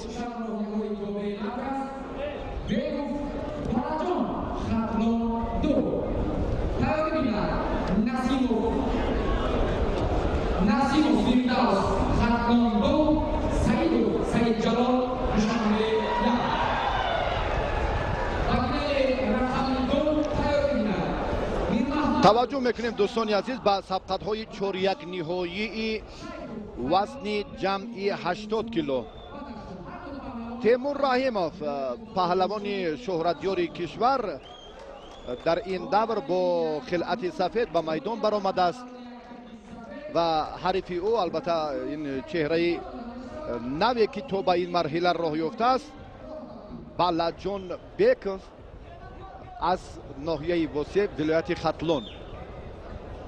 اگر به استعداد برادران او توجه کنیم این هم از سالارای پهلوانان همون قهاروف ها هست که لالخان قهاروف، شریف قهاروف رو قبلگاهی این ورزشگر رو در جمهوری تاجیکستان البته مخلصان گوشتین خیلی خوب میدونند و توجه میکنیم هر دو پهلوان هم در دهه چلچه ناحیه آوازدار تیمور ملک در تنطنه نوروز با هم دیدار انجام داده بودند.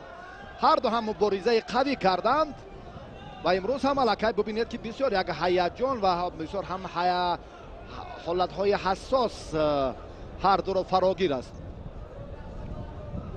نفر موفق به سبقت نیمانی های راه می‌یابد در وزن جمعی 80 کیلو و اکنون در گلیم دیگر باز هم دو نماینده ولایت مختار کوهستان بدخشان فریاد شیخوف و شکر محمد میر محمدوف در سبقت دوم 4 نهایی نیرو میسنجم.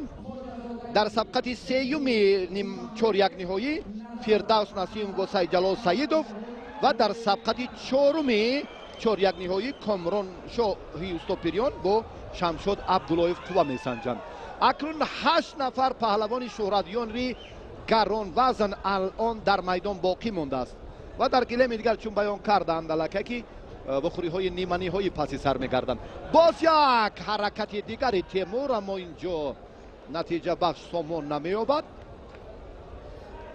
دقیقه اول هم خیلی بهتر پسی سر شد و تیمور رحیموف البته باز حاجت به شرح گفته های قبلی نیست و نفرانی که نوکک به شبکه ما پیوستن یادآور میشویم که تیمور رحیموف اشتراکی مرحله نهایی چمپیونات آسیا در گوشتین جودو که در امارات متحده عرب 2 روز قبل برگزار گردید موصوف برنده مدال نقره شد که این دستاورد در آوان جوانی قدم 22 این پهلوان قامت بلند ناحیه رودکی بهترین دستاورد است و در باره البته باز هم بگف بلجان چون بیان کردیم این پهلوان مردمی است. میدانداری تنطنه های نوروز منطقه کلاب را زینت بخشیده است و هر دو هم دیدار چون انجام دادن در ناحیه تیمور ملک رقابت پهلوانان از روی رسم و آیین و عنعنه های گوشتین سنتی مساوی خاتمه یافت، اما در میدان امروزه مساوی نیست.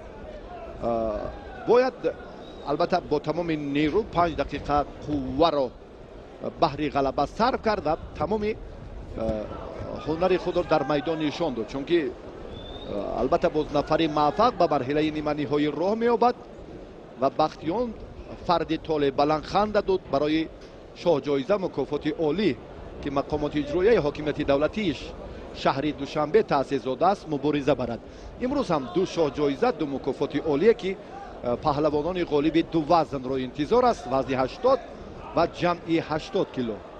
الان توجه میکنیم به یک فرصتی که تیمور هم آسیب ندیده است، اما چون این علت همیشگی تیمور است که گاه گاه بینیش خونشور می شود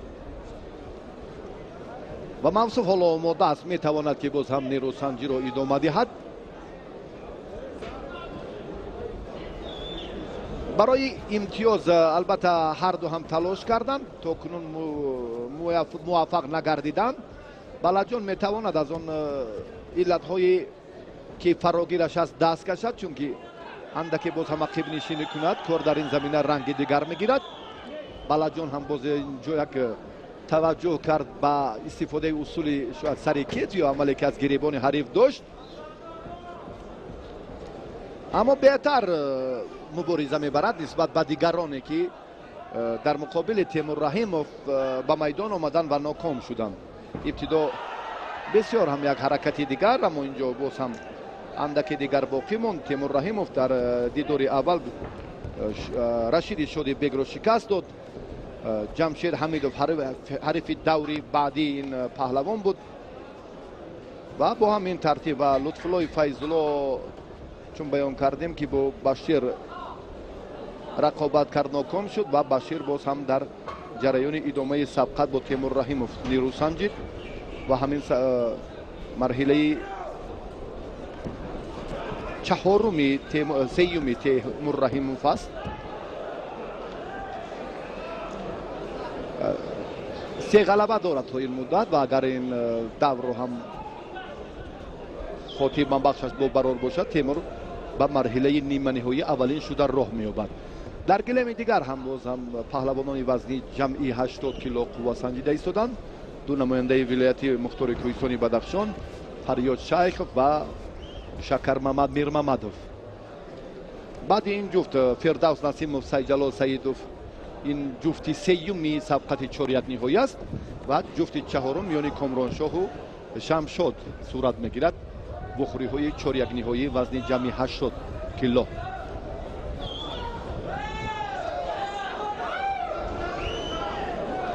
و قبلا هم تیمور رحیموف بیان کردن که بلاجان بسیار حریف ناباب است برای او. این رو محض تیمور هم در دهه چلچه ناحیه تیمور ملک بعد از خاتمه سبقتش بیان کرد و بسیار هم بهای مناسب داد مستقیم امین و با حریف تیمور بلاجان بیکوف که بسیار قوه قوی دارد و جهت تاکتیک تا اندازه اینجا هم هنرش اصلاح طلب است. دوباره اینجا ببینید که البته باز هم فشار بیشتر می شود. اعتراضی مخلصان البته برای همین لحظه هایی که چرا چنین صورت می گیرد. دلشاد زاده علی بیک دوباره ولایت سوخت الان هم باز رقابت رو نظارت دارد که چرا با نفری که با تنبیه باید این لحظه مجازات شود صرف نظرش میکنند یا عملی که اندک باز هم فعالی بلاجان به نظر رسید. اما تیمور هم تاکتیک خود رو دارد. تیمور هم در به دست آوردن نتیجه ارزنده این مسابقات باز هم چون بیان کردیم دیدید برادر در میدان نبرد منتظر انهمان فرصت است. این تیمور نیست که بلاجان به آسانی از او امتیاز ستاند. در نهایت هم تیمور رحیموف توانست که اولین پیروزی را در این دیدار به دست آورد و بعد دوری نیمه نهایی راه یابد.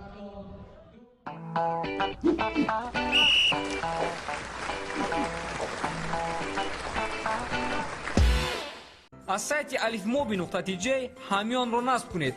бо осонӣ ва бе комиссия пули барқ, об, алоқа ва ғайраро онлайн пардохт кунед. با الف موبی پرداخت کرده.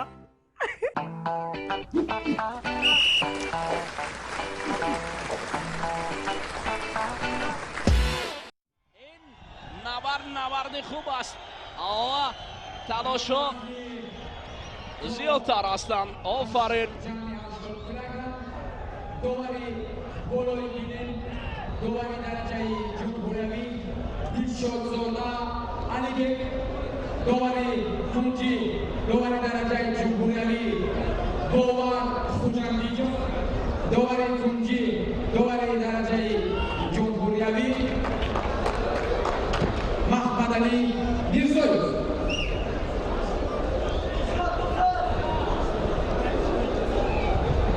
ҳаводорони гӯштини миллӣ ҳоло ҳайати доварон бо ҳам лаҳзае муошират карданд ва барои набар кардан омода ҳастанд. бояд баъд аз чанд лаҳза дӯстони азиз рақобатҳои хеле ҳам ҷолиб ва хуб пешниҳод гарданд. دوباره کنجی خورشید ایبایدلویو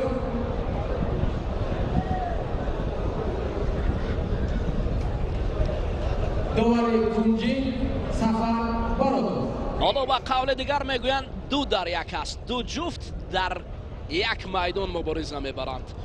ҷуфте ки хеле ҳам машҳур ва шинохта ҳастанд. дӯстони азиз хоҷазода берӯз бо рақибаш дар гилеми рақами 2 мегирад ва Сайдҷалол Саидов ҷоизадори чемпионати Осиё ва қаҳрамони ҷаҳони курраш бо Фирдавс Насимов.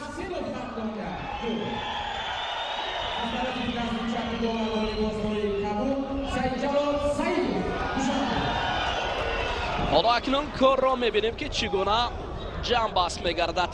барои вақт гуфтем дигар дар гӯштин умуман мусовӣ нест, вуҷуд надорад. умуман бовар кунед дар ягон намуди варзиш нест ки мусовӣ бошад.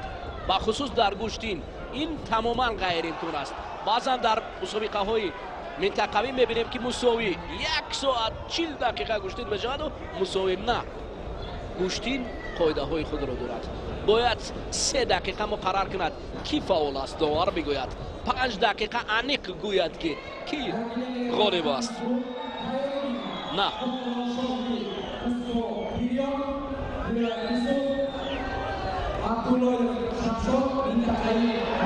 ҳоло Сайдҷалол Саидов ангушташ лаб бардоштааст.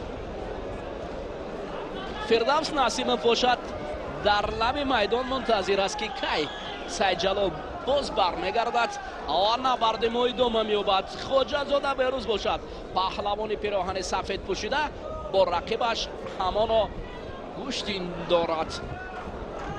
дар қисмати ниманиҳоӣ як бадан ба суди Хоҷазода ӯро кори ӯро ба пеш мебарад. ҳоло кор тамоман дигар аст. Фарҳод Раҳматуллоев қаҳрамони Осиё миёни наврасон паҳлавонест ки дар гӯштини ҷудо оҳо ана акнун бубинед кори Хоҷазода нест ба қадре мушкил ҳам мешавад. ҳоло мардум Фирдавс мегӯяд. Фирдавс майдондорӣ кун, аммо Фирдавс ҳоло расидан ба қисмати ниҳоӣ хеле барои Фирдавс ҳам мушкил аст, чунки паҳлавонони сангини вазн мин ҷумла Тимур Раҳимов, Шакармамад Мирмамадов, Комроншоҳи Устопириён инҳо паҳлавононе ҳастанд ки дар кори Фирдавс низ мушкилӣ меоранд. ҳоло акнун дубора бозгашти Сайдҷалол Саидов барои даст ба гиребон шудан бо Фирдавс Насимов. Сайдҷалол ба пеш мегузарад. Фирдавс шусту ҷодогона мехоҳад ки гиребон ва остини худро аз Сайдҷалол раҳо кунад. қади пасти Фирдавс барои шиштан бисёр ҳам хуб аст. Сайдҷалол Саидов бошад ба ҳар ҳол худро канор мегирад. лаҳзае ҳоло акнун идома меёбад. навбати дигар Фирдавс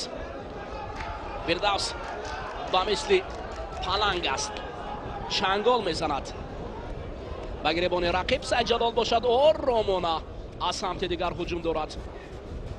حالا چستو چلوکی فردوس مسافه دورتر از جانب سید جلال سعیدов در جای دیگر باشد خوجازاده بهروز بعدم برای رقیبی وعده میکنند باور کنید اکنون گوشتین تماما رنگ دیگر گرفت. انا گوشتین قبای ایدانه قبای پایتختی گرفت. با قول دیگر پایتخت است، زیباگی گوشتین در پایتخت انا قبای دیگر میدهد. همین است. آخر باز میگویم این جام پایتخت است، جام است که با کلی از جام‌های دیگر خوبتر میدرخشد. فردوس سید جلال حالا توقف اندک میان این جفت با وجود آمده است. سید جلال باشد در حال برای گوشتین گرفتن. سید فردوس نشستن را با خود قلایتر میداند. مردم صدا میکند نه آگاهی برای چی میگویند. اکثرا فردوس نیز ناراضی است از این آگاهی. باز پس گرفتن بشود. بله دلشاد زاده علی بک نه فردوس کارش خوب است. دادا باور کنید سید جلال سعیدов از گریبان فردوس خوب داشته است. فردوس باشد از سمت دیگر هجوم کنان با سمت سید جلال میرود.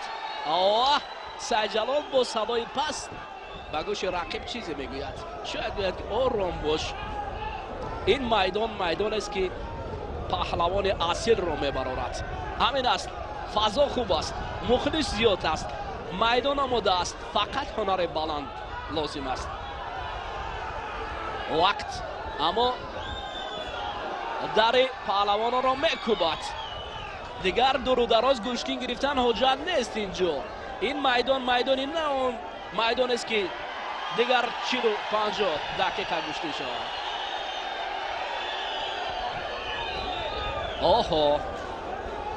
کار رنگ دیگر میگیرد. خوجازاده با یک آگاهی اینجا فردوس با سید جلال. ما در حیرتیم کسی از این جفت را برای شما معرفی کنیم. نوبت دیگر حالا کاری خوجازاده نیست، با رقیبش مشکل گردیده است. اینجا فردوس لحظه نشست اما دوباره سید جلال سعیدов از این حالت کار خوجازاده نیز مشکلی دارد. رقیبی او دائما در هجوم است. انا این است مردم بیدار گردیده است و میخواهد که جالبیت گوشتین را ببیند.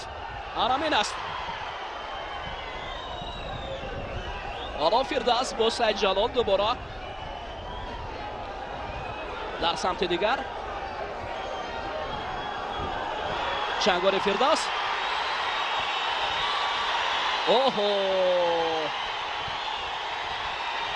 کاری خوجاز باور کنید این واسه خیلی مرکب بود. در آنجا رقیب خوجازاده میگوید که من غالب برآمدم اما برعکس حال انا این مخلصان جمع آمدن. حالا سید جلال و فردوس را مخلصان فراموش کردن.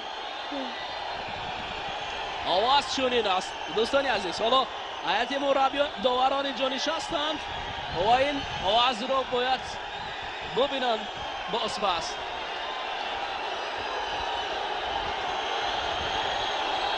حالت تکرار را میبینیم.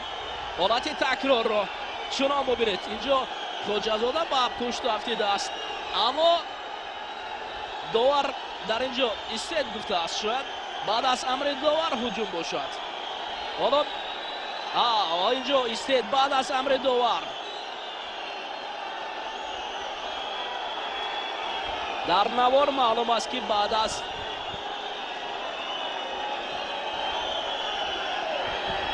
اما باز یک چیز دیگر است.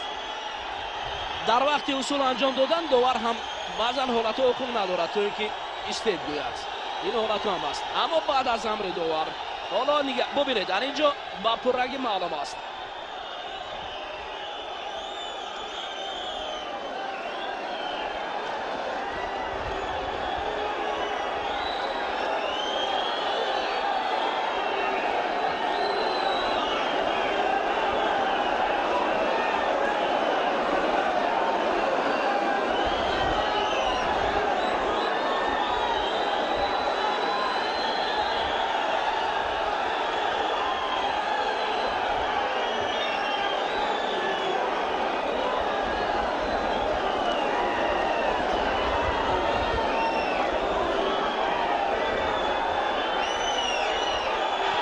دوستانی عزیز اکنون کار حق نظر نظرف با خوجازاده بهروز بحث رو با وجود آورد.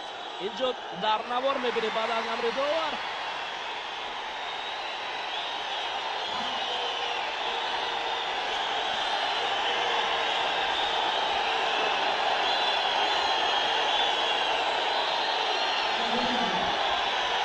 مخلصان باشن از سمت دیگر صدا بلند میکنند.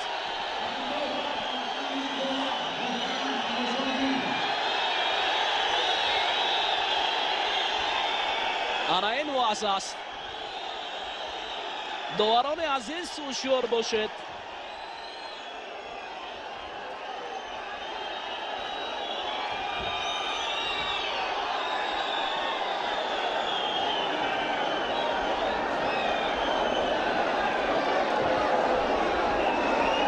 حالا دوستانی عزیز اکنون ما همون اصول تکرار رو میبینیم که خوجازاده بهروز با رقیبش حق نظر نظرف مبارزه برده بودند.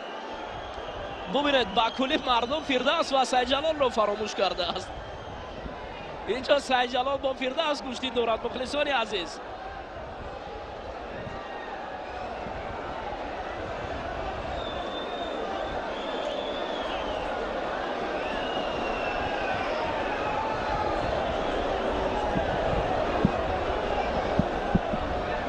خب فردوس هر لحظه در هجوم به سمت چپ و راست میگیرد.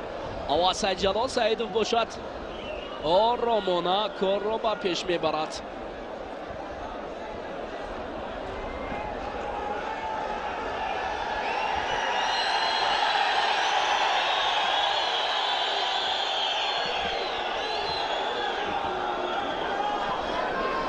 مردم میبیند، مردم میخواهد که ببیند گشتین اصیلی پهلوانی را.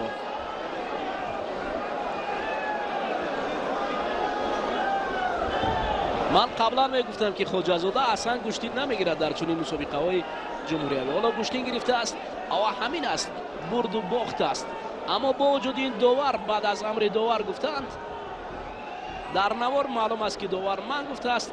اما بعضا حالت ها وقتی که اصول است در بعضا حالت هایی که وقتی اجرا میگردد برای من کردن نیست داوران باید احتیاط کار باشند.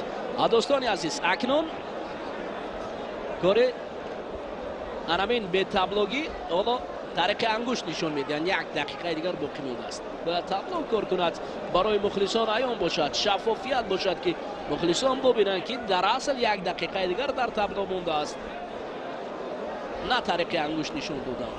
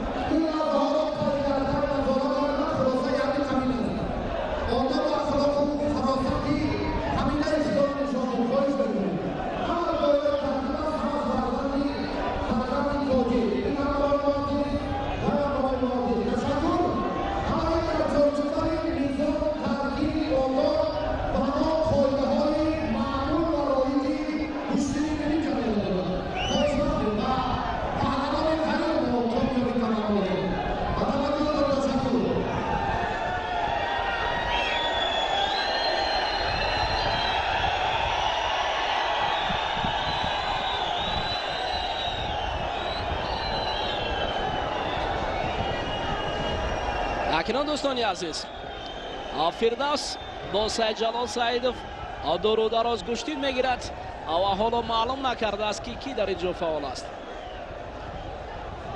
ببینید حالت دست به گریبان پهلوانان هنوز هم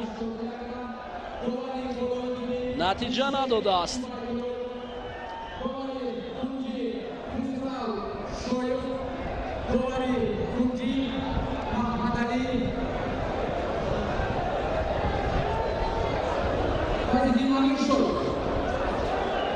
باید دواران هوشیار باشند. دواران باید خوب در حالی که نشان داد در حال باید نشان دودیلگی نشان ندهند در اینجا. همین دودیلگی دواران امروز مخلصان را از با پا میخزاند. امروز سرداور باید وظیفه جاری خود را اجرا کند. دواران باید هوشیار باشند چون که اشتباه دواران میتواند ناراضگی مردم را ببرد. اینجا مردم همه جمع آمدن و میخواهند گوشتنی اصیلی تاجیکی را ببینند، گوشتینگیری را ببینند. اما دوستانی عزیز برای ما خواجه‌زاده بهروز خدمت هایی که خواجه‌زاده بهروز در ورزش کرده است برای همگان معلوم است. حالا اکنون نبرد کامرانشاه استوپیریان با شمشاد عبداللهیف در تتم دیگر است و فردوس نسیمov با سید جلال سعیدov هیچ کار را نزدیک نآوردند. این دو جفته که در وزن جمعی 80 کیلو هنر اصیل دارند، هم فردوس نسیمov و سید جلال سعیدov و هم کامرانشاه استوپیریان و شمشاد عبداللهیف. باور کنید همون شمشاد من بالا هم قید کردم که گوشتنی خوب میگیرد، اصلا به هنری هم شمشاد. اکنون نمیدونم تا با کام اوه انا اکنون ببینید این وزن ناگوار برای کامرانشاه انا این حالت هم میشود. آگاهی قبول میکند و جای سرکشی هم نیست. ای برادران باور کنید امروز چهره‌های نو میبرایند. همین است این میدان دویما یک پهلوان نمیماند، چهره‌های نو میبرایند. میشود گوهر هستند بعد از هم بعضا پهلوانانی که خوب گوشتین میگیرند آنها نیز باید درخشند چون که امروز برگزار مقصد از برگزاری همین مسابقه نیز درخش چهره‌های نو است. کی زور است و قول دیگر در میدان معلوم میگردد. مردم میبیند در اینجا اولاد را میبیند. حالا کامرانشاه استوپیریان و سید جلال سعیدov همیشه خاموش هستند با فردوس. آواش هم شد عبداللهیف این پهلوان پیراهنی کبود پوشیده حالا هم فعال است و کامرانشاه باشد باید کار دیگر را سمت دیگر را اجرا کند. برای کامرانشاه اکنون رقابت با شمشاد است کمی مشکلی گردید برای او، مشکلی به بار آورد. اما باید شمشاد نیز احتیاطکار باشد وگرنه کامرانشاه تجربه غنی دارد در گوشتنی. جدا از این خاطر تجربه او نیز کمک رسانده است.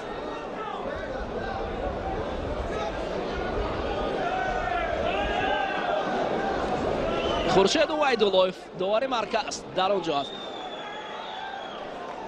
حالا فعال را معین میکنند میان سید جلال سعیدov و فردوس نسیمov. نه هنوز خاموش هستند. سید جلال با قب سید جلال قپیدن برای سید جلال قپیدن باید هنر سید جلال بلند شود.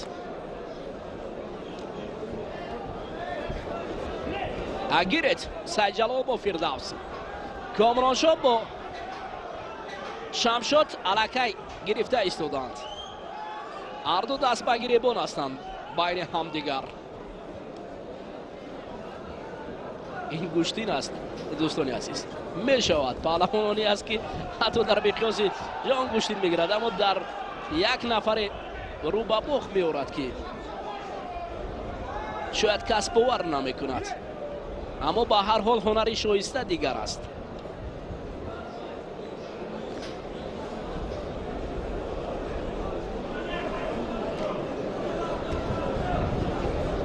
وقتی سید جلال با فردوس چقدر دیگر باقی مونده باشد. یک دقیقه طریق انگشت سرداور نشان داده بود اما فردوس نسیمov حالا با گوشتین گرفتن آنقدر مایل ندارد شاید با سید جلال. شمشاد عبداللهیف با کامرانشاه استوپیریان дар татами рақами 2 гӯштин мегиранд.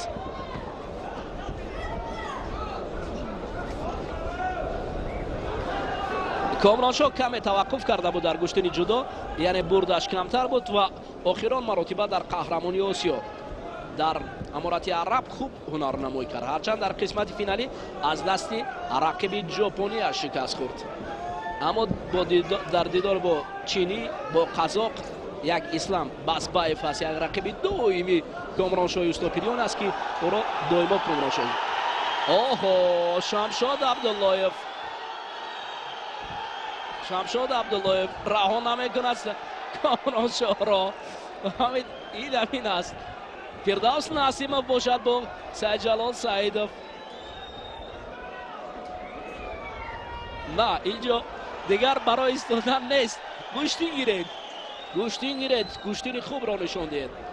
шуморо зиёда аз 8 миллион нафар тамошо мекунад. шояд берун аз ҷумҳурии Тоҷикистон ҳам шуморо нигоҳ мекунанд. шумо нафароне ҳастанд. оҳо дар он ҷо бошад Шамшод кори Комронро ба самти дигар бурда. бубинед хеле вазъи мураккабтар аст барои буф. ана ин баъд ин вазъро довари марказ намегӯяд. баъд аз амри довар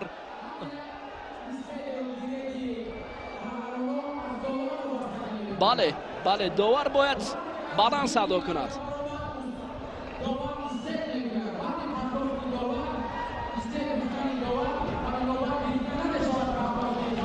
ҳоло дар гӯштини миллии тоҷикӣ бисёр ҷузтарин камбудиҳо зиёд аст ки бояд ислоҳ гарданд. ҳам доварон, ҳам варзишгарон қоидаҳое аст ки то ҳанӯз ҳам иҷро намегарданд.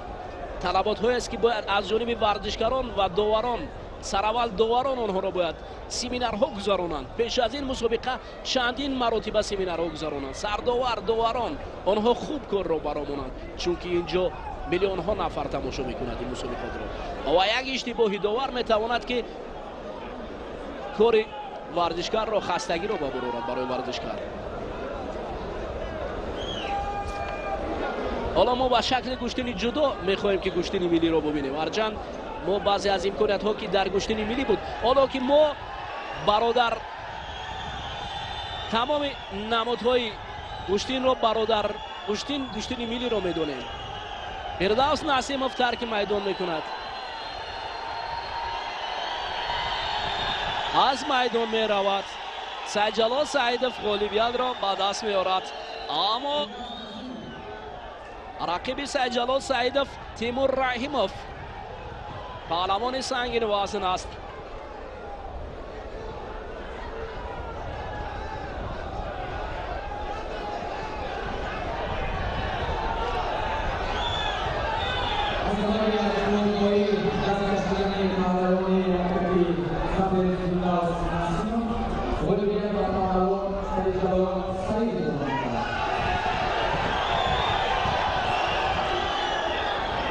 аксаран мухлисон Саидҷалол Саидовро баъзан ҳолатҳо онқадар хуш қабул намекунанд, аммо Саидҷалол Саидов ба ҳар ҳол ба қисмати нима ниҳоӣ баромад. нирӯсанҷии ду паҳлавони дигар дар майдони аввала инҷо ҳам хотима меёбад. ҳарчанд мубориза ҷолиб буд, талош бештар буд. Шамшод Абдуллоев ҳам сазоворона дар ин марҳила хеле мубориза бурд, аммо огоҳӣ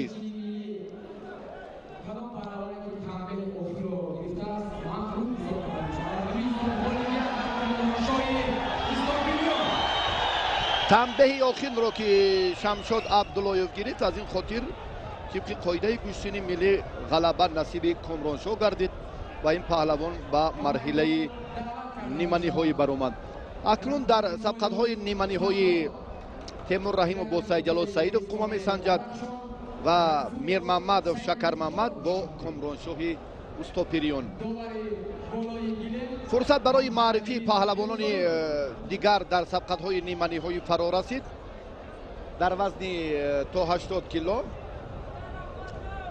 инҷо ҳам чаҳоргонае ки боқӣ мондааст Раҳматуллобек Фарҳодов ва паҳлавони дигар Саид Мухтор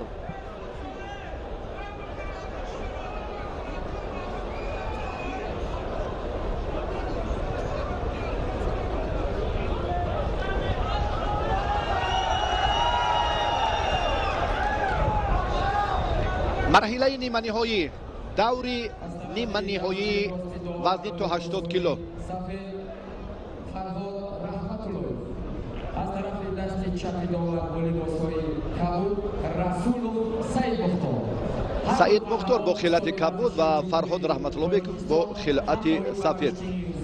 هر دو هم در چمپیونات مملکت چی در گوشین ملی و چی در گوشین جودو یک نقشی با سزا دارند. در موفقیت های بیشتری پهلوانان هم اینجا البته اگر مربیان یک سهمی گذاشته باشند، اما در تمرین بیشتری زیاد این دو پهلوان هم یک جسارت ورزشگران و همچنین در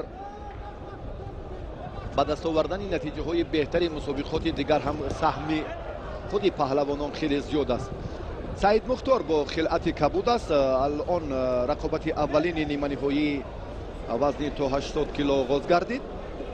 4 تا پهلوانی که اگر ما توجه کنیم همه این ورزشگران خود هم تربیت گیرنده و من در همین سمت تربیت جسمانی و ورزش یک تجربه غنی هم دارند نوبسته از جوانی خود، چون که از اوان نورسی علاکه سین 9 یکی از سین 8 دیگر از سین 10 علاکه با گوشتین توجه کردن و فراگیری تمرین های بیشتری علاکه بیش از 15 ساله اونها رو هم به همین مرحله آورده رسانیده است. سعید مختار الان کوشش دریافتی همان مشکلی و باز هم فرصتی سازگاری به دست آوردن امتیاز حریف رو دارد. فرهاد رحمت الله بیک خلعت سفید دارد. این پهلوان در تالاری ورزشی وستن تحت رهبری رستم نظرов تمرین میکند و سعید مختار هم سالیان طولانی تحت رهبری ریسکیدین رجبov تمرین میکرد و امروز هم البته یک سلاله پهلوانی هم در این اویله سال تا سال اوج میگیرد. این رو هم سعید مختار البته بعد اونه که قبلگاهشان هم در همین زمینه یک تجربه غنی دارند باز تقویت داد این کارو و مز برادرش پرویز هم رسولوف در میان جوانان هم برنده جایزه های افتخاری در چمپیونات مملکت دوید به گشتین جودو و سمبو محسوب می‌یابد. چون این ترتیب سبق البته پسندی نه تنها مخلصان بلکه هیئت داوران و در مجموع کل بینندگان تلویزیون ورزش نیست. به هر دو هم داور آگاهی می‌دهد. صورت افزایی حرکتی با سرعت پهلوانان در این جریان لازم است، اما آن به نظر نمی‌رسد نه چندان.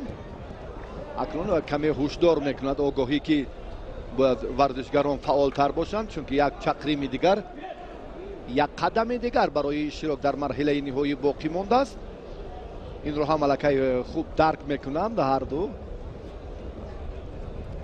رحمت الله بیک فرهاد و اکنون باز هم این یک کوشش دیگری که با اصول سریکیت اما برای ورزشگری خلعت سفید داشته دست پروری باشگاهی وطن آنقدر سازگار نبود. سعید مختار با آن جالبیت سبقت های انجام دادهش امروز بهترین هنر خود رو هم نشان داد و فرهاد رحمت الله نماینده ولایت مختار کوهستانی بدخشان بعداً سعید مختار خیلی جهیش یک حرکت خوب رو هم یک سرعت فیزایی سبقت رو باری دیگر نشان داد. بعداً بهاگذاری گردید. همین نتیجه اگر تا با آخر باقی ماند این دستپروری دانشکده تربیت جسمانی هم میتواند به مرحله نهایی راه یابد.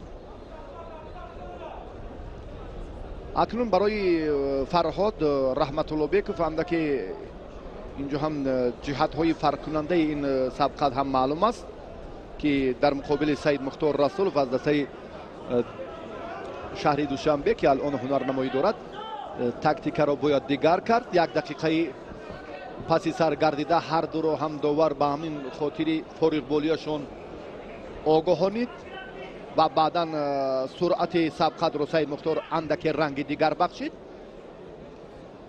و باز همون حالت مقرری برگشت اینها هم به خاطر همین فرصت فاصله بهتره که پسی سر گرده. سعید مختار البته قناعتمند است از این حالت، از این فرصتی با عمل آمده که الکی خیلی هم سازگار است. حتی حریفش اینجا هم باز یک لحظه کشال دادن وقت رو نشان میدهد در این زمینه.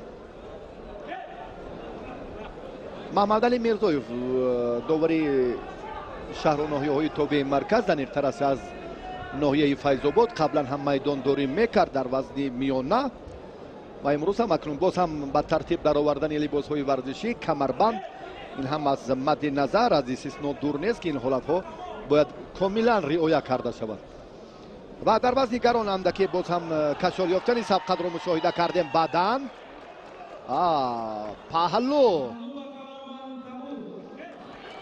پهلو سعید مختار خیلی پیش صف شد.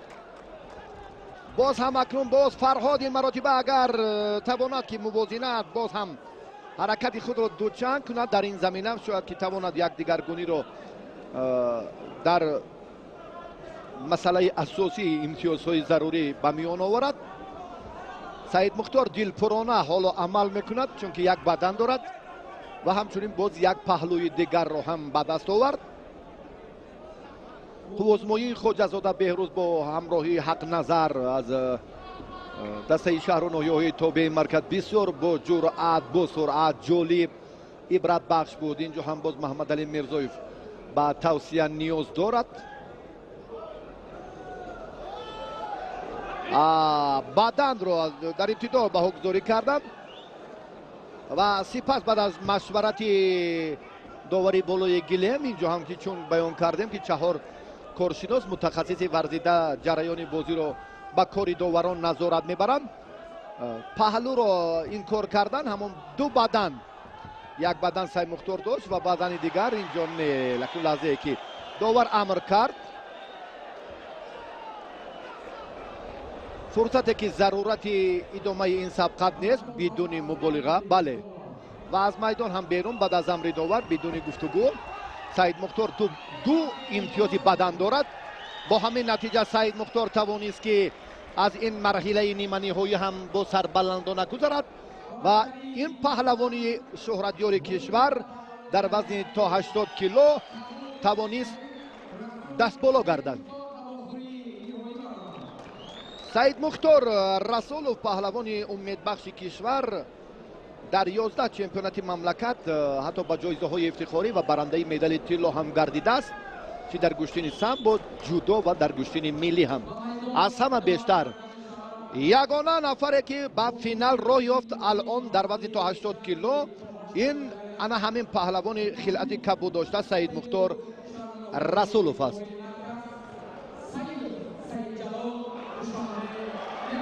توجه میکنیم به همین حالت تکراری، توجه به همین لحظه که ابتدا اینجا بدن امتیازی پهلو با گذاری کردن و سپس اون رو انکار کردن و بدن دو بدن با همین دو بدن همین ترتیبی که خود محمد علی میرزایف این رو هم ثابت کرد و این لحظه که دوباره بود از میدان بیرون شد بعد از امر داور که اینجا هم به این نوبت گرفتن نشد و با همین ترتیب الکی اشتراکی مرحله نهایی وزن تا 80 کیلو اولینش معلوم شد.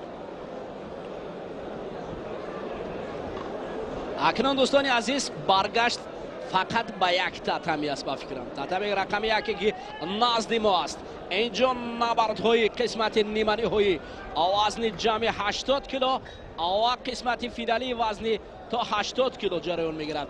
ما را همراه باشه دوستان عزیز و زیبایی گوشتنی ملی را این لحظه ها در یک جایی خواهیم دید. برداورت سر مهتر زیر گرداورت.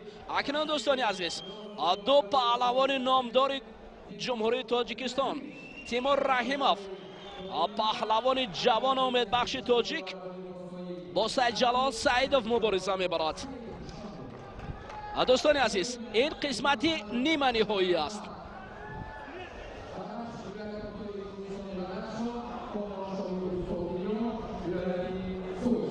دوستان عزیز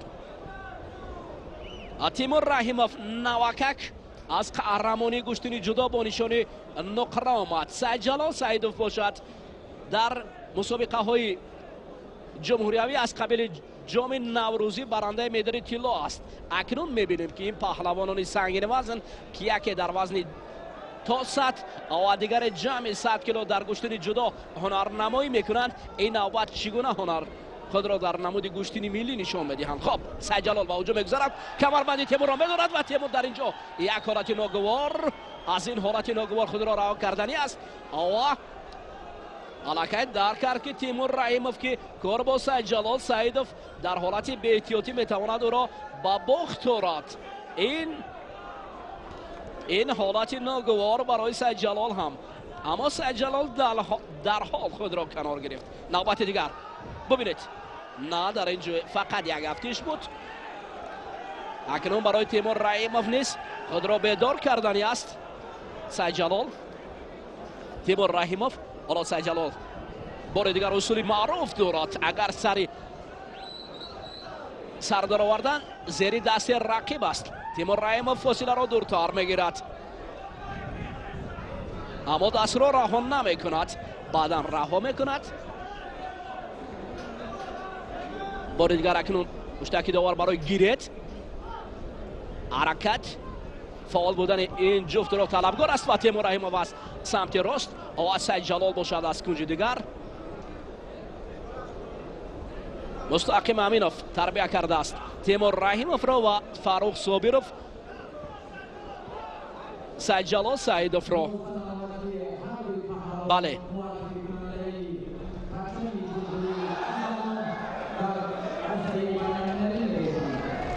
اردو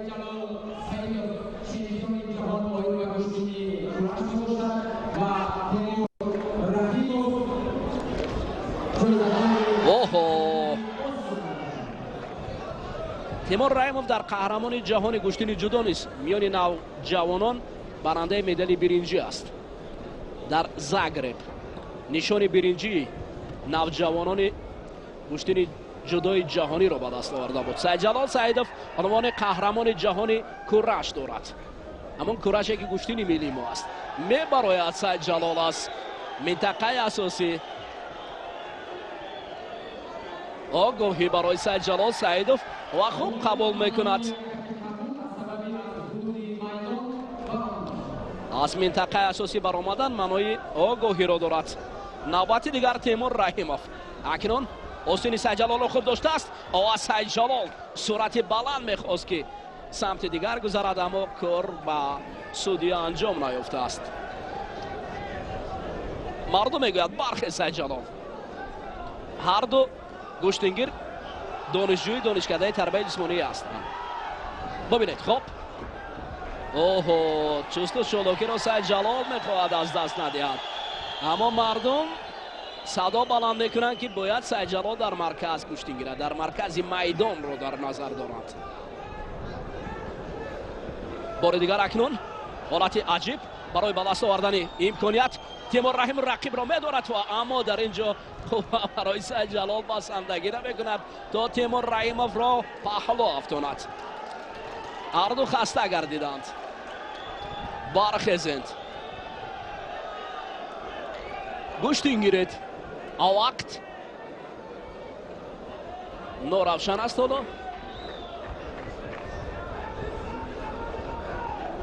نوبت دیگر تیمور دستو بزوی درازتر دارد نسبت به سعید جلال سعیدوف، اما صورتی که سعید جلال گوشتن میگیرد صورت بلند است.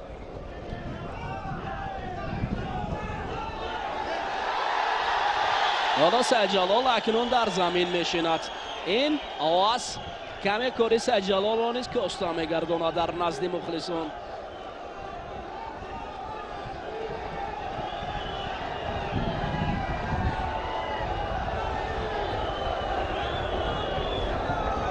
اگر رفت و تکرارا این عمل را اجرا کند پس سعید جلال آگاهی دوم تنبیه مبادل میگردد. اکنون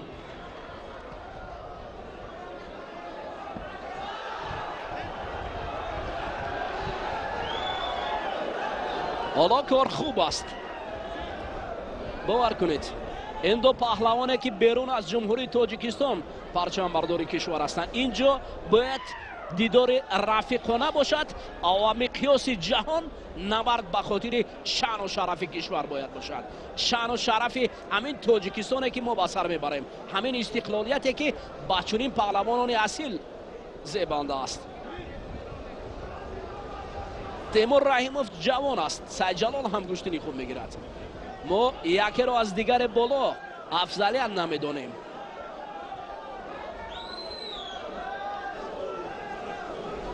چون که دقیقه آخرین رو اعلام کردند. حالا اکنون کار در دقیقه آخرین برای سعید جلال و تیمور رحیموف چگونه جریان خواهد گرفت؟ سوال است که یک دقیقه پس معین خواهد کرد. سعید جلال دوری جست است. تیمور رحیموف رو از مرکز از منطقه اساسی نه بلکه سعید جلال خود میبراید از منطقه.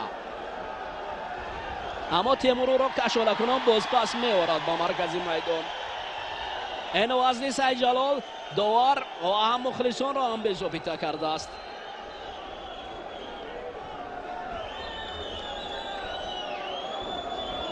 و فکرم خسته هم شده است سعید جلال. اما تیمور رحیموف حالا نفس سبک میبرارد، یعنی او خسته نیست. با فکرم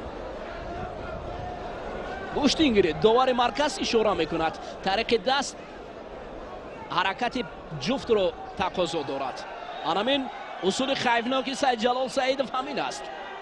اما تیمور رو درک کرده است، میداند که این حالت میتواند که خطر آورد برای او. اینستد گیره صدا بلند باید کند داور هم کمی در هیجان است، میداند که این قسمت مشکل است داوری کردن. سفر براتوف خب وقت به انجام رسد. همین طریق تیمور رحیموف را غالب و سعید جلال سعیدوف از قسمت نوبتی محروم می شود.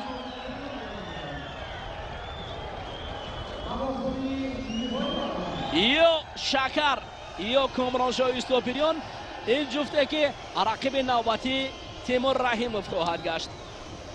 حالا بیاید حالت تکرار را از جانب کارگردان فیروز بختی بیگوف معذور شما گردانیم.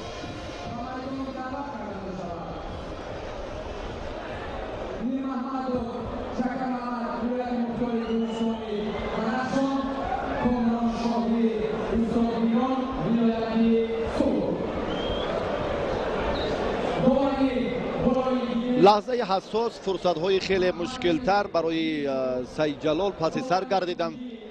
آگاهی بعداً به تنبیه تبدیل یافت و در نهایت سعید جلال در سبقت نیمه نهایی ناکام شد. اکنون دوستان عزیز از این دو تن ابرمرد میدان گشتین جودو و میدان امروزه مسابقه جام پایتخت تنها یک به دور بعدی به مرحله نهایی راه می‌یابد و برای جایزه حق مبارزه را با تیمور رحیموف پیدا می‌سازد. بسیار هیجان، حالت مرکب‌تر، بسیار هم لحظه های خیلی برای مخلصان گوارا فرا رسید و کامرانشاه یوسفپریان خلعت کبود دارد. بیا توجه میکنیم از معرفی پهلوان ولایت مختار کوهستان بدخشان شکر محمد میر محمدوف، پهلوان خلعت سفید ببر کرده و دو کره چمپیونی آسیا و برنده مدال نقره کامرانشاه یوسفپریان. این رقابت دوم نیمه نهایی وزن جمع 80 کیلو است. هر دو اینجا هم با یک صمیمیت دستفشاری کردند. اینجا هم بدون دیگر گله آزار و اینجا هم هر دو جای برگشت ندارند و میدانی که مسابقه هایی که هر دو تاجیکستان رو معرفی میکنند یک هیئت مکملی تیم تاجیکستان هم تیمور رحیموف، سعید جلال سعیدوف، کامرانشاه یوسفپریان و شکر محمد میر محمدوف. اما در میدان امروزه جام پایتخت دیگر این نقطه ها مد نظر نیست. یکی در این دیدار باید دست بالا گردد و به فینال براید. دو جایزه از جانب مقامات اجرایی حکومت دولتی شهر دوشنبه که در جشن استقبال روز پایتخت این چهاربینی ها برگزار کرده می شوند و امروز هم اکنون برای شکر محمد میر محمدوف هم بختش خواندید 3-4 غلبه را تا این مدت اگر بگیم به دست آورد، ولی چنین هم شد و کامرانشاه هم همچنین در 4 سبقت دست بالا گردید و به این مرحله راه یافت. андаке вазни Шакармамад Мирмамадов афзали дорад. огоҳӣ ба Комроншоҳи Устопириён.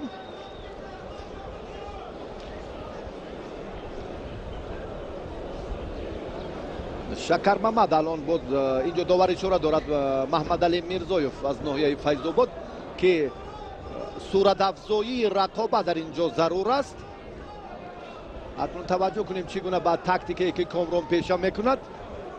агар аз ҷиҳати омодагии ҳамаҷонибаи ҷисмонӣ, агар аз қувваи паҳлавонон ҳарф занем, инҷо андаке афзалии паҳлавони вилояти мухтори Кӯҳистони Бадахшон ба назар мерасад. аммо дар касбият ва боз ҳам гузашти марҳилаҳои хеле ҳассос Комроншоҳ ҳам ҳамтон надорад дар Тоҷикистон. алон дар ҳамин вазни 90 кило ҳам ҳамчун варзишгари рақами як маҳсуб меёбад. ин маротиба ҳам фишор аз ҷониби Шакармамад Мирмамадов андаке бештар шуд.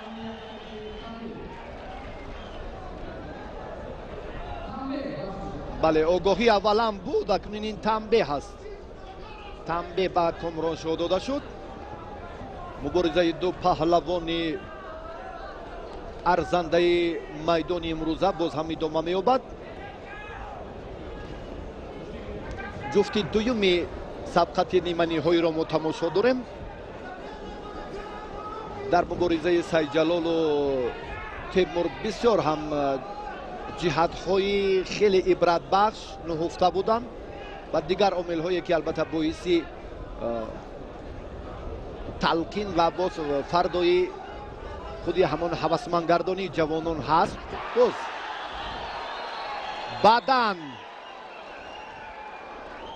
баъдан ба Комроншоҳи Устопириён огоҳӣ буд, танбеҳ ба вуҷуд омад. дар дақиқаи сеюм Комроншоҳ боз ҳам як часпиш, як ҳаракати бо суръати худро ки ба мувозинат бештар эътибор дод ки аллакай ин корро хуб анҷом дод. баъдан имтиёзи аввалро ба даст овард. акнун Шакармамадро лозим аст ки таваккул кунад дар рафти 2 дақиқаи сабқати имрӯза, агар хоҳад ки худро дар марҳилаи ниҳоӣ бинад.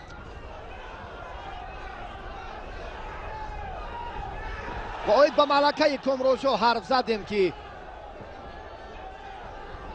сабабҳои асосие ки гол пайванд, боз ҳам як ҳолати хеле созгор барои Шакармамад Мирмамадов. Комроншоҳ аз ин вазъият чӣ гуна раҳо меёбад?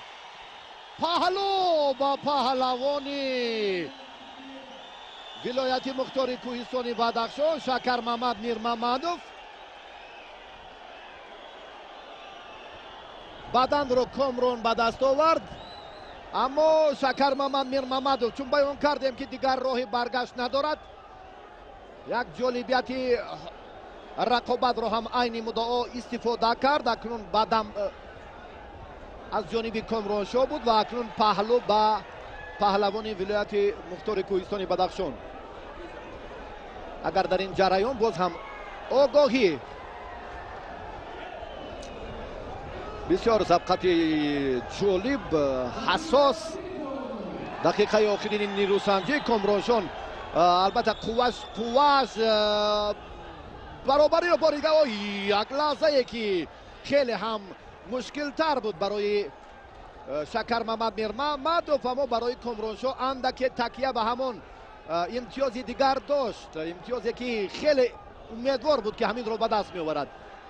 сонияҳои башумори нирӯсанҷӣ Комроншоҳ дигар дар ҳамин ҷараён танҳо партофти паҳлуро қаноат мекунад барои иштирокаш дар марҳилаи ниҳоӣ вазни ҷамъи 80 кило.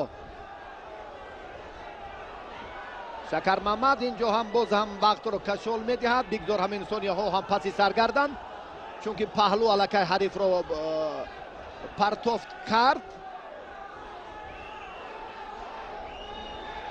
Теймур Раҳимов албатта ҳарифи худро интизор аст. Комроншоҳ инҷо ҳам як ҳаллуки дохиларо хост хуб истифода кунад. сонияҳои башумор бо охирин лаҳза, охирин кӯшиш, аммо натиҷа нест. مثلیونه که سعید جلال در مقابل تیمور رحیموف تلاش مبارزه کرد، اما قوه همون ضروری برای برابر بودن همون ملکه کمی کرد. در کامرانشو هم همین علت اندکی به نظر رسید. میرمحمدوف اینجا هم عقب نشینی دارد، میسازد که داور تنبیه دهد به او اگر این لحظه رو که بله همین طور هم شد. اما پهلوان خیلت سفید داشته پهلو دارد شکر محمد میرمحمدوف.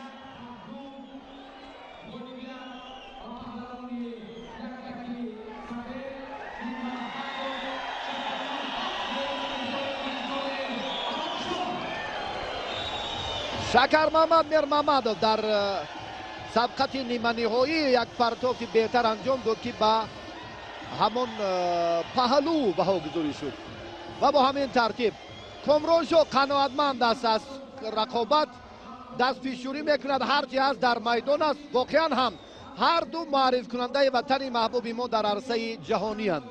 اصلا با آداب، با اخلاق، با این رفتار عید برابخش هر دو پهلوان که در نهایت دست پیشوری کردن و کامرانشو هم قائل است که واقعا افضلی شکر محمد میرمحمد در میدان امروزه اندک بیشتر بود. حالت های تکراری رو باز میتوانیم که دوباره با هم تماشا کنیم.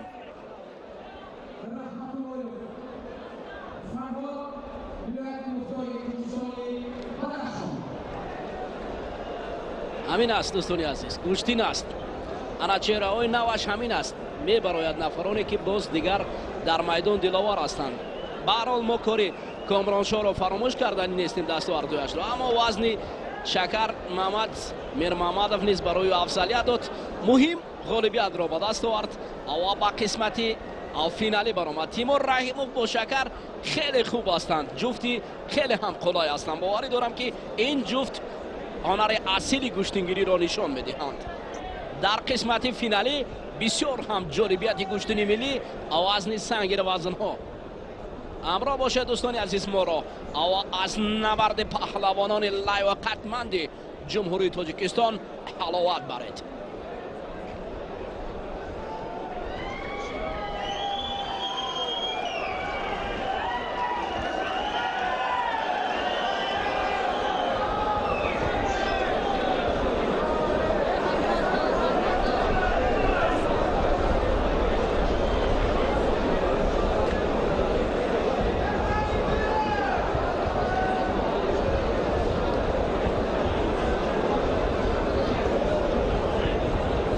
دوستان عزیز مبارزه برای به دست آوردن مقام سوم است. فرهاد رحمت‌اللهیف جایزه‌دار و غالب چمپیونات آسیا اوید به گشتن جودو میان نوجوانان پیراهن کبود با بر کرده است. حق نظر نظرف پهلوانی که خیلی خوب درخشید اصلا به هنری و هم من هیچگاه هنر حق نظر نظرف را نیست هیچ کس استثنا کردن نیست، چون که او بسیار هم خوب گوشتن گرفت. از اول تا قسمت نیمه نهایی نبرد خیلی هم جالب و عجیب را نشان داد. حالا کمیته تدارکات در رفت مسابقه چیکار میکنند؟ دوستان عزیز مبارزه برای به دست آوردن مقام سوم در وزن 80 کیلو بار دیگر معرفی میکنیم. پیراهن سفید به بر کرده است حق نظر نظرف و رقیبی باشد فرهاد رحمت‌اللهیف. دو پهلوانی که در وزن زیر 73 کیلوی گوشتنی جدا برآمد میکردند. حق نظر نظرف از دست خواجه‌زاده بهروز و فرهاد رحمت‌اللهیف باشد از دست سعید مختار رسولوف شکست خوردن و این رقابت ها بهر به دست آوردن نشان برنجی است.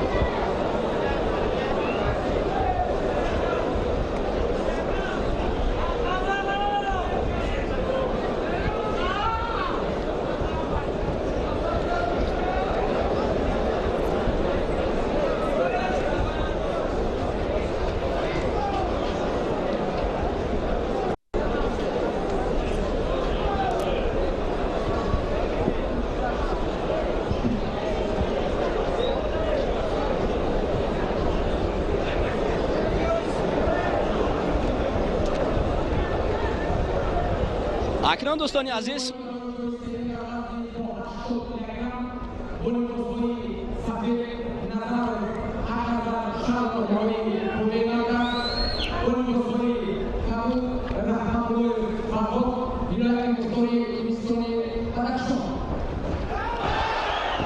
اقنظر نظرов هنر عالی باور کنید. اقنظر نظرов آفرین.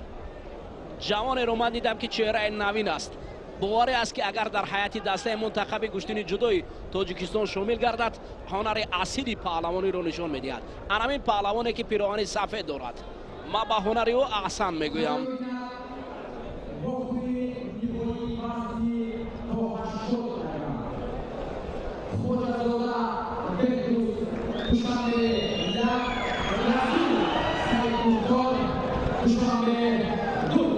حالا هجوم ها از جانب حقنظر نظرов با چشم میرسد.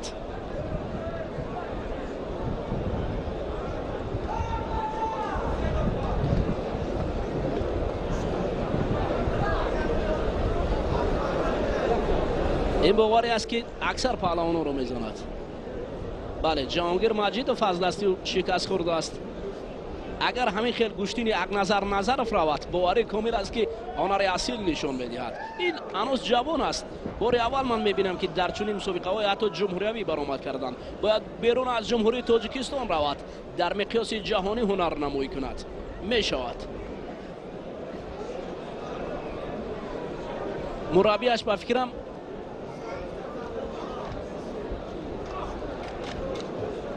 رسولوف سنات. رسولوف سنات یکی از پهلوانان منطقه ایسار محسوب میشد.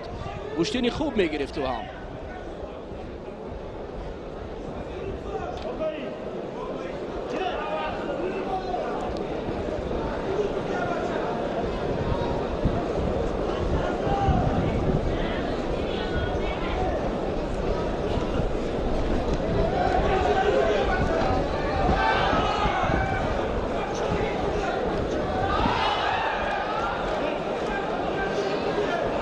برای برآمدن از اینجا بسیار هم تلاش‌های اقنظر نظرов برای شامل گردیدن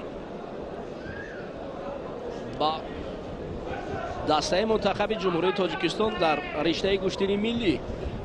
مقصد این مسابقات نیست پیدا کردن همین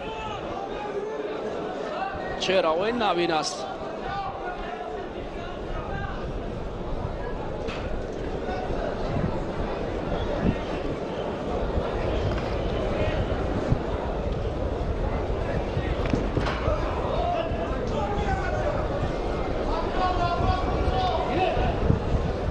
فرهاد رحمت‌اللهیف الان قدر فعالی خود را نشان می‌دهد.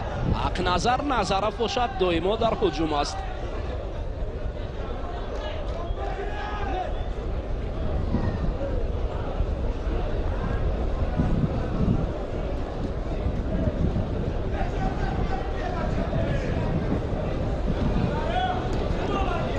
همین پهلوان می شود که این را شامل با هیئت دسته منتخب گوشتنی جدا نماید. حقنظر نظرов نیست.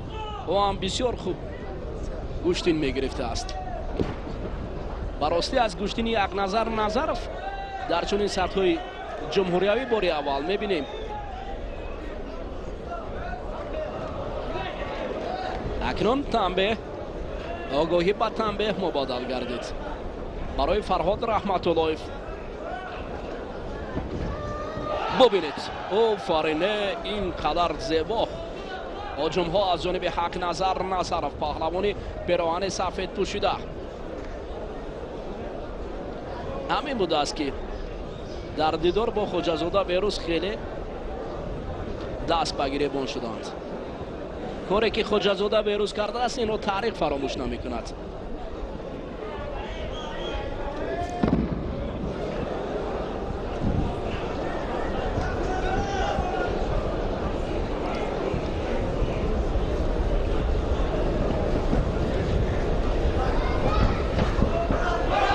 ببینید حقنظر نظرов را برای انجام دادن اصولی معروفش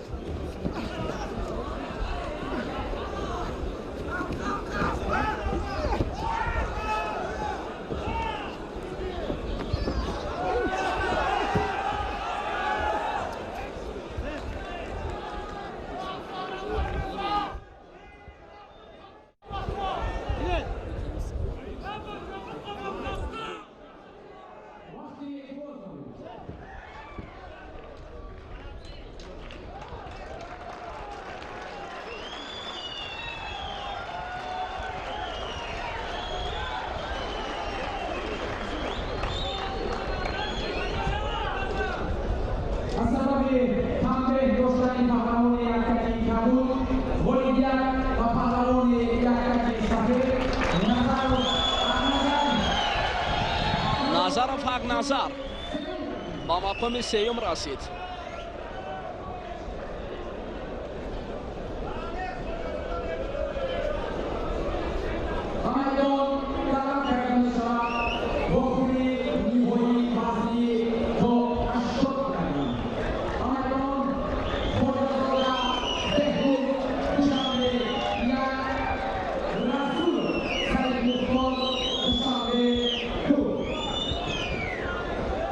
و نهایت با مرحله در انتظار رسیدیم. با همان دوره که غالب رو البته باز مکافات عالی شاه جایزه از نام مقامات اجرایی حاکمیت دولتی شهر دوشنبه انتظار است و مرحله که خیلی هم خواجه‌زاده بهروز و همچنین سید مختار رسولوف آن را با موفقانه پس سر کردند و تا به این دور راه یافتند و واقعا هم یک فضای جالب. بیش از 5 ساعت است که رقابت اینجا هم میان پهلوانان شهرتیار کشور، آن نفرانی که در مرحله اول و دوم موفق بودند، تنها حق شرکت در این مرحله در این مسابقات را پیدا کردند و امروز هم تنها جمع 80 کیلو و 80 کیلو رقابت های پهلوانان در دو وزن صورت گرفت. حالا فرصت معرفی چمپیون جهان، استاد ورزش درجه بین المللی، پهلوان شهرتیار کشور خواجه‌زاده بهروز با لباس های ورزشی سفید در میدان است. خواجه‌زاده واقعا در گوشین جودو هم هنرش خیلی رشد کرد و در گرند اسلم نتیجه بهتر رو که این هم صحیفه گوشین جودوی کشور رو بار دیگر هم رنگین تر ساخت و بهترین دستاورد، جالبترین نتیجه ارزنده از زمان صاحب استقلالی کشور و من در از زمان موجودیت گوشین جودو در تاجیکستان است که خواجه‌زاده بهروز این صحیفه ها را هم در گوشین سامبو و هم در گوشین جودو درخشان تر کرد و امروز هم البته می سازد باز هم یک فرصت، یک لحظه از مهارت، از استعداد خوبی سید مختار رسولوف هم حرف زنیم. سید مختار هم استاد ورزش درجه بین المللی 11 مرتبه عنوان چمپیون جمهوری تاجیکستان را به دست آورده است و البته در رشته گوشین هم جودو، سامبو و در گوشین ملی و باز هم با 7 مرتبه دیگر به مرحله نهایی چمپیونات تاجیکستان در گوشین جودو راه یافته است که این هم یک دستاورد بهترش را در حدود جمهوری تاجیکستان نشان می‌دهد. عضو منتخب جوانان کشور بود و در مسابقات سطح بین المللی هم نتیجه شایان عالی را به دست نآورده باشد هم، اما در ردیف آمادگی ها و توجه بیشتر است امروز هم توانست که با 5 نفر حریف خود دست بالا گردد و به این دور راه یابد. لحظه هیجان حساس البته برای اگر بخت و اقبال طول مدد کند امروز ببینید که یک پرتافت البته به نتیجه شاه جایزه مکافات عالی قدردانی میگردد. از کارگران خواهش میکنیم اگر همین لحظه را توانند که همون شاه جایزه را این قدرشناسی رهبریت مقامات اجرایی حاکمیت دولتی شهر دوشنبه را بار دیگر نسبت به احیای عنعنه‌های سنتی نشان میدهد که امروز ببینید که برای پرتافت تشکر به فیروز بختیبک و ببینید جایزه های عالی مکافات های ارزنده که امروز هم ارزششان خیلی گران است، یعنی قدرشناسی و محبت به عنعنه های سنتی و احترام به همین ورزش گوشتن سنتی و برای دستگیری به واسطه پهلوانان سزاوار حجت‌زاده بهروز. و امروز هم در زمینه همکاری های ثمره بخش ریاست کار با جوانان و ورزش حکومت شهر دوشنبه امروز هم یک هیئت مکمل داوران پیش از اینه که یک سمینار مشورت برگزار گردید. امروز هم محبت صداقت پهلوانان در میدان خیلی خوب تجسم می‌یابد. همین طور باید باشد. یک فرهنگ، فراست، آداب، اخلاق این هم در زیر همون مفهومی قوه آزمایی یا گوشتنگیری نهفته است. این رو باید پهلوانان خوب تبلیغ کنند، تلقین کنند و بیشتر نشان دهند. و مانند شکر محمد، میر محمد و باز کامرانشاه یوسف پریان بسیار براستی کس رو خوش میاد وقتی که بعد از سبقت قناعت میکنند، دست پیشوری میکنند، یعنی با همون هر چی هست در میدان او رو دیگر جای پنهان کردن نیست. انا کامرانشاه همین خصلت و اطوار است بسیار پسند آمد. تشکر میگیم به پهلوانان معروف کشور و حالا خواجه‌زاده بهروز که یک حرکت کرد. اینجا هم توجه میکنیم با سفرعلی براتوف داور درجه جمهوریوی از ناحیه جلال الدین بلخی مرحله نهایی را اینجا حکمی دارند. محمد الله میرزایف ناحیه فیض آباد داوری کنجی و خورشید عبیداللهیف استاد دانشکده تربیت جسمانی جمهوری تاجیکستان شهر دوشنبه. سه نفر داور و همچنین سرداور سرکاتب باز هم دوی دیگر کارشناسی که بر رفع سبقت ها نظارت کردند، البته برای رفع ان همون کمبودی ها. بهزاد خواجه‌زاده بهروز اینجا هم یک حرکت دیگر رو بسیار هم ان همین حالت های غیر چشم داشت به وقوع میپیوندند که بعد از امر داور یا از میدان بیرون پرتافت انجام داده می شود که این باعث اندک نگرانی مخلصان هم می شود. بهتر است در مرکز میدان همون عمل ها همون مسئولیت رو خوب احساس کنند، حرکت هرچی دارند در مرکز میدان سامون دهند بهتر است. خواجه‌زاده بهروز چون با حق نظر یک نیروسنجی کرد که بسیار در سطح ضروری بود، فکر میکنم سزاوارانه دست بالا گردید و بعدا به این مرحله راه یافت. و فرهاد رحمت الله را وقتی که خود سید مختار رسولوف شکست داد بار دیگر ثابت کرد که این پهلوان در وزن 80 کیلو در میدان امروزه مسابقه جام پایتخت نفر تصادفی نیست. واقعا هم هر دو سزاوارم. یک پرتاف و ببینید که یا یک تنبیه که اگر نتیجه نباشد میتواند ورزشگر را در همین میدان دست بالا گرداند و صاحب شاه جایزه کند. توجه مقامات اجرایی حاکمیت دولتی در همین تنتنه عید با شکوه گوشتن ملی و در روز جشن پایتخت و مصر برگزاری این چوربینی هم باز روحیه پهلوانان را دوچند و قوی‌تر می‌سازد. یک دقیقه از وقتی اساسی نیروسنجی پهلوانان بیشتر پس سر گردید. الان غالب الان فعال را ما معین کردن نتوانسته ایستادیم. با این کار شاید به ما داور هم البته کمک میکند. بعد از دقیقه سیوم اشاره دستی داور هست که کمی با سرعتر صورت افزایی نیروسنجی پهلوان بدن. بله جهد و تلاش خواجه‌زاده بهروز به سبب نبود. دریافت همان لحظه رو که برایش سازگار مساعد بود و توانست امتیاز اول رو به دست آورد. این عمل در دقیقه سیوم سامان داده شد که الکی خواجه‌زاده بهروز قدم به سوی پیروزی بنهد. سید مختار رسولوف همچون بیان کردیم که تحت راهبری ریسکدین رجبوف تمرین میکند و صدرالدین عابدوف از زمره مربیان طالع بلند است که نامش هم در صحیفه تاریخ ورزش کشور بعد از سال 1975 با حرفهای زرین درج گردیده است که چمپیون جهان را به کمال رسانید، تربیت کرد و در این زمینه خواجه‌زاده بهروز توانست که باز هم تاریخ را یک صحیفه دیگر و یک صحیفه رنگین بخشد. بس هنرنمایش در مسابقات قهرمانی جهان که با دریافت مدال طلا شرفیاب گردید بعد از سید مومن رحیموف بعد از سپری گردیدن الکی 43 سال.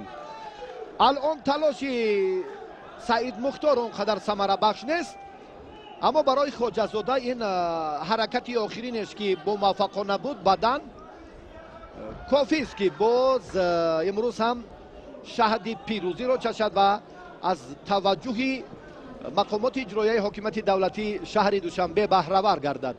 برای این 1.5 دقیقه دیگر هر دو پهلوان وقت در اختیار دارند. سعید مختار هم که پای چپش آسیب دیده است، با همین علت سعید مختار هم سال سپری گردیده در یک چند مسابقه های رسمی مملکت شرکت ورزیدن نتوانست و در آغاز سال 2019 نیست.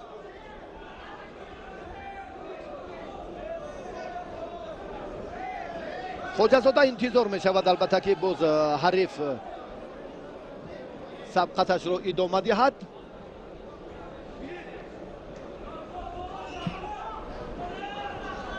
در مجموع امروز ما بسیار هم نیروسنجی پهلوانان معروف مملکت رو دیدیم در وزن جمعی 80 کیلو، پهلوانان گران وزن رو، چهره های سرشناسی گوشتین ملی رو چی در وزن تا 80 کیلو و چی در وزن گران. آگاهی به خواجه‌زاده بهروز، هر یک عمل حرکت هر یک کوششی که اینجا سامان داده می شود از مد نظر داوران دور نمی ماند، نوابسته از آنه که نتیجه بخش هست یا نه. سعید مختار اکنون دقیقه آخرین برایش شاید نتیجه آورد. بله، اما خواجه‌زاده در دفاع کردن در سپری نمودن این وقت اینجا هم تجربه بهتر دارد. بسیار نفر صبور است. وقتی که دستش باز هم یک حرکتی که خیلی هم در گوشتین‌های دیگر در مسابقات سطحی بین المللی خواجه‌زاده همین اصول رو هدف استفاده قرار میداد و بهترین باز همین رو عمل را دوباره حرکتی بیرون رو خیلی خواست که با سرعت و با جرأتانه یک تاکتیکای غیر عادی هم هست که البته هنگامی بیرون کردن موازنت حریف یعنی بود طرز دیگری که باز هم در اجرای عملهای دیگر بهروز فعالتر شد. وقت، بله وقت هم انجام یافت با همان یک بدن.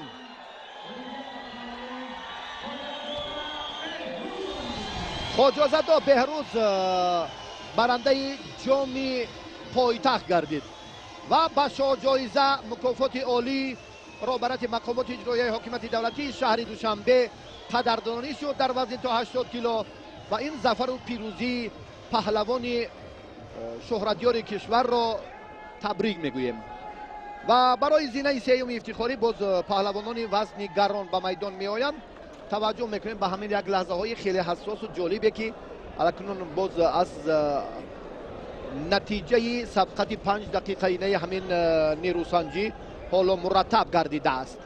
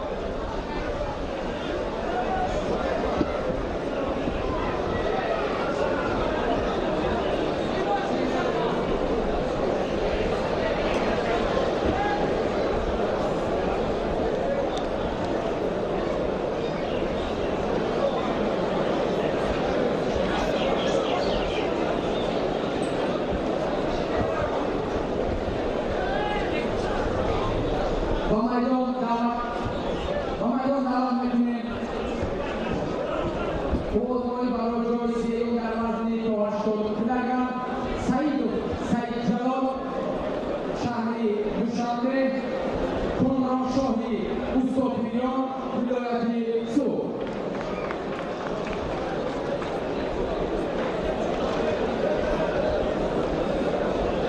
داوری بالایی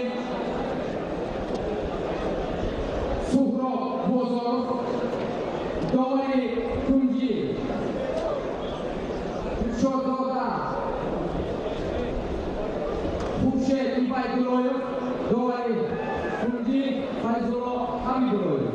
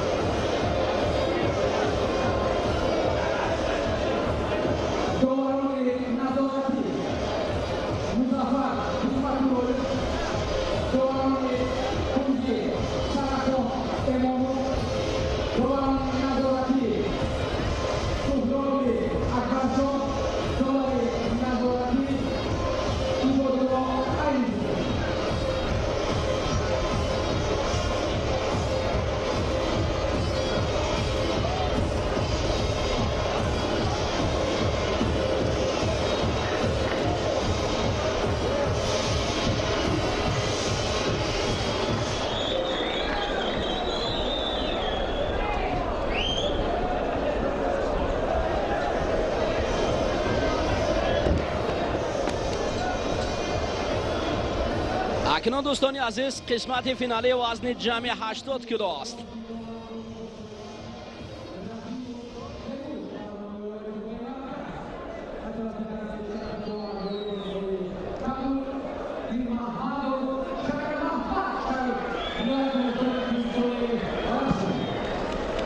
دوستان عزیز رقابت نهایی است، دور نهایی است و این نبرد نهایی است.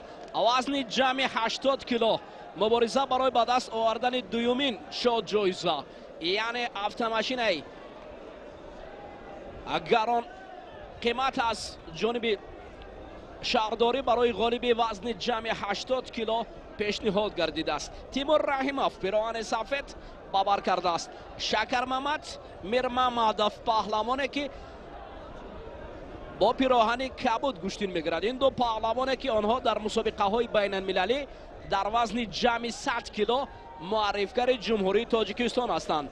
تیمور رحیمов، سعید جلال سعیدов آوا شکر محمد میر محمدов باشد کامرانشاهی اوستاپیریان را مغلوب کردند. آوا با قسمتی نهایی رسیدند.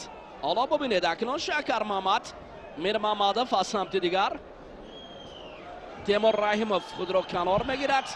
اوه انا این حالتی که تیمور میشیند در زمین. آگاهی اول خورشید وحیداللهیف آگاهی را برای تیمور رحیمov نشان میدهد. اما شکر محمد میر محمدов باشد یک قدم ما پیش می رود. فقط یک قدمی اونقدر قدمی استوار هم نیست. باید استوارانه آنها قدم گذارند. در قسمت نهایی برای به دست آوردن جایزه دوم автомашина مبارزه است. حالا تیمور رحیمov آرامی را پیشه کرده است. شکر محمد میر محمدов نسبت به تیمور قد و قامتش پستر است اندک. وزن حدود 120 کیلو هر دو است. از روی قد و قامت با هم موافق هستند. در وزن جمعی 100 کیلو در مسابقه های جهانی گوشتین جدا تاجیکستان را معرفی میکند. شکر محمد میر محمدov پیراهن کبود پوشیده جایزه دار بازی های آسیای جاکارتا محسوب می شود. تیمور رحیمov تازه برنده مدال نقره قهرمانی آسیا گوشتین جدا امارات عرب. اگرت حجمه نیست دیگر در اینجا، چون که جمعی 100 کیلو آنها بیشتر عباره حجمه رو شنیدن. اکنون در وطن خود عباره تاجیکی است گیرید. و مخلصان است با صدا با زبان نامی تاجیکی میگویند که هنر اصیل نشان دهید. تیمور رحیمov هجوم میکند. شکر محمد میر محمدov اندک خود را کنار میگیرد. این دو پهلوانی که همچون نامزد برای راحت به بازی های المپی توکیو 2020 محسوب می شوند. چندین سالها بود که وزن جمعی 100 کیلو در جمهوری تاجیکستان خالی بود بعد از عبدالرحمن محمد عبدالرحمنov. اما دوباره اکنون دو پهلوان سنگین وزن یک بار پیدا گردید. هم تیمور و هم شکر محمد میر محمدov هر دو جوان هستند. تیمور شاید جوانتر باشد، همگی 21 سال دارد. حالا شکر محمد میر محمدov تیمور رحیم در هجوم است پیوسته. اما مخلصان این شکل گوشتین رو دوست نمیدارند، فقط پرتاف توی جالب را انتظار هستند. مستقیم امینov من میدونم که یک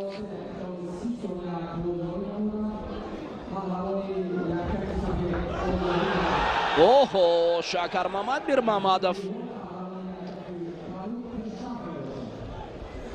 مربی خون جگر میخوند تا یک شاگرد با مسابقه های بین المللی راه یابد. آفرین مستقیم امینov مربی که تربیت کرده است تیمور رحیمov را. اوه همین آواز کمه شکر محمد میر محمدov را نیست. خیف در خیف بود، کمی خطرناک بود. این لحظه توانست که تیمور همین لحظه رو با کار برد. گیرید تیمور رحیمov دست گرفته است. گریبان یکدیگر را خوب داشتند. فاصله را نزدیکتر میگیرد. شکر محمد میر محمدov کجا دور می شود از تیمور. الکی خیفی پرتاف توی تیمور را احساس کرده است. دقیقه هم یک دقیقه دیگر کمتر از یک دقیقه دیگر باقی مانده است. این آواز تیمور را نیست نگران کرده است، چون که آگاهی اول با تیمور نشان دادن. اوه این آواز اکنون برای شکر محمد میر محمدov وقت 30 ثانیه دیگر باقی مانده است. حالا قدم شکر محمد میر محمدov نسبت به تیمور پیشتر است. بله شکر محمد قدم نسبت به تیمور رحیمov تیمور رحیمov باشد دیگر صبرش نمانده است.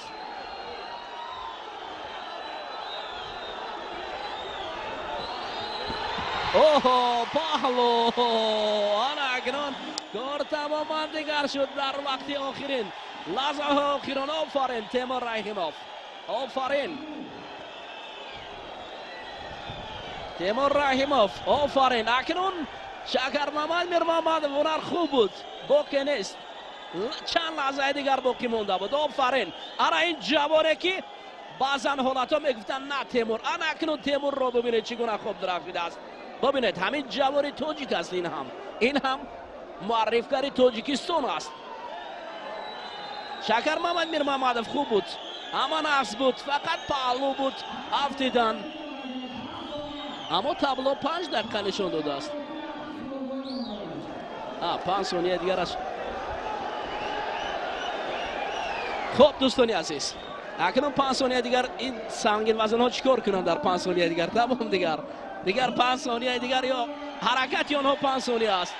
دوستان عزیز اکنون مؤلفی ماشینی دیگر این تیمور رحیموف است.